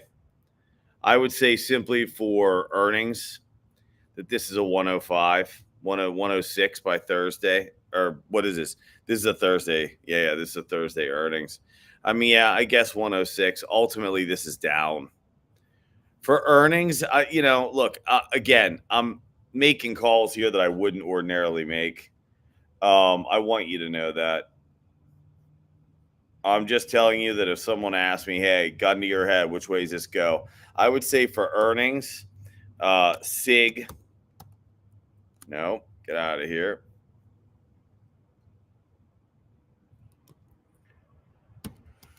SIG will hit 105.50. Two, obviously, the upside. Let me take a picture of this. However,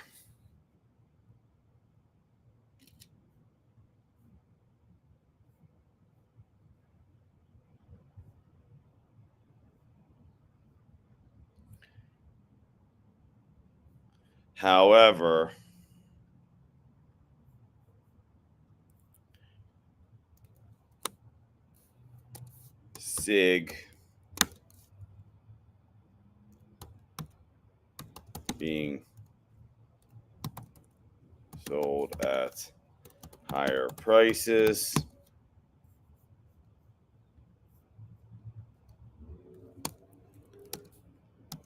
SIG is a sell.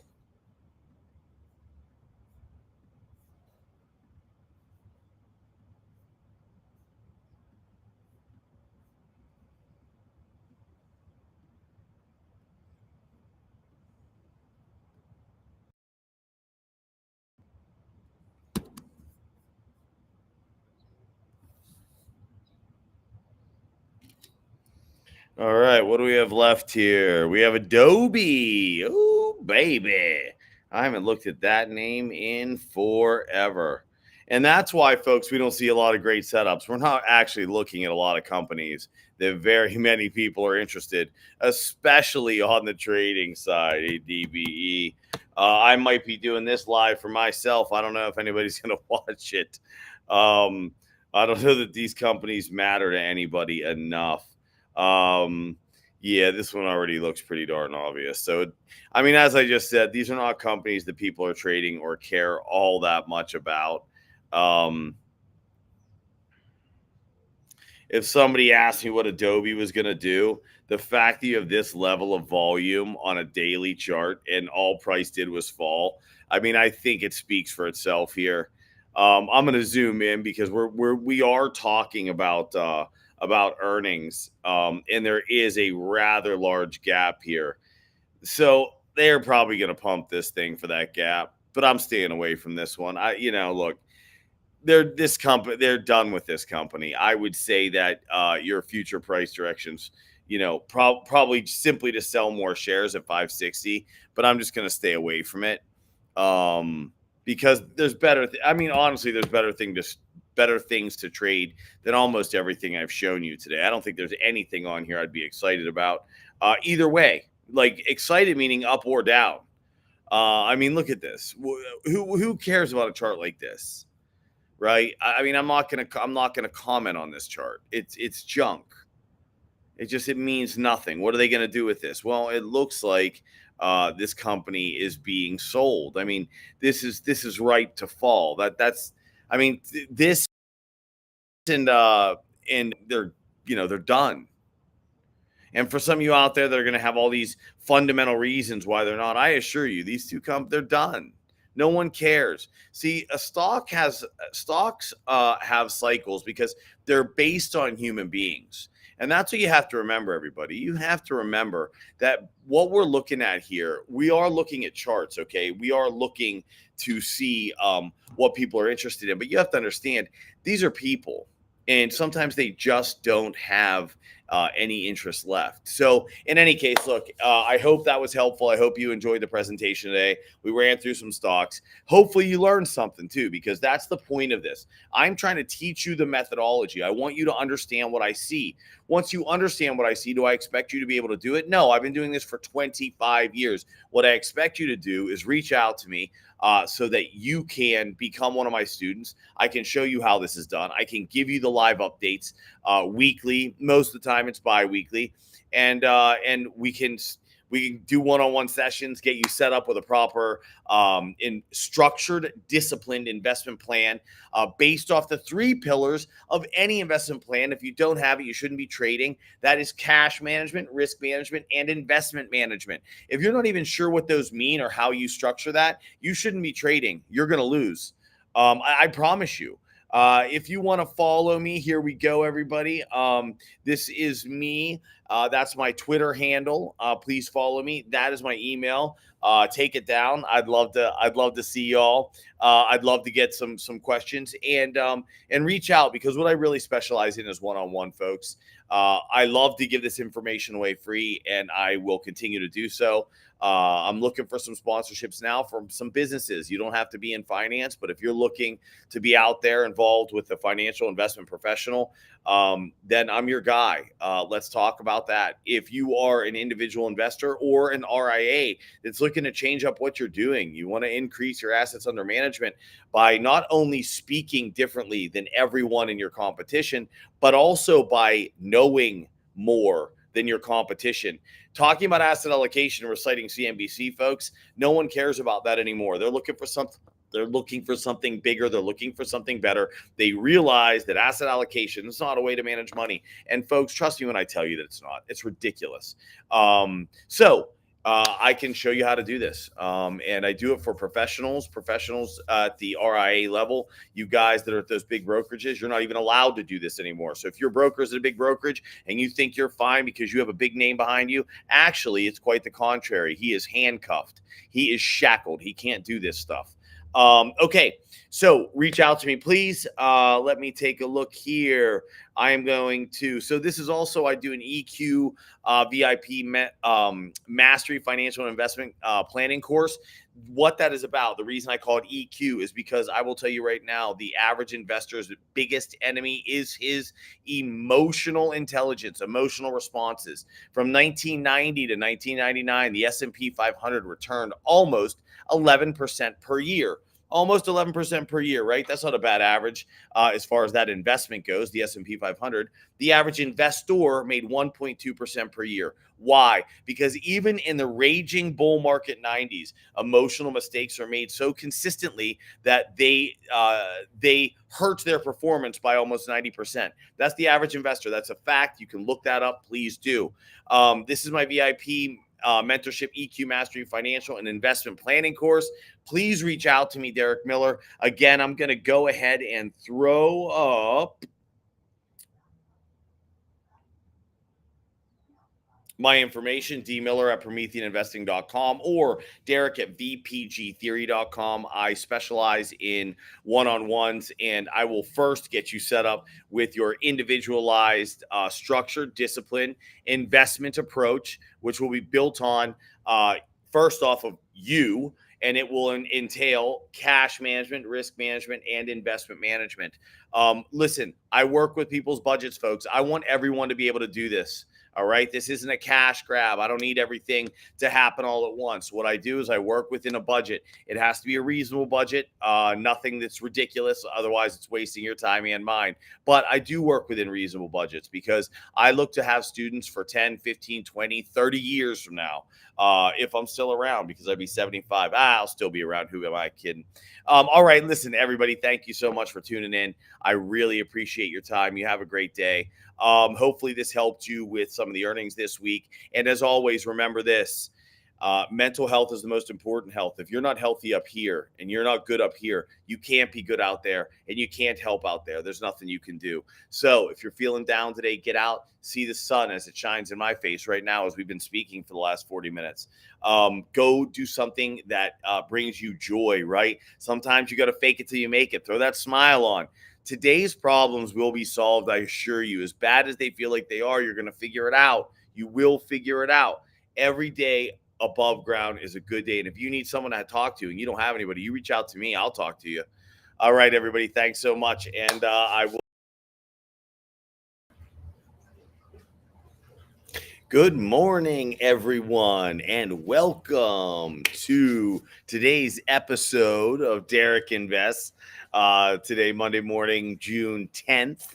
What we're going to talk about today, quite a few things going on this week, right? We have the rebalancing of the S&P 400 on June 24th, along with the S&P 500.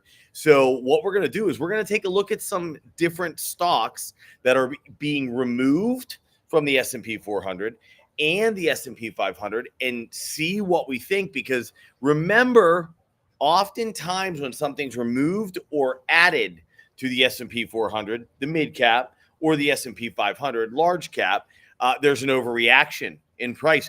There can be a lot of opportunity in these different positions. So we're going to go take a look at them. We're going to see where cash flow is going. The other big thing we want to talk about is Apple. Everyone's talking about Apple because they have their developer conference this week, right? WWD and Apple. So what we're going to do is we're going to take a look at Apple as well. And we're going to see what we think might be going on with the conference, or what is price and trading activity. What has it set up Apple to do regardless of the conference? Because remember something, folks, what we know is that markets are forecasting mechanisms, right? They are forecasting mechanisms. There are plenty of people that have the information long before we receive it. And contrary to the popular belief that they don't utilize that information, I think the world's waking up to the fact that that information is utilized, right? Right up to the highest people. And, you know, to be fair, this isn't some conspiracy theory. The fact of the matter is, if you're acting on information that you know to be true, or you know what's coming, I mean, they'll call that inside information, but sometimes it's really not. I don't even want to go down that road. All we need to know is this: that markets are a forecasting mechanism. We are forecasters, and we do that by monitoring cash flow, trading activity, and then the fundamentals of those markets. And fundamentally, as something is either removed or added to the S&P Midcap 400 or the S&P 500, there's oftentimes an overreaction to those companies. So some of them may be a buy, and believe it or not, some of those being added may actually be a sell. So we're going to take a look at those. We also want to have a little inkling as to what may go on with Apple this week due to the developer conference. So let's go ahead and take a look. Here's what we're going to do. I'm going to share a screen with you now. Why don't we take a look at Apple first, okay? So we're going to take a look at Apple. We're going to see what we think lies in wait for this conference, or has anything really even changed with this conference coming. Everybody has put a very big focus on the WWD conference because it's their developers conference, but sometimes it means something, sometimes it doesn't. Let's take a look. And here we go. Let's share that screen with you here. And let's take a look at Apple for the week. So let's come out, Apple. There we go. All right. So here we are on a weekly basis. Well, you know, for those of you that love patterns, I am not one of them. I believe patterns fail as often as they succeed. Here you go. Here's a triple top. I have to guess that everyone is talking about a triple top. I don't care if it's a triple top or a quad top or a quintuple top. All I care about is where is the volume? Where is the trading activity? Is it at the higher range? So is it at resistance or is it at support? Let's take a look down here. What we see, it looks like there's a week right here where it was in fact down at support. There looks like there's a bit of higher trading activity, especially compared to the last what? 1, 2, 3, 4 weeks. That was definitely higher trading volume. Is it anything that makes me jump? No. So let's zoom in a little bit more here. Let's take a look at what we see here. Let's look a little more. So what we do see is a very large gap down here. We can see that there are that the market. I want to notate this for you. I want you to see this. So what you can see going on in Apple is prices being pushed down, and they're being gapped down. Look at this. Gap down. What do gaps down usually mean, folks? Well, traditionally what a gap down will mean is one of two things. Either you're looking to create fear because you want to buy more, or legitimately you have sold significant shares at a higher price, so prices are dropping. And there's one thing that I don't like to see in any chart when it comes to gapping, and that is a reversal of the gaps, especially coming into something like a web developer conference that everybody's paying attention to, because oftentimes something like this where you're having gaps down and these gaps are filling. If you're not familiar with what a gap is, folks, a gap is merely a hole in a chart where price didn't actually get there. So that means overnight price was pushed from, let's say, 190 to 187. Okay, that's 3 points. That's 1.5%. Is that a big deal in a company like Apple? Probably not. But what's interesting is that price fills. What does that mean, that price fills? Well, price comes back to where that hole is. Okay, it fills in that hole, then it continued down. That is very indicative of a downtrend. If you come to the next gap, what do you see? Again, this gap filled, everybody. Again, indicative of selling at high prices. And now what you see is you see a gap up. All right. So on this daily chart, we're seeing gaps that fill. Okay. That's kind of the pattern of what's going on with Apple. Gaps are filling now. The gaps were to the downside. All right. Now all of a sudden the gap is to the upside. This is a flip in the pattern of this company. And look, this is not a short chart. Okay. We're not looking at a couple months here. This is a year. This has been going on for a year. All right. So let's take a look at where we see trading activity, everybody. Let's go ahead and say that we see higher trading activity here. We see higher trading activity. Oops, sorry about that. We see higher trading activity here. We see higher trading activity here. We see higher trading activity, I would say, here.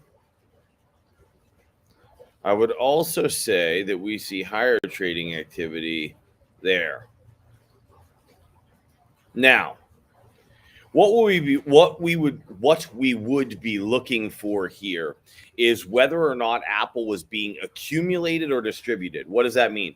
We're just looking to see that if the strong hands, the institutional hands, are buying or selling Apple. That's all we want to know. We just want to know if they're buying or selling Apple. Well, what I would say would be that most of the trading activity appears to be at the support level, right? It doesn't appear as though much of the trading activity is at resistance. This is resistance up here, okay? This is resistance up here. This is support down here. And it would appear as though most of the volume is actually down here towards support. It looks like there's a few spots like here potentially that it's at resistance, but that might be because literally the strong hands, the institutional hands didn't want price to go there yet. But as you can see, most of it's down here at this low, down here 160, 170. So what does this gap mean to us? Well, if we know that we have a big web developer conference coming up, and it appears as though Apple has been being purchased by strong hands, which it certainly appears to be. If they've been purchasing and there's a gap up and there's a web developer conference, my intuition would be that they want to bring it back down here and buy a little more. They want to make sure that there's no more supply down here, and they'll probably use that conference to do so. And then what will happen is people will get negative on it and they can pick up more shares. Now, for now, that's just my hypothesis. I'm looking at this and saying, okay, that makes a heck of a lot of sense. They'd want to bring price back down here. Looks as though they've been purchasing down here pretty significantly over the last year. So what do we do to prove that hypothesis or disprove that hypothesis? We zoom in. And the reason we zoom in is we want to look at what the action's been like lately. What has the action been like lately? Okay, here we go. Here's some higher volume. This looks like selling at not a high price, not a low price. We have a big volume bubble down here. We have some volume here. Again, right in that 185 area. I wouldn't tells us a whole heck of a lot other than what we already knew, which there has been, buying down here at the low end. That's on a 4-hour chart, folks. Let's zoom into a 1-hour chart. Let's see what it tells us. Is there been any significant selling up here? Is there any significant selling today? It doesn't appear so. Has this gap filled? This is the gap we're watching, everybody. And look at this. Here's another gap. Okay, so as you zoom in, what you're going to look for are these patterns to repeat themselves. So when you get into a company that it has a lot of gaps, but none of the gaps fill, you have to sort of ignore the fact that they exist. But in this particular stock, I certainly would not ignore the fact that they exist because they fill on the daily chart. Here we are on a 1-hour chart. They're still filling. Okay, we have another little gap right here, all right, that has yet to fill. Scooch that over. So it looks to me as though this gap is filled, right? That gap's filled. It's filled right here. There's price moving into that area. There you go. All right. So as we're moving up, there you have it. So it looks to me as though there's a lot of buying going on down there at those lower prices. There's not a heck of a lot of selling. So let's go up even further. Do we see any gaps on the chart? This is that little one we talked about. Is there anything significant going on here? Anything that stands out? Not to me. Not to me. That all trading activity there looks pretty normal, pretty standard. Let's zoom into a 15 and see what we see there. Is there anything worth noting? There's a tiny gap here, and look at it. It filled. So it's certainly filling gaps on the way up. As most of you know, filling gaps on a rising trend is a good thing. If you're getting gaps to the high side and they're filling on a rising trend, you're in a healthy market, which takes our belief that most likely this was purchased down there and supported. It just enforces that belief. Look at this little gap over here, folks. And I assure you, this is not, I don't even look at these companies until I go live with you guys. So look at this. There's a gap right there, okay? And guess what? this gap fills right there. So gaps are filling on this chart, and it does appear as though purchases are being made down there at that 170 to 185 area. So let's go back and revisit. Let's go back and revisit the bigger gaps. And let's zoom into a 4-hour. I think it's extremely reasonable to believe that they will use this web conference as a way to fill this gap, to drive prices down to, say, 172, 174. So let's Apple.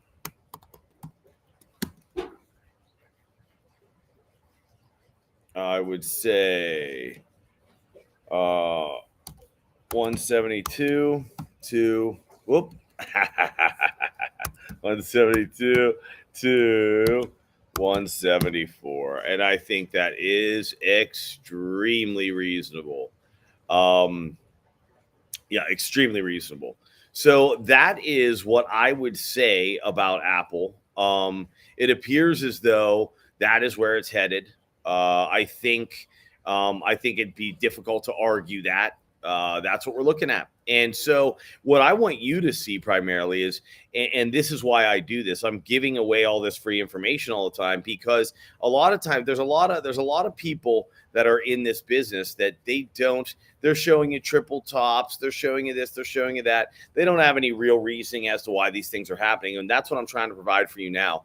That was a long analysis, but I think it was a necessary analysis, because I think that when you can see this all put together, it can make a heck of a lot of sense for you. So that's what I would see on Apple for now. Let me stop sharing here and go back to the live. Let me remove these. In fact, let me capture this. I actually would like to capture this chart.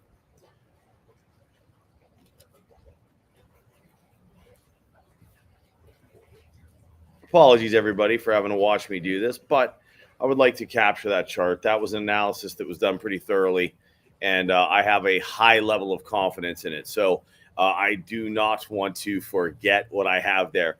Okay, so S&P Midcap 400 and 500 rebalance on June 24th. I am going to move a little quicker, because just going through Apple just took us 10 minutes, right?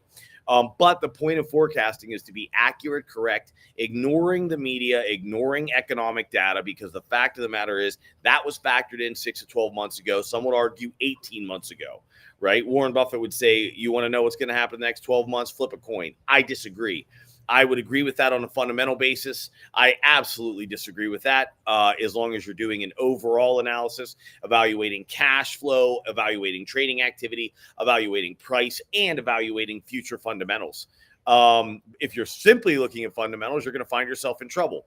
For example, oil has done nothing but fall, but as our analysis showed, oil prices should be rising.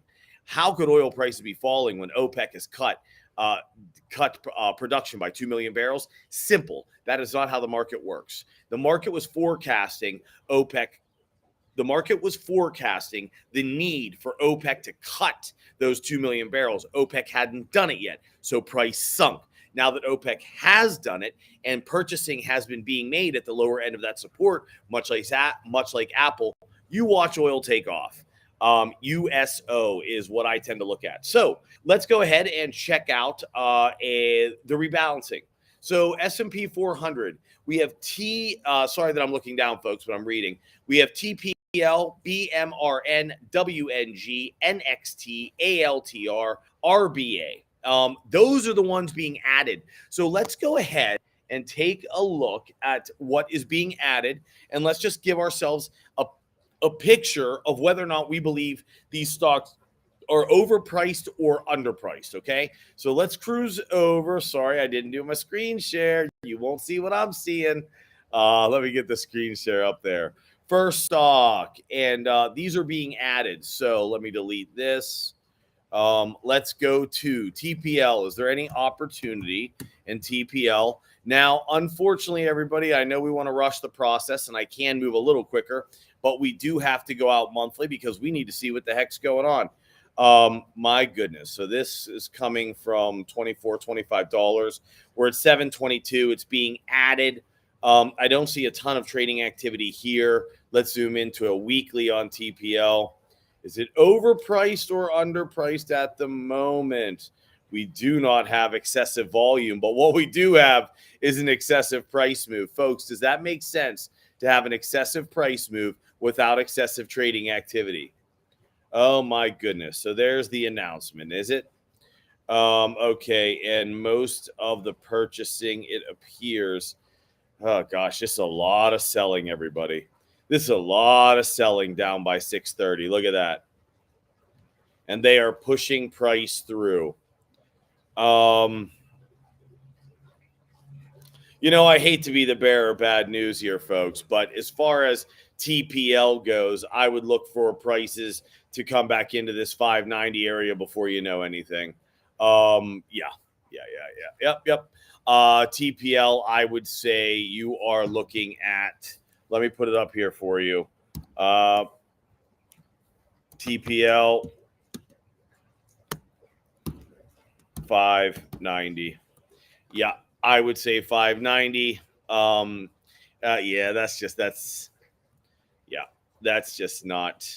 That's not happening.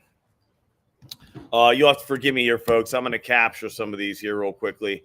It'll take me 30 seconds. It's worth it for you anyway, right?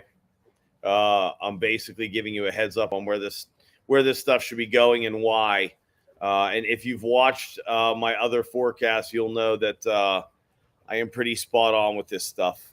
Okay, BMRN. Let's take a look again.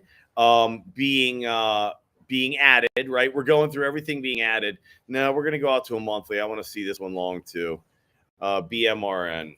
I'm going to move relatively quickly because I want you to have an opportunity to make an educated decision on what to do here. Okay, is there trading activity? Where does it appear to be on a monthly chart? There is significant activity here up at 130, down here in the 70s. What do we see? Recently, I would say we see some distinctive trading activity down here at the lower level here at the support, right? That looks to be around $80. Okay, all right. This one doesn't look terrible yet. Let's zoom in on it. Let's take a look.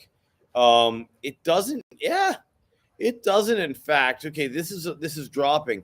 It doesn't, in fact, look like there has been a massive price move in the up direction, even though it's being added to the S&P 400 mid cap. We have a gap here up at 92. Most of your buying, folks, take a look at this. Most of your trading activity, you could even take it that far, I suppose. Most of the trading activity certainly appears to be at the lower end. Sorry, I'm not logged in, everybody. I do have a TradingView account. I apologize, TradingView. I meant to log in the other day, and I still have not. I should. Most of your trading activity is, in fact, down here at the lower end. So this is a good sign. This is a good sign for BMRN, BioMarin Pharmaceuticals. So for BioMarin Pharmaceuticals, this looks good. Let's look down here. I would say that remains the case here. There's a small gap. Pull down to 80 and then rock and roll at least into 100. Yeah, I mean, I would say I'll go down to a 1 hour chart, but I would say to 100. Falls to 80, rises to 100. It may even just go from here. It may very well just go from here. Yeah, we're going to give this, this one looks good. We're going to say that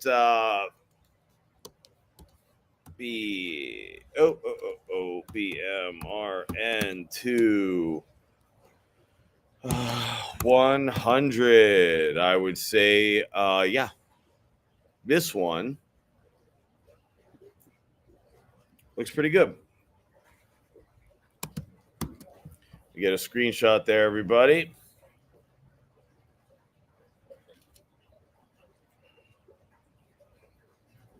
There we go. Moving on to Warner Music Group, WMG. Let's eliminate this. WMG. Whew. Let's go down to a monthly. How's this looking? Oh, all right. Well, there's not a lot to know about from a monthly standpoint. Probably not a weekly either, to be honest with you. Okay, daily. Let's take a look. As you know, small and mid cap has not performed in this most recent rise really at all. It has not really participated at all. We see a bunch of volume stepping in here around this $33 mark. Is that the higher or lower end of this thing? Let's zoom in a little bit, guys.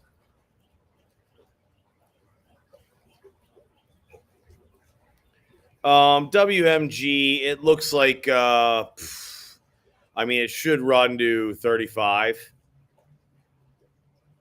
Yeah, I would say this runs to 35. It is not a huge move, 15% or so, but definitely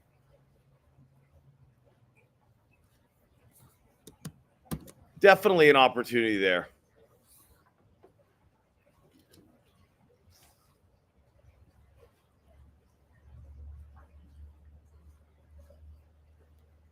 All right, let's do NXT.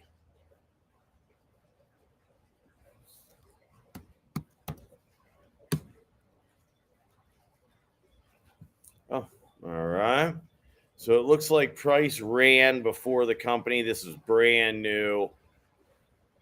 This is not, I probably am going to just stay out of this. Yeah, I'm going to stay out of this one. It's brand new. It looks as though it can run much, much higher. There's gaps to the upside being filled right here. Look, odds are that the trend here is up. As you can see, the gaps are all to the upside, right? And then they're filled, and then price runs. Aside from this one here, I'm going to stay out of this. I have no opinion on NXT. Too new. Remember, you don't have to swing the old pine at everything that comes down the road. ALTR.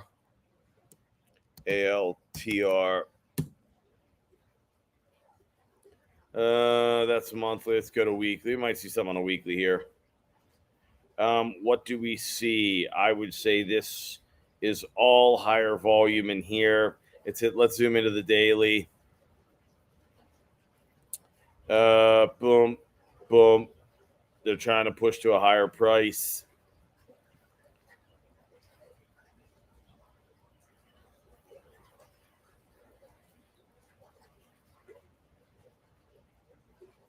Nah.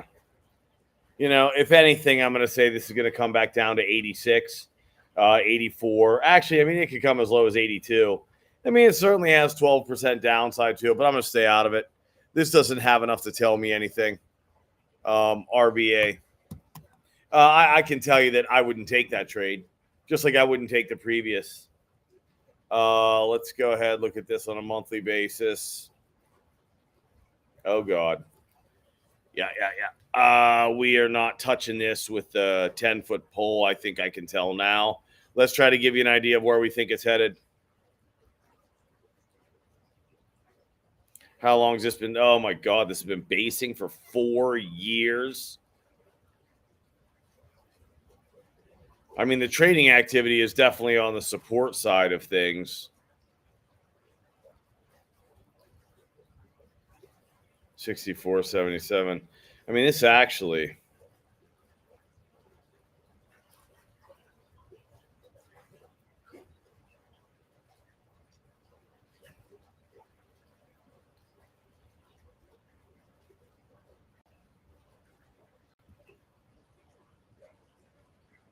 Let me zoom back out real quick.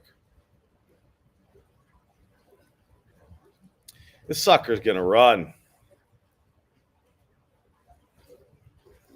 Price target. What is RBA? RB Global.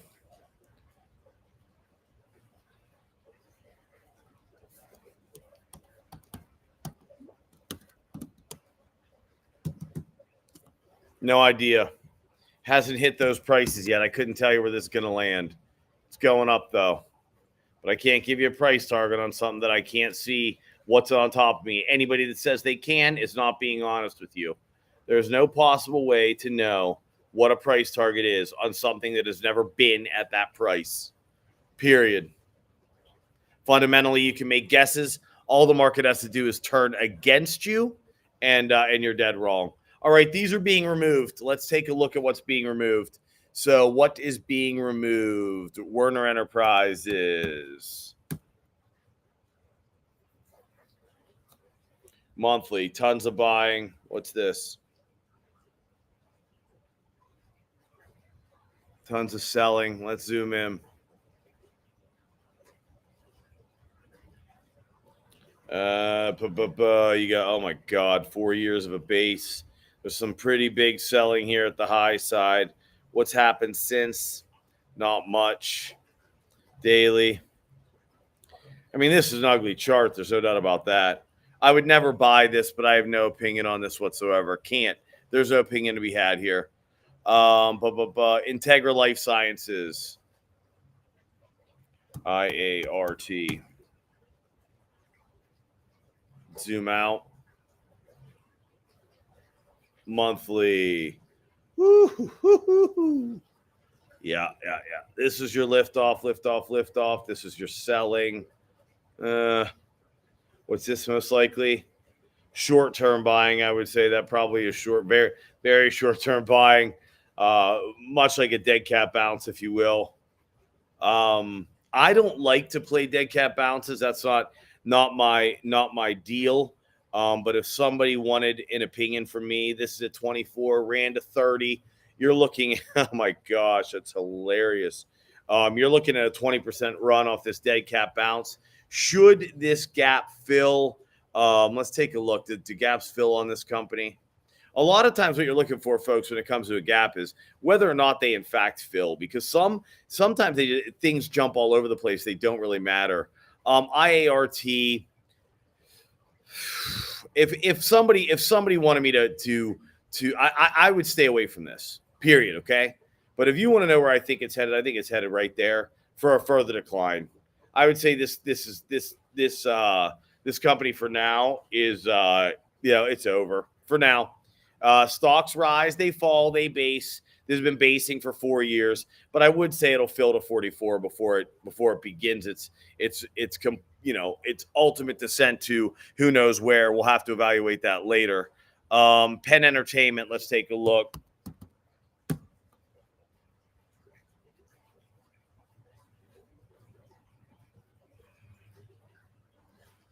Month. Oh God, don't touch it. Fancy pump and dump there, folks. I mean, nothing makes a chart like that.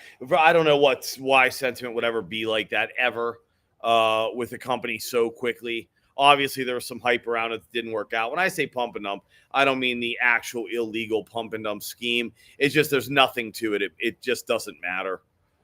In fact, this company doesn't matter either. I would say yes. Again, you're going to run to 26. Just stay away from this. This is Grocery Outlet. Stay away from it. Most likely, Grocery Outlet took off because the economy was really suffering and people thought that cheap groceries were the way to go. This is interesting down here. Again, companies being removed from indexes, folks, are not companies that you're looking to own long term. They're companies you're looking to make a move with, right? Make a few bucks in and out. Like a 12 to an 18, this is a $6 run. This is a 50% run, folks. I would give this. I would take this all day. Leg, run it to 18.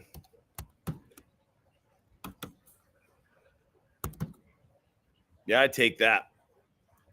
That's going to run to 18.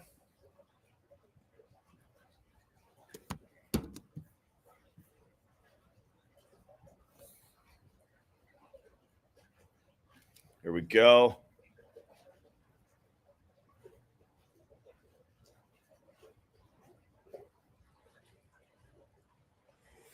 What do we got next? HTZ, Hertz Global. Let's take a look. Travel's way down, right? So everybody probably got pumped on this. Now the travel is sort of dissipated. COVID's over. It's probably taking a real beating. What do we see here? We see a lot of buying here, which led to this price run. We see nothing now. Don't touch this.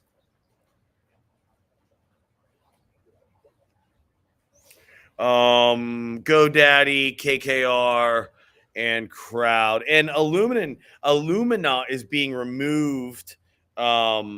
Is being removed from the S&P 500 and joining the midcap 400. So let's just take a look. ILM. All right, let's take a look at this thing. Let's see. Being removed, go to the 400. Huh. Hey, everybody, listen to me. There are things you look for. Trading activity is your largest indicator, okay? This price is down here, call it 125. It's coming off 520. Look at that.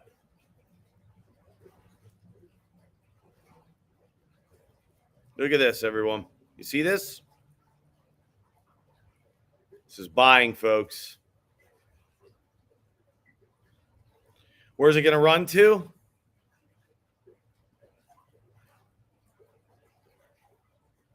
It's going to run to at least 200. So we're going to put this up. This will be a good one.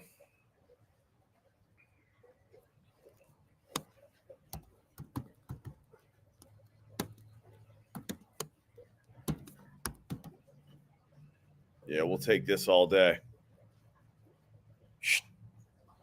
Now, remember, for those of you out there that are working in options, this is a hell of a play, all right? That's probably the biggest play we've seen to date. Today, all right? This is the biggest one we've seen today that we've looked at. Yeah, that's a good one. I'm going to put this everywhere. Let's look at GoDaddy and oh gosh, we're gonna look at four more. Everybody, hang in there. It's worth it, believe me. GoDaddy, what do we got?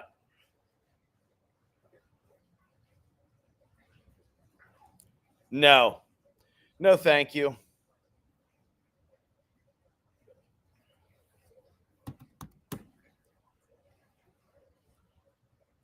Looks like the NASDAQ, so I don't anticipate seeing much. Yeah, see, this is just business as usual, folks. We don't get involved with stocks that are business as usual. For what? Okay. There's some gaps in this chart that should fill. I could give you some points of interest, but I don't know why I would. There's better out there. Crowd, let's go to the monthly.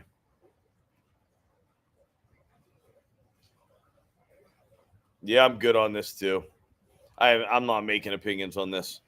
Okay, so I believe we have covered everything. Pardon me, everybody. I'm just again, I got to look at these stocks. Let me stop sharing here. I know we went way over. I know we did. Where are we? Oh no, we're 35. Look, guys, we're golden. So listen, there's some stocks in there that make a heck of a lot of sense. If you watch this. The ones that I have price targets on, those ones look really good for those targets. That ILMN, that Illumina, oh my goodness, to 200. That's the pick of the week, everybody, for sure. You cannot go wrong with that selection. Okay. Let's do one thing. Since we are making that like a pick of the week, which I never do. I don't even know where that term came from. I probably read it on Seeking Alpha or something this morning. Let's take a look here. Let's go to ILN. There we go. Let's really zoom in on this sucker. Let's take it down to an hour. Oh my God, everyone.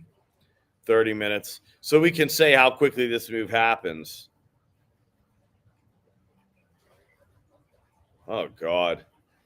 I mean, look, you're at 108. You're at 115. Oh my gosh. End of the week? I mean, end of the week, you're at 115? I mean, you can see where supply is being picked up. Okay, there was some selling at 118, but that's just suckers that are getting out of the way of the real move. I mean, look at this. This is the real move, everybody. That's the real move. 15 minutes. Probably rushing this a touch. Down here at 106. I mean, there's definitely some selling up here at 118. I mean, look at this is all selling here, but this is buying. This is buying. This is buying, buying. Buying. Yeah, you're at 115 by the end of the week. Let's go down to a 5-minute chart to verify that. Yep, set your target at 113.50 by Friday. Set your target at 113.50 by Friday. All right, everybody. I mean, look, good stuff. Thank you so much for tuning in. Listen, I'm going to come back this afternoon. I am going to talk about the week ahead a bit further. We've covered Apple. We've covered the web developer meeting going on and what we think that could mean to price for Apple. We talked about some companies that are being removed from the S&P mid-cap 400, some companies being added, and then we also talked about some companies being removed from the S&P 500 and being added to the S&P 400 mid-cap. Go through, take a look. As always, thank you so much for joining me. Remember, without mental health, there is no health, okay? The problems of today will pass. You will solve them. Get outside, see the sun, do something you enjoy. Smile. Sometimes you got to fake it till you make it. You can even fake happiness until you make it. I promise you that. But remember that this too shall pass if you're having a hard time. If you need somebody to reach out to me, okay? Here's my information. Reach out to me. I am here to talk to anyone at any time if you need anything. Remember that every day above ground is a good day. If you're not following me, you should be. Forecasting like this, what people often ask me, Derek, what is it that you actually do? What I actually do is I remove uncertainty from the economy and from the markets. And how does that help my client base? It helps them run their businesses and it helps them manage their investments through proper risk management, cash management, and investment management. And so it alleviates one of the biggest stressors in life. That's what I do for my clients, okay? I remove uncertainty. All right. Thank you so much. I give you the highest probability of success. Believe you me, I've been doing it for 25 years. Thank you so much for joining me. If you need anything, feel free to reach out. Don't forget to follow me on these. All of this stuff right now is still free. I'm looking for sponsorships, folks. And I'll tell you what, I'm either going to get sponsorships or I'm going to move on to a very paid platform to distribute this information. For me, it's sort of, I'm leaving it up to everyone. I'd love to give this away for free forever, and I'm happy to do it. So I'm looking for some sponsors out there. And all right, thank you so much. Those of you that play options, listen to me. Reach out to Trade Here. I kid you not. This is a brokerage that is offering $10 option trades up to 1,000 contracts in your first month. I don't have an affiliation with them. It doesn't mean that I won't or I'm not pursuing an affiliation with them.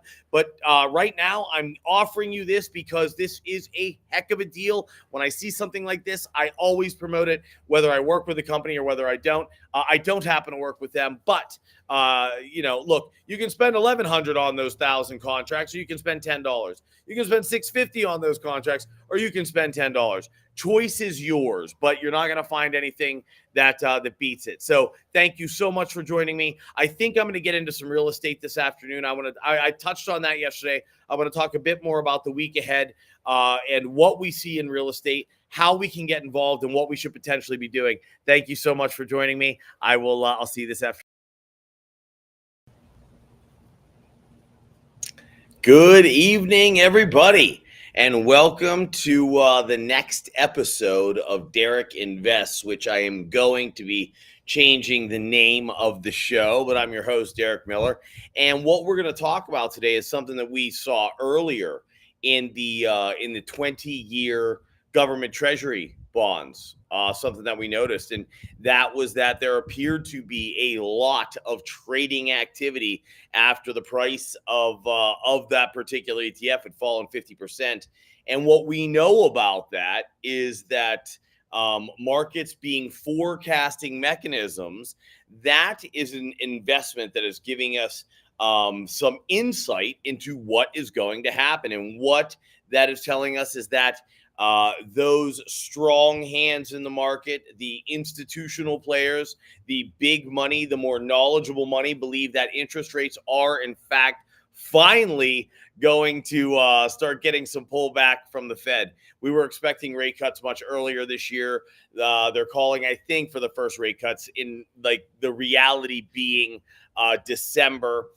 This will also help us to take a look at some different asset classes that would do well in an environment where interest rates fell. So let's talk about investments that tend to do well in interest rate dropping environments. Why? And then also, why do they do well as rates fall? And then we'll go in and we'll take a look at some assets and we'll do some technical assessment to see if this hypothesis that we are actually entering an environment where interest rates really do get pulled back, do begin to fall. And we'll see if we get some confirmation there on a technical basis, right? Does there seem to be a lot of money going into these assets? Does there seem to be kind of the status quo within these assets? We'll take a look. And hopefully by the end of this particular show, we will have a better idea if that reality is upon us. And I mean, you know, in a relatively quick fashion, not as in a year or two from now. I know everyone says, well, the Fed has told us. Well, the Fed also told you they were going to start cuts in January, and here we are in June. And the nearest cut expected is December. So let's not focus on what we're told. Let's focus on what we can find.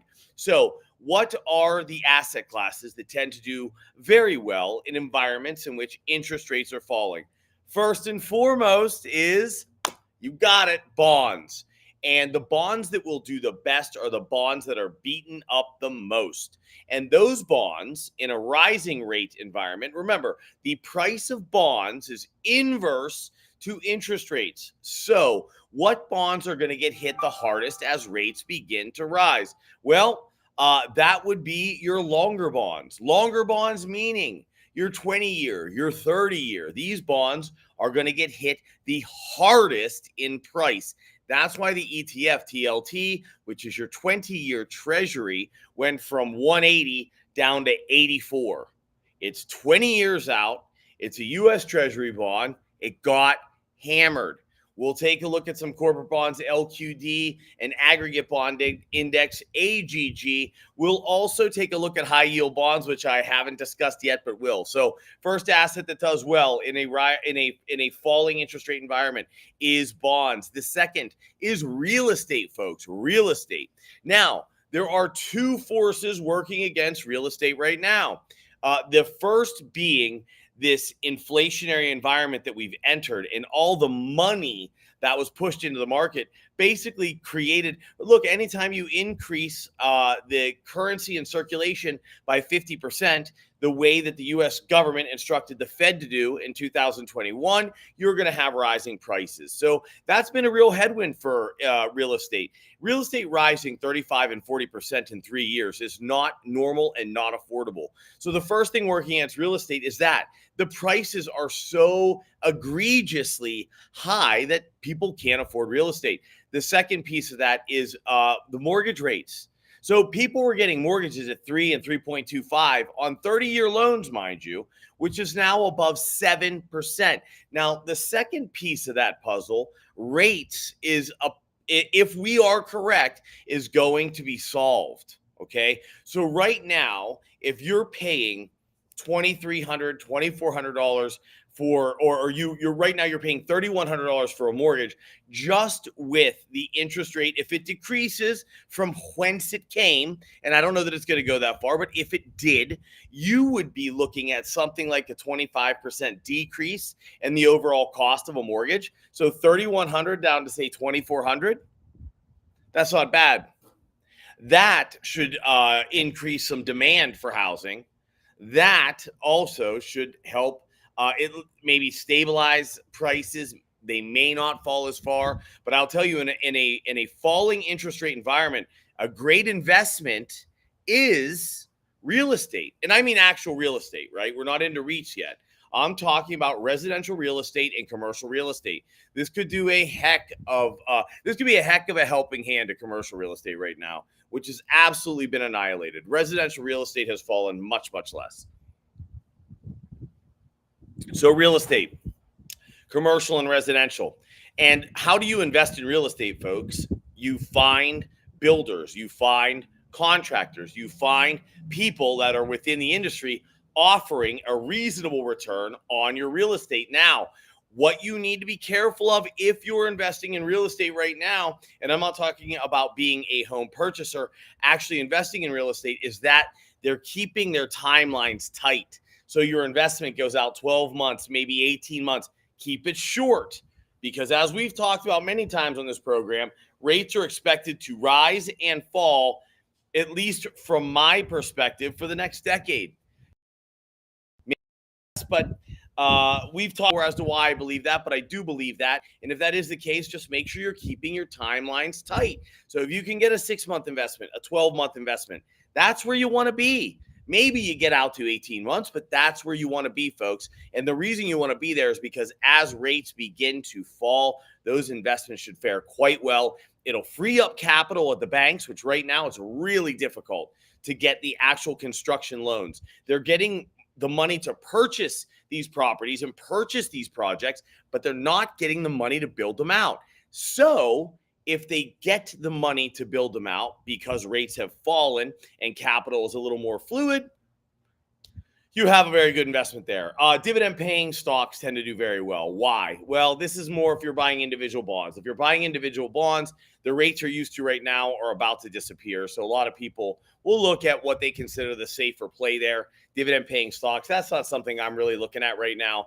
I don't know a lot of people that are doing true individual bond portfolios that are then looking to go into a dividend paying stock position. Those two things don't make any sense to me, but technically, that is the third asset class as well. Utilities and consumer staples. We will take a look.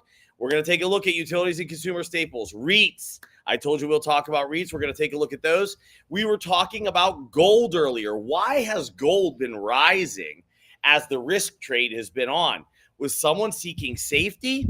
Apparently not, right? The market is not seeking safety. Why was gold rising? All these hypotheses have been floating around. Well, we may have our answer right here. Everybody believed that Powell was going to be dropping rates in January. Turns out it looks like it's going to be December. Well, so for any gold bugs out there that were expecting rates to drop, what do they expect that to do to U.S. currency? Devalue it. What do you do when your currency is being devalued? Gold is a great way to hedge that. People are going to gold. So we'll take a look at gold prices again, although we've looked at them several times this week. We'll take a look at them and see what we think. Perhaps that is why people stayed active in gold. Now, they were forecasting something that didn't happen. So odds are, they got it wrong. And if you get it wrong, and if that price is already baked in, is gold somewhere you're going to want to be looking right now? We'll take a look. Growth stocks. Why growth stocks? How could this help a company like NVIDIA or TSM or a lot of these companies in the NASDAQ that are booming, right? Meta, Amazon. How could falling interest rates benefit these guys? Simple. What do you need to grow, everybody? If you are in the largest growth industry, which I would say is artificial intelligence in the moment, what do you need to grow? Money. Everybody needs money to grow. Guess what just got cheaper? If interest rates begin to fall, money. They'll be able to get capital at a much cheaper rate. What will that do for their business? It will extend their growth. So this could be very good for some of these high-flying companies. That means they could fly a heck of a lot higher.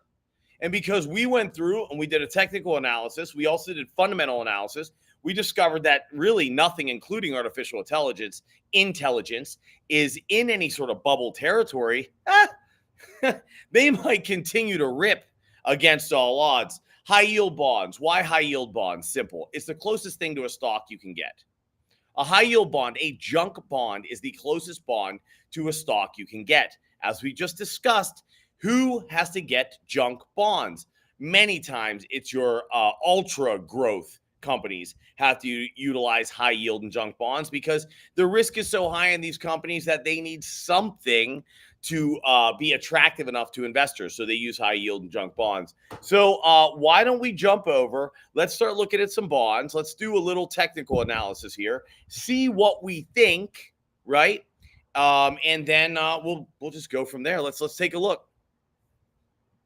So the first place we're going to start is something that we did cover this morning. So I don't want to sit on this too long, but we're going to go back and look at that 20-year Treasury bond just so you can see on this monthly chart. You're looking at it. That's the monthly chart.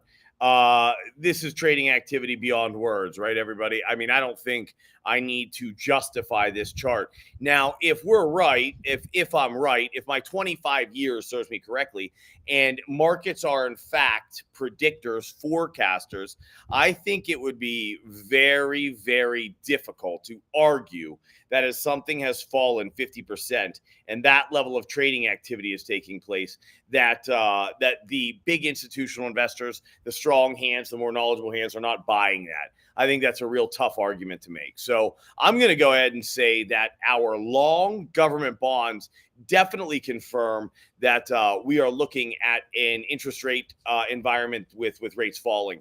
I think that's definitely some confirmation there. Real estate. How can we look at real estate? I don't even know how we look directly at housing. That's materials. What is I can't remember. There's some home builder ETFs, but if I remember, they are not all that reliable. Let's take a look and see what we can see here. XHB, here we go. Let's take a look. Oop, weekly, monthly, anything? Nope. Daily. I may not have anything in the world of cat home trust home builders ETF. Yeah. Home builders builders. As I told you guys, I do not look this stuff up before I get on here. I really don't see the need to. Okay, I'm going to have to skip over home builders, and you're going to have to trust me with the fact that as rates drop, that will increase demand. Just remember, there's a headwind here, folks, when it comes to the actual value, the cost, the price appreciation of some of this real estate. There's another headwind, and that is that prices are inflated at the moment. So unless you're in some of those areas where prices have pulled down a bit, or you're in some sort of a micro environment that housing is still, we have less housing than we have people. There's a particular area in San Diego. There's many areas, in fact, in Southern California where that is the case. The price increase may not play as much of a role, but you're going to have to take my word for it. Let's take a look at utilities and staples. XLU is utilities. Let's take a look. As always, when we break down any position, we are going to start long. We are going to look at big picture here. What do we see big picture? Well, it looks like utilities are lagging all major indexes significantly. They have not made new highs. In fact, they're just sitting at those highs of February 2020. So, yeah, look, when you lag an index to this degree, can you say that it would appear that you should have some upside in your future? Well, I got some news for you, folks.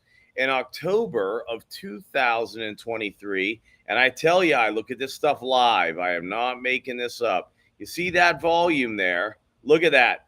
That's trading activity at a low price. Volume almost as high as the volume in March of 2020. You think someone's buying utilities up? I think so too. Let's zoom in a little bit. Yeah, that's someone likes utilities. Look at this. Someone likes utilities.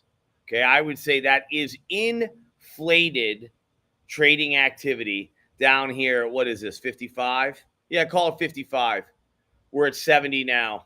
Volume certainly dried up in utilities at the moment, but nowhere near the level that it's dried up on the S&P 500, its underlying index.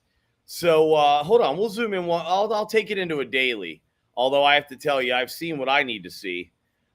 Here we are. Look at that. This is your daily chart, everybody. This, I would say, is your average volume.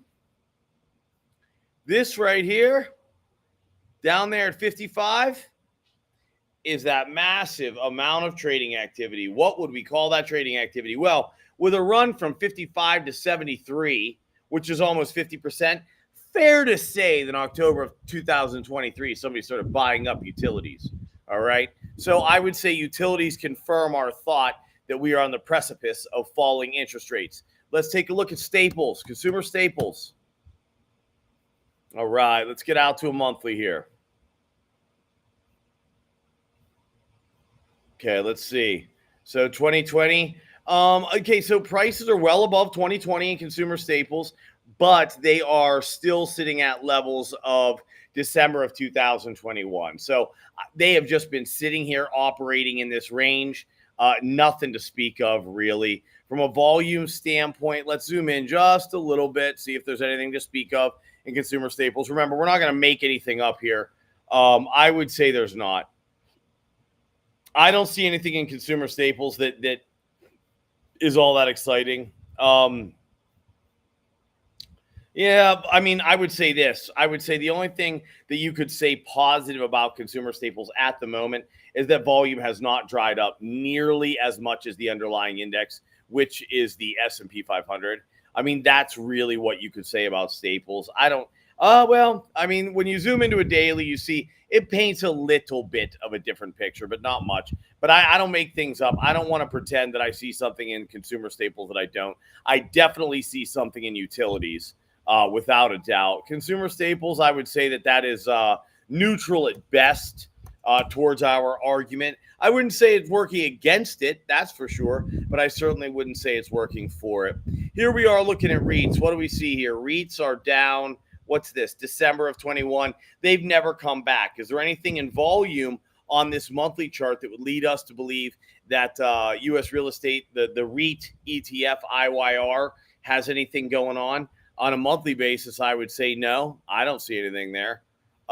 Weekly basis, what do we see? Anything kind of outstanding here, everybody? All I can tell you, gosh, this is 2020 back here. Definitely on this on this range here, you could see some higher volume, but I'll tell you what, I can see some higher volume up here during the drop as well. I can see some during the rise. I'm going to tell you now, I don't see a lot in this REIT that would make me feel one way or the other. Let's zoom in on a daily. How does this look? Again, the only thing you could say is no, even that you can't. There's nothing here that excites me about price appreciation. Remember, REITs can sometimes do extremely well simply because of the interest rate that they offer, not so much price appreciation.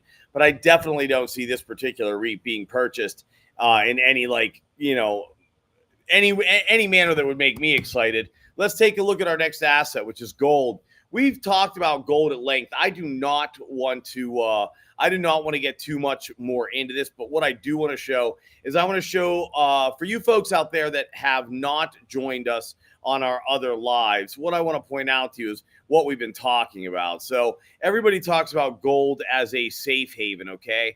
And I'm not telling you that it's not. Gold is a safe haven. Gold is something used when people believe that a currency will depreciate. It's also something that will be used when they believe markets are in a very high risk scenario. Why am I creating these rectangles right now, everybody? What am I doing? What I'm doing is I'm just pointing out areas of high activity, high trading activity within gold. Now, what I want you to notice is where this trading activity is occurring. This trading activity is occurring at your higher end of this range that it popped through. What that typically signifies, everybody, is selling of that asset. Prices that have large trading activity at the top end of ranges tend to be selling. Did it pop through to a new high? It sure did. And guess what? The minute it did, there began more selling. You're at the top range. I think that everybody, I mean, look, we were told, the fact of the matter is, we were told as investors and as a marketplace that Powell and the Fed was going to start dropping rates in January. I think people believed that and they started buying into gold. And as you can see here, it looks like they've lost faith in that. It looks like they are not. Perhaps gold has run too far. I can tell you this, and I've said this the entire time. Gold looks like it's been sold off. Oil looks like it's being accumulated to me. What I see here, definitely, I could not tell you this chart shows me anything but that. I have never seen institutional investors and strong hands buying at the tippy top prices. They sell at the tippy top prices. So I think that gold was purchased out of a lot of fear. They were looking for a safe haven. They thought the market was still in trouble. Some of that market sentiment from the stock market drop from December of 2021 to October of 22. Probably people held on to that a little long. And then also they believe rates were going to start dropping, which would then obviously depreciate the value of the US dollar. Gold is a great hedge for both of those situations. I think those investors had it wrong, and I think they're now realizing that. Growth stocks such as NVIDIA, there's no way to show you that it's going to fly higher. All I can tell you is cheaper money means cheaper capital, which for these companies typically means more growth and more upside. That's all I can tell you. The PE ratio right now of NVIDIA was stood at 82. I just saw recently that it was at 67. That's nowhere near bubble territory. The NASDAQ's running at a PE of 31. Typical bubble territory of 34, according to the 1999 bubble. But you must remember that during the 1999 bubble, Amazon had a PE ratio of 1,000. Qualcomm 200. There wasn't a single top 10 stock out of lower than almost the 100 range. They were all within the 100 PE range, not to mention the fact that half the stocks in the NASDAQ didn't produce revenue. So they were at a PE of 0. So to have an average PE of 34 and tech stocks, then have an average in 1999, and to now have an average PE of 34, where most companies are functioning and have an actual PE ratio, there's no real comparison. So I can't really pull up the video in these high-flying stocks and tell you what's going to happen, other than cheaper capital helps growth stocks. And that is a very good reason for this market to keep moving. Let's look at some junk bonds. We're going to look at some high yield.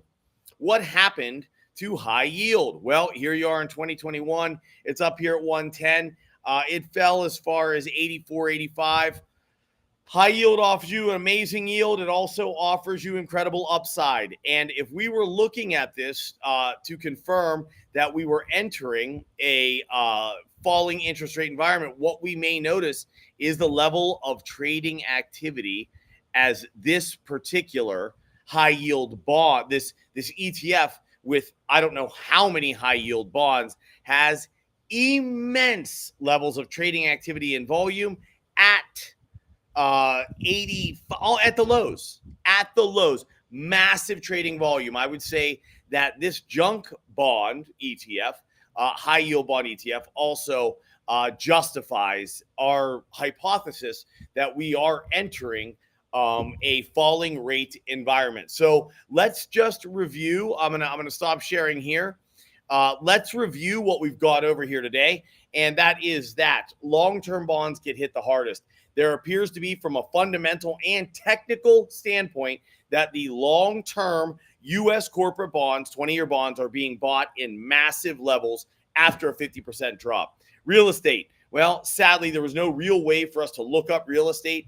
I could go to some reporting agencies and we could look up the reports now, but the reports now are ugly. But bingo, the reports now are ugly. I'm glad that I said that. I just caught myself. Look, there's more houses on the market now than there have ever been since 2008. We have less homes in contract than we ever have since 2008. And there are less mortgage applications than we've ever had since 2008. Folks, when we reach peak levels of anything in an asset class, what does that mean? So if we're incredibly excited, if the investing public is incredibly excited, what does that usually mean about an asset class? What's it usually mean when no one is excited about an asset class? Bingo! There's some proof for you. There's some proof. Consumer sentiment and the actual housing market right now, no one is looking at it. No one cares about it. That's the most positive sign you'll ever find. What's the saying, everybody? When there's blood in the streets, buy. Residential real estate, commercial real estate, there is blood in the streets, folks. It's a buy, I'm telling you.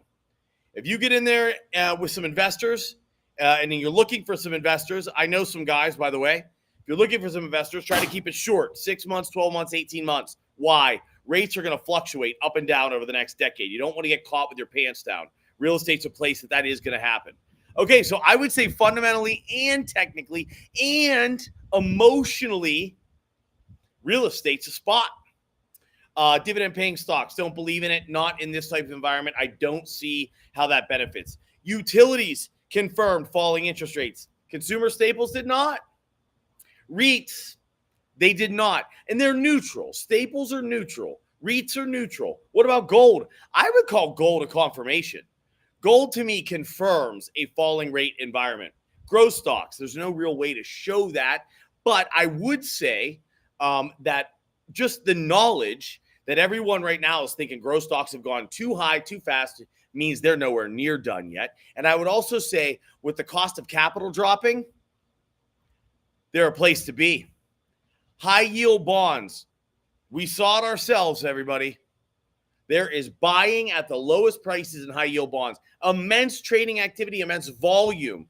I think it's fair to say, everybody, that we confirmed that we are in an interest rate environment that should be. All right, everybody, that's it for today. Thank you so much for tuning in. I'll have this up in the next 15 minutes. As for now, I hope that this did for you what it did for me. Let's go ahead and throw up, this is my Twitter, and this is my LinkedIn page. Please visit them. If you have questions, dmiller@prometheaninvesting.com or Derek@prometheaninvesting.com or Derek@VPG Theory. Please reach out to me. Look, I teach people how to create structured and disciplined investment plans built for them around the three pillars that any structured, disciplined investment plan has to have: cash management, risk management, and investment management. All three of those work together to create an investment plan for you that works for you. Reach out to me. I also have some mentorship courses that I do that it's a group setting, webinar style, but you do get to interact with me personally. I also have a newsletter that would probably interest some of you. If you are interested in sponsoring this program, please reach out to me. I am looking for sponsors. I'm going to actively be looking this week.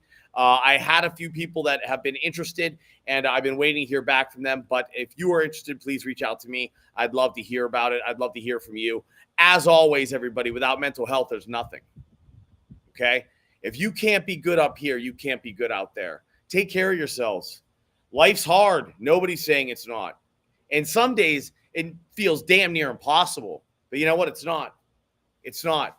If you're feeling a little down tonight, do something that makes you smile. Do something that makes you happy. Don't go out and get drunk. Don't go out and do those things. These things aren't going to solve anything. You're going to wake up tomorrow and you're going to feel worse.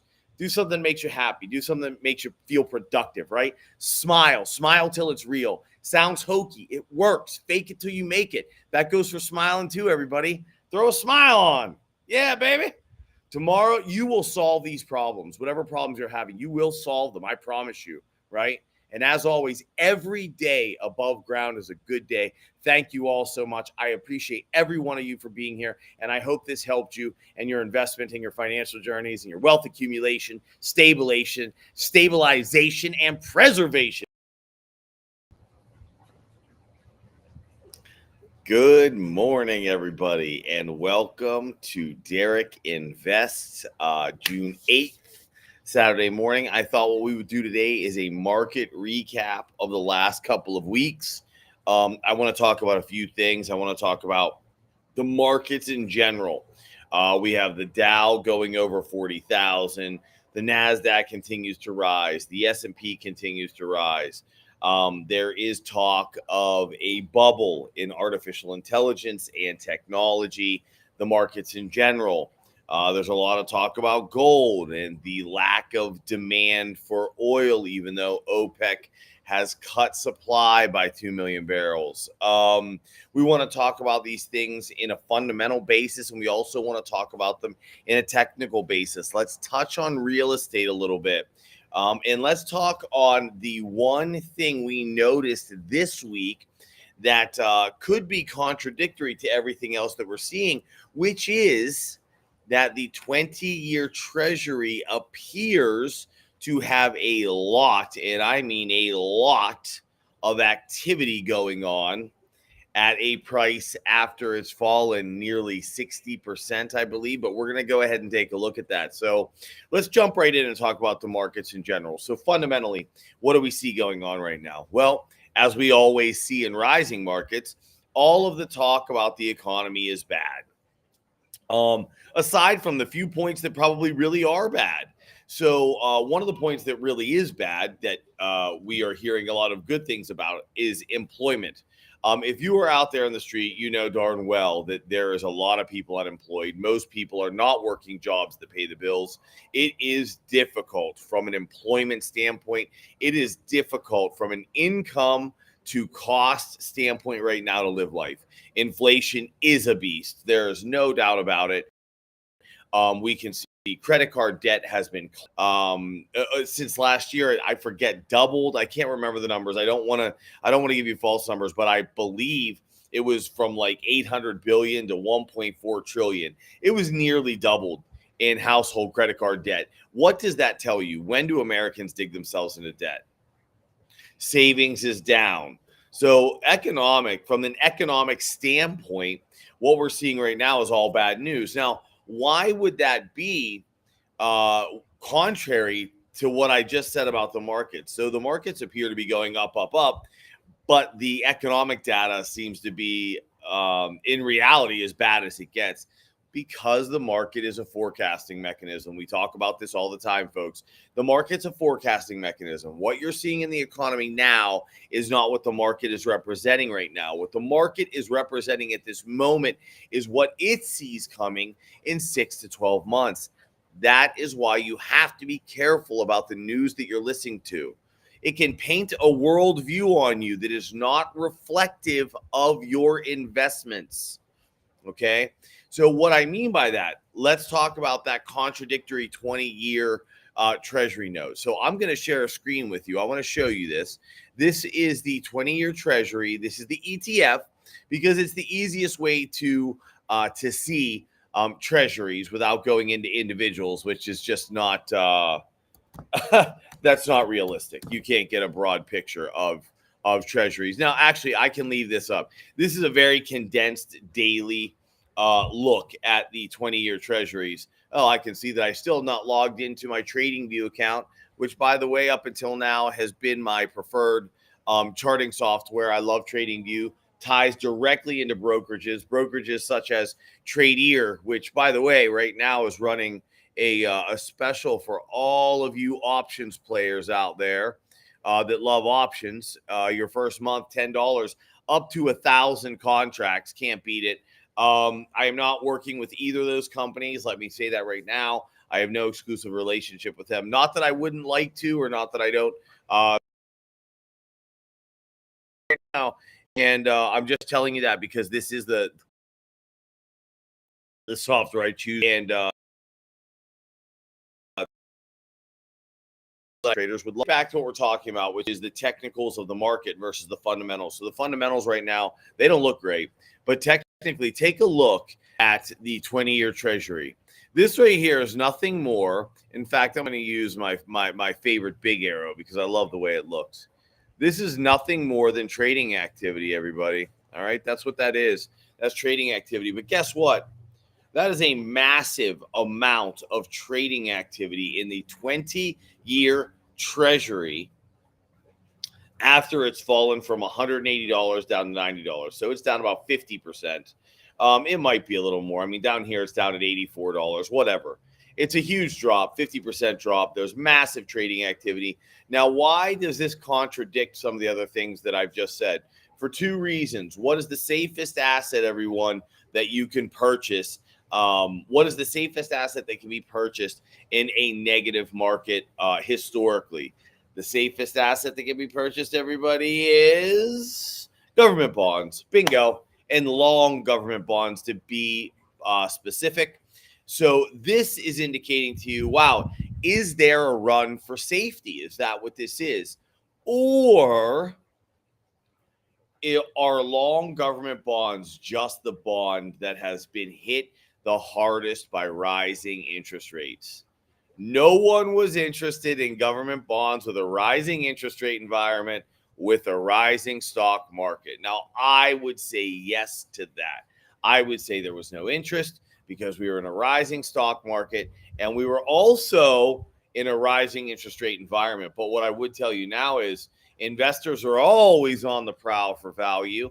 And I would say investors have found some value in the 20-year treasury down there. You can play that with options, right? You can play ETFs with options to add a lot of juice to it. But to be fair, this investment right here looks pretty darn good right now. And remember, we have to do what the market does. We have to forecast the good investments before price gets there. As we always talk about, what happens with the investing public? They judge investments on their price. When you're judging an investment on its price, you are buying the investment at the wrong time, everybody. The exact wrong time. So what we would say from this, and I'm gonna show you why right now. What we would probably surmise from this chart here is that this is not a rush to safety, more as though a rush to an investment that has been absolutely battered and is poised to make a comeback. Now, why would we say that about the 20-year treasury, everybody? Simple. We did an evaluation of gold and oil yesterday, and what we discovered was while both were in a range of high prices, it had appeared as though oil had a lot of trading activity at the support level of that range, at the lower end of that range. So there's a lot of trading activity at the lower price. What would that tell us about oil in the future? Where prices should go? That should be accumulation, everybody. That should equal purchasing. When you're buying, when institutional money, when strong hands are buying at the support level, at the lower price, that appears to show us that there is buying, meaning prices should rise. Conversely, gold showed us that most of the trading activity was at resistance at the higher price of that range, which leads us to believe that gold is being distributed and sold. So the future price of oil should drop. Gold, metals are next to your safe haven of government bonds. So the dichotomy there is this. Gold has done nothing but go up in price from somewhere around 1,500 spot price, which is 150 GLD, which is the ETF I tend to use, up to 2,500 spot price, 2,600 spot price, which is 250 in GLD, what I use. So gold has risen while treasuries have dropped. There's a dichotomy there. Why? Simple. There was a belief that there was going to be a rush to safety, but the rising interest rate environment made treasury bonds so unattractive they were sold. So what that tells us is there is not a rush to safety. It does not appear to be a legitimate rush to safety at this time. Remember something, folks. You can have all the information in the world. You could say, well, Derek, there was 50% more currency put into circulation in 2021 in the United States of America, which created the inflationary environment, which we are now dealing with. And what happens when they have to reel in that money and there's no more money put back out and they have to suck inflation back in and so on and so forth? Well, what's going to happen is it depends on how they do that. All right. If you think you're the first person that thought of the statement that I just said, and that means you're on to something, I assure you, the people that created this inflation started thinking about how to solve that problem of inflation the minute they created it. Why did they create it? Why did they create it, everyone? That's for a different show. But for today, it was created, and believe me, they're figuring out how to reel this back in. My thought process is it's going to be somewhere in the middle between what happened in the mid to late 70s and then back in the Great Depression. So in one, they allowed, so when we went to fiat currency in the mid 70s, this is the greatest inflation we'd ever had because we went to fiat currency. They allowed inflation to run too far, too fast. It created a hyperinflationary environment that was very hard to rein in. It was no fun for anyone. And then during the Great Depression, they kept rates too low, too long, which created the opposite environment. And then markets, it created a deflationary environment, which is why the markets fell 92%. We don't want a deflationary environment, but we do not want a hyperinflationary environment. So my guess is we're going to probably sit in a range of rising and dropping rates for the next decade. Could I be right? Yes. Could I be wrong? Yes. It just appears to me that that's the most intelligent way to solve this. All right, back to the market recap. It does not appear that there is a rush to safety. I mean, that's what I would surmise from what I saw. You're welcome to create your own opinion there. Watch the gold and oil video from yesterday if you'd like to generate a new opinion about that. But it looks to me that oil, the risk trade is on. Gold, the safe trade is off. And it also looks to me like we are poised for some legitimate interest rate cuts here coming by all of the purchasing taking place in the 20-year treasuries. So let's talk about the markets. Is there a bubble in the stock markets in general? Has the risk trade been on too long? And specifically, is there a bubble in the AI industry? Well, what we look at when we go into the stock market, because you can't listen to the current economic data. Why, folks? Because it is forecasting. Markets forecast the economy. So the news we hear now absolutely has almost no relevance to the markets themselves. With that in mind, where are the markets now? Well, if you look from a supply-demand standpoint, from a cash flow standpoint, and from a market sentiment standpoint, I would say that market sentiment is extremely high in the artificial intelligence industry. And how we looked at that was we were trying to explore bubbles of the past, and the most recent bubble being the internet bubble, right? So we took a look at the internet bubble and we looked at some PE ratios. They range from Amazon at 1,000 PE, Qualcomm at 200, and then everything else kind of in the middle, 100, 150, just some, the top 10 stocks in the NASDAQ, I don't think there was anything under 80 in the 99 bubble. And that was a legitimate bubble, everybody. That was a legitimate internet bubble. So what we did was we came forward and we said, okay, so what other bubbles have we seen, or what other areas of high sentiment have we seen? Well, Tesla in 2021 had about the highest market sentiment I'd ever seen for a single company. And in its PE ratio is at 352. Holy smokes, higher than Qualcomm in the internet bubble. Now, what happened to Tesla? Well, it since fell 75% in value. Let's face it, that's what happens when sentiment gets so high. Sentiment gets so high that the actual value of that stock position only has one way to go and one way to go fast. And Tesla was a good example of that. Not that I believe Tesla was a bubble, but it was as close to an individual stocks bubble as you can get. So moving on to AI, we looked at the AI industry, and we specifically looked at NVIDIA because in the NASDAQ top 10 stocks, it was the highest PE ratio, and it was only at 82. Not only was it only at 82, when you looked at Qualcomm's price, it had risen in 1 year about 15 times from where it started, right? So 1,500%. When you looked at Tesla, it was much, much higher than that. But when you looked at NVIDIA, in fairness, in the last 2 years, it's not that it hasn't risen significantly. In fact, let me show you. It's not that it has not risen significantly. It has. But the price has not risen in the ways that we're talking about right now. Let's cruise over here. Not only that, but the company is profitable. Now, I'm not telling you that this chart does not signify a monstrous move, but let's just look. So let's go back. Let's do a full year. So May. Okay, June. Here we go in June. So we're at $400. All right. Right now we're at $1,200. That's a 300% move, folks. That's all that is, a 300% move. In 2022, it was at $300. All right. So is this a stock that has had a price move that is bubble-ish at all? I would say no.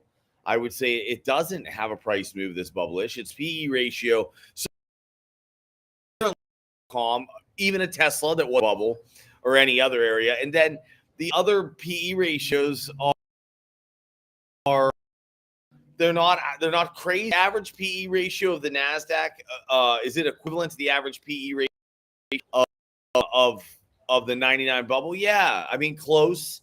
I think we're 31, 32. Back then it was at 34. But you have to understand something. You had 1,000, but you had so many stocks inside the Nasdaq that were garbage, literal garbage. A 0 PE ratio. I don't know how many there were, probably thousands, to be honest with you. But so many 0. We're just not in that situation right now. So from a market standpoint, is there an AI industry bubble? Does PE prove that? I would say PE and price disproves that. And from a stock market standpoint, we don't see trading activity at current levels. Look, let me show you for yourself. Price, folks, shows you when some or the more knowledgeable hands are selling their shares. They want to get out of the way of something big coming. We have looked at that through the eyes of 2008 and 2009. And this is usual, everyone. Let's go to the Nasdaq here. I'm going to go monthly, and I'll stretch this out just a little bit because that makes no sense. But look at this, guys. That's the Nasdaq. Does this look like does this look like we're in an area filled with fear, where big money, strong hands, the people that run the world are selling their positions? It sure as heck fire. It sure as heck fire does not. That's from Groundhog Day. Sure as heck fire. Groundhog Day, Bill Murray. Great movie. If all you Gen Zers, millennials, and your alphas as well are making fun of me, calling me a boomer, which in fact, but that's your favorite term. That was boomerish. Don't worry about it. All right. So, but if you come back here, this is what it looked like, everybody. That's the Nasdaq back then. See how this is what a bubble looks like, guys. This is what a bubble looks like. Look at that trading activity. Whoop. See this bar right here? That's volume. That's trading activity right here. And that's at the highest price on the NASDAQ in November 2007. That is what bubble territory looks like, all right? So let's take a look. I'll even show you the S&P just to show you that the NASDAQ was not singular in that. Look at that. That's even worse. You see that, everybody?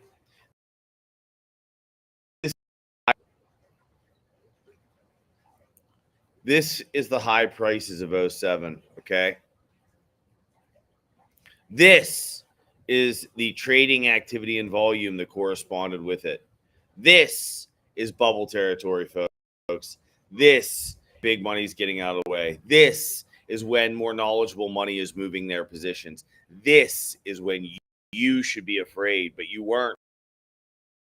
Back then, everybody, we couldn't see this coming. You could see that coming if you were blind in the dark wearing sunglasses. Why weren't you told about it, everybody? I don't know. I was telling my clients didn't suffer disgraceful bear market. I don't know. I don't know why you weren't told. You should have been. Everyone saw that coming, believe me. Everyone saw that. Now, do we have anything that resembles that at all? Let's go back before, so we don't lecture about. He's going to give you an excuse. That going on right now, guys? Is this does this look anything like that? Look at that, everybody. This is business as usual. There's nothing going on in the markets right now. This is business as usual. So what is business as usual at the moment, everyone? Because that's what you're really here for, right? Business as usual at the moment is, which means you need to have proper avoiding risk, limiting your risk, meaning when we get into areas of correction with 2 to 5% drops, part of cash management is raising cash. Part of risk management is covering your positions. You can do that through options. You can do that through shorting. Okay? That's risk management. The third pillar of any structured investment process, whether trader or long-term trader, is your investment management. What investment management is knowing when right now being purchased. You saw the trading activity as being, so you want to buy things that have future price rises, such as the 20-year treasury. You can buy that right now, just buying the TLT. You can buy it leveraged. You can use options to give it some juice. You can also, what that tells you is we're going to have interest rate cuts. So some other areas of interest might be real estate, which I'm going to talk about later today in a lot more detail. Real estate might be a place for you to be. How can you be involved in real estate? Well, there's several ways. One way is REITs, and we're going to look at some this afternoon. So we know we're heading into an interest rate environment that interest rates should be dropping, okay? Also, you don't want to avoid the now. What's the now in your investment management? Well, the now is artificial intelligence. Just be careful. Remember, Tesla wasn't a bubble. They're all over the road. They're everywhere. Tesla's real. But when market sentiment reaches a fever pitch, when it comes to a stock, an industry, or the markets, what happens to that stock, industry, or markets? Well, I can give you a couple examples now. China in 05 to 06 has fallen 75% and has not recovered in 20 years. China, and pull it up, FXI. China's ETF has not recovered in 20 years, still down 20%. Would you like to see it? I don't think it's necessary. Tesla, down 75% from its 2021 highs. ARK, Kathy Wood's amazing technological ETF. It's innovation ETF, ARK, ARKK. Everyone was in love with it. Oh my goodness, down 75% still. And the likelihood will come very, very small. She got a few, everybody got fired up, everybody bought it. Missed the entire run in NVIDIA. Am I knocking Kathy Wood? No. She's a fund manager. She's an ETF manager that everybody got over excited about. Market sentiment went through the roof. So be aware of market sentiment. That means keeping a close eye on AI. So right now, if you're trying to minimize risk, you want to look at things that are going to have future gains. That's your treasuries. It's going to be in a falling interest rate environment. We want to look for things that do well in falling interest rate environments, real estate. So we might be looking in some of those areas to be buying. But we also want to be involved in what's going on right now carefully, which is AI is the industry that is on fire. It is the thing making the moves, right? Then we have our index. So we have our index. We all have our, there's the index traders. There's the people that simply cover their positions with indexes. So the index right now that's making moves is the NASDAQ. The index that is doing absolutely nothing is what? The Russell 2000. That's your small and mid-cap companies. Those are your small and mid-cap growth companies. Why are they struggling? Because small and mid-cap growth companies struggle in inflation, folks. So that is something I'm going to look at tomorrow, Sunday, June 9th. Should we be looking at small and mid-cap companies? If you want to know that, you tune in tomorrow. But if you want to talk a little bit more about interest rates, falling interest rates, and what that can mean to real estate, you're going to want to pay attention to me later on today. As for now, I think that was a great market recap today. I think we covered everything. Are we in a bubble? It definitely appears that we are not. Why is there a dichotomy between gold and treasuries? Well, simple. I think people were running for safety. Remember, market sentiment, people get caught up in negativity. The NASDAQ fell almost 35% from December of 2021 through October of 2022. People get stuck there. they were still buying gold, right? But now it appears as though they're selling gold. So they are leaving that safe trade, heading into the risk trade. What does that tell us? Well, that tells us that the overall retail community, or the less, feel comfortable. So for the rest of us, we're starting to feel a little uncomfortable. We want to start paying attention. We have an interest rate environment that is going to be falling. There doesn't appear to be a rush to safety. In fact, we can see a lot of purchasing going on in oil, which we would expect to have rising prices soon enough. So the risk trade is on, right? So we're looking to buy some treasuries, potentially some real estate, which we're going to talk about later this afternoon. It looks like the risk trade is still on. The buy the dip mentality that has been with us for several months is still on. However, and we're buying artificial intelligence because that's the mover right now, but we're doing it cautiously. And we are always paying attention to our personalized, created investment plan, which involves what, everybody? Proper cash management, risk management, and investment management, which I am always covering here. If you do not have a personalized investment plan, trading plan, those terms are interchangeable, as I've discussed before, you need to contact me. Email me, please, dmiller@prometheaninvesting.com, or Derek at VPG Theory. You can also follow me on Twitter, which I have this lovely handle that Twitter gave me, and for some reason, I don't want to get rid of it. I don't know why. It is Derek Me 75263605. And then you can also follow me on LinkedIn, which is Honest-Trader, www.linkedin.com/in/honest-trader. Follow me there. If you are interested in getting involved in one of my live courses, please reach out to me. If you are interested in doing some one-on-one sessions so that not only we can develop and create a proper investment plan for you, but you become part of my community that I update once a week, sometimes twice a week, as to what I'm doing in my own portfolios and as to what I see precisely going on in markets. I gave you a great picture of the markets today, folks. But what I do for my community is I put in buy points, sell points, where to look, far more technical for my community. So if you're interested in that, please reach out to me. Otherwise, as we're always saying, without mental health, you have nothing. Okay? If you're feeling bad up here, you can't do anything out there. So if you're having a bad day, make sure you get out and do something that makes you smile, do something that makes you laugh, go for a walk. Sometimes you just have to smile, right? Fake it till you make it. Smile till it becomes real, right? You will solve the problems of today. You will.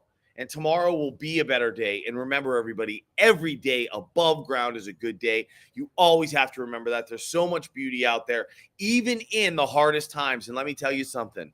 I can say that, all right? I can say that. And I share my story quite a bit. And if you'd like to hear more about that, or if you're going through a hard time, you need someone to talk to, reach out to me. I'll talk to you if you have no one else. Sometimes it's good to talk to somebody that you don't know. All right. Thank you, everybody. I'll see you later today. Hey, real estate later today. Let's talk about what a falling interest rate environment could mean to real estate. Let's take a look at some areas that we can invest. Because what are we going to do tomorrow? What did I say we're going to talk about tomorrow? I can't remember, but I have it written down, so I know we're going to talk about tomorrow. So I will see you later today for real estate. Thank you, everybody. All right. Happy Friday afternoon, everybody. It is June 7th, and the markets are closed for the weekend. I hope everybody had a good week as far as investing and or trading, depending on the terminology you use. Both are effectively the same thing because they are both part of the same process that allows companies to attain capital to grow their businesses and the economies around the world. So I want to talk about oil and gold today. And the reason that I want to talk about it is because there is a fundamental and technical difference in these two commodities. We've been talking a lot lately about the idea that there's some bubble going on in the market and how we can evaluate to see if there is a bubble. Specifically, artificial intelligence has been a place everybody's been looking. And I did an entire show on that this week. If you haven't seen it, you should go watch it. if you're wondering if there is a bubble in the market, specifically in AI. And so the reason I bring up oil and gold and I talk about them so often is because they are very different in the sense that oil is a commodity that is ranked second in risk only to cryptocurrency.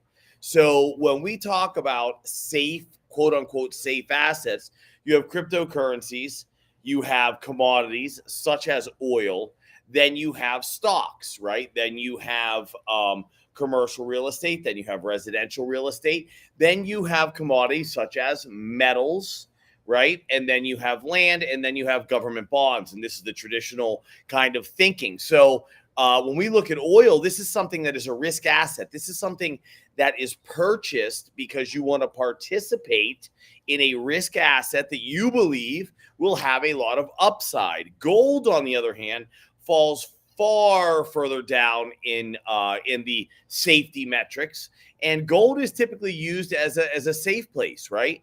It is used to remain safe. It is one of these safe assets. So when you see gold being accumulated, what you can gather from that is that gold is people are perceiving the markets to be risky, the economies to be risky, the global environment to be risky. When you see people gathering things like oil, and when I say people, I mean the strong hands, institutional money, big money.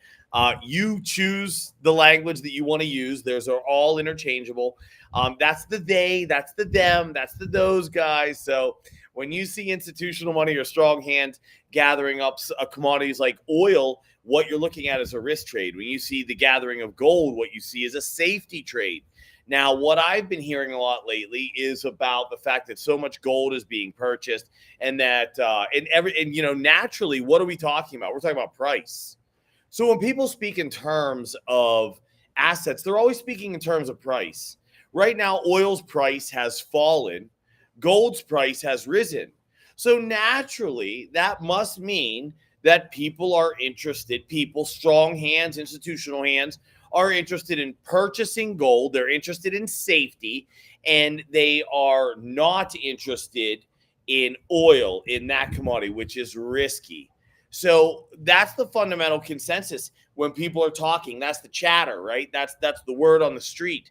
And what's that based on? Price. And everybody out there in unison, what do we not base, whether we buy or sell something? What do we not base almost any, our conversation about whether something's being accumulated or distributed, accumulated by strong hands or distributed, bought or sold by strong hands, has little to nothing to do with price. So what I want to do is I want to go in and take a look at gold, and let's go in and let's take a look at oil, and let's for ourselves determine, is the risk trade on? Is the safe trade on? Is there some sort of correlation going on right now, which could add further confusion, to be honest? But I want to go and I want to take a look at that. So let's do that now. Let's take a look at the technical side of gold and oil, because apparently, according to price, gold's being bought and oil's being sold. So let's take a look and see what we think about that. So where do we go? We head on over to our charting software, which, hold on one second, I don't have up. I'm going to put it up right now. Sorry, I was taking a proctored test earlier, and I had to. Now I'm not logged in, so let me just add volume here. There we go. We will go over to, why don't we take a look at oil first, and let me share that screen with you. So sorry about that. Here we go. We are on. Okay. So I don't believe I'm logged in here. I don't think I am into my TradingView account, but that's okay. We're gonna work from here anyway. So let's go back and look at oil. So what we're gonna look at is a monthly chart of oil, and this is oil, right?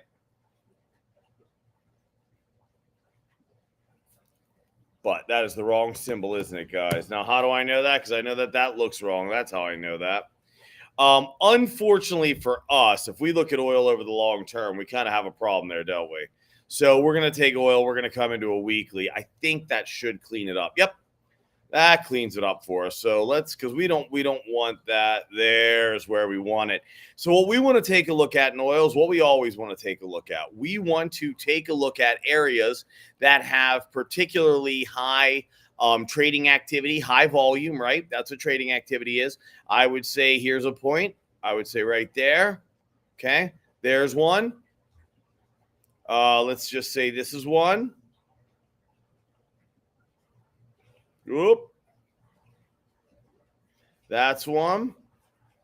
I would say on a weekly chart, that's probably it. Maybe here. That's one. Okay, so oil on a weekly chart isn't all that interesting. As you can see, you have a lot of trading activity at this drop right here. Believe it or not, this is pretty significant at the time. I remember because I called it. It was almost 60 to 40. This is about a 35% fall volume stepped in. But then guess what? Trading activity / volume came in at these high prices. I did actually exit this particular trade here. And then if you come into this low here, I did start buying it back. I can show you evidence of this all over the place, all over my social media. So on a weekly chart, there's really not anything that is that interesting when it comes to oil, simply because there's just not enough time frame there because of that nasty part in the background. So here we go. So back here, this is where, right here, this is where that high volume was that we just looked at, okay? So what we want to look at now, nuts.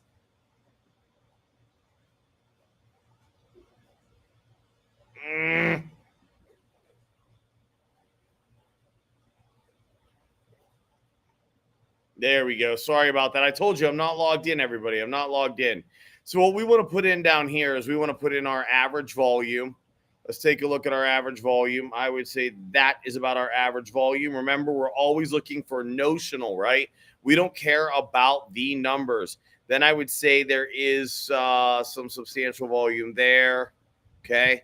Above and beyond, obviously, our standard. There is more here, I would say, okay?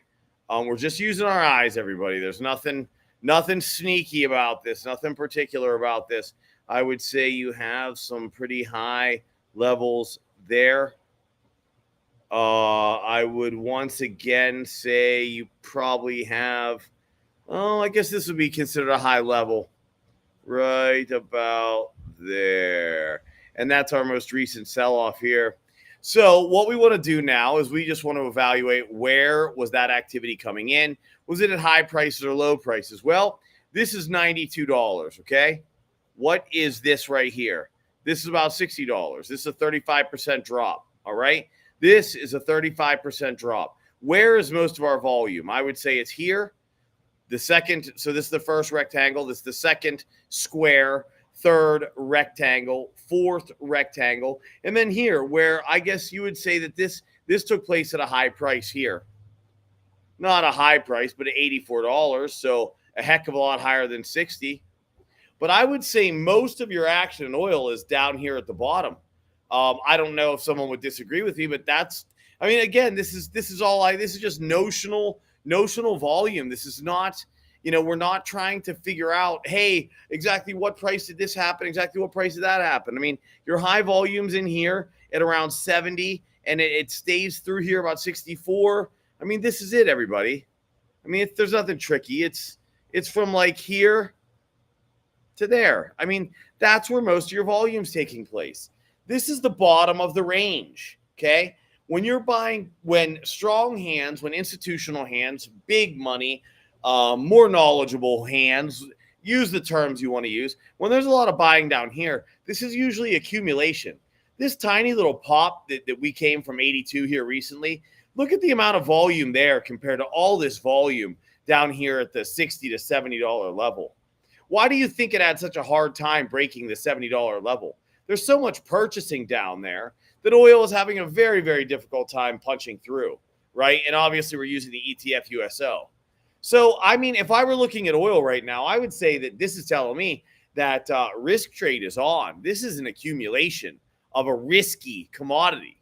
Let's go take a look at gold. All right, let's look at gold, GLD.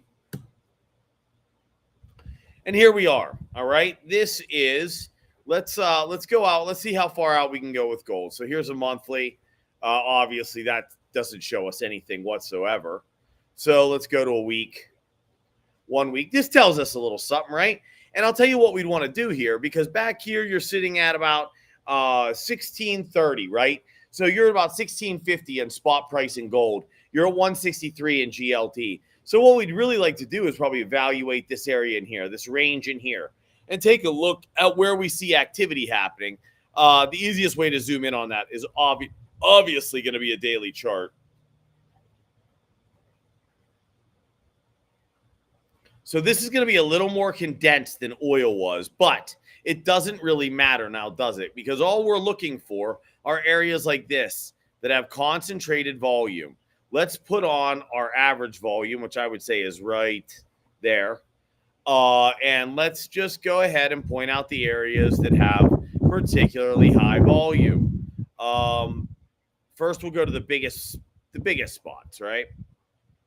Let's go there. Get rid of that. Log in live.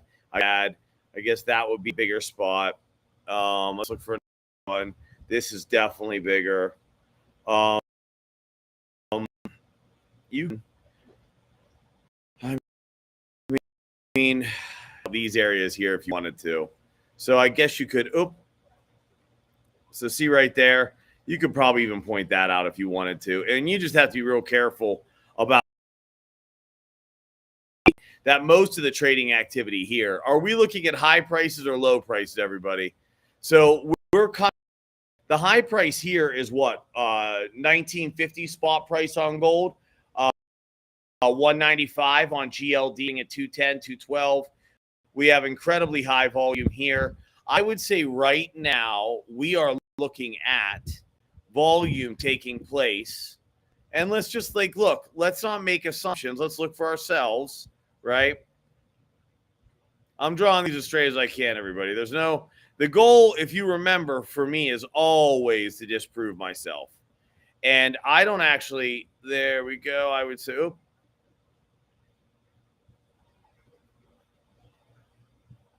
I would say there.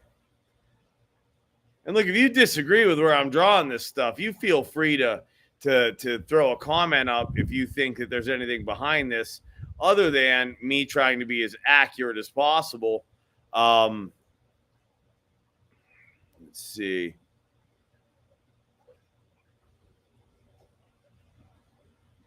I would say there.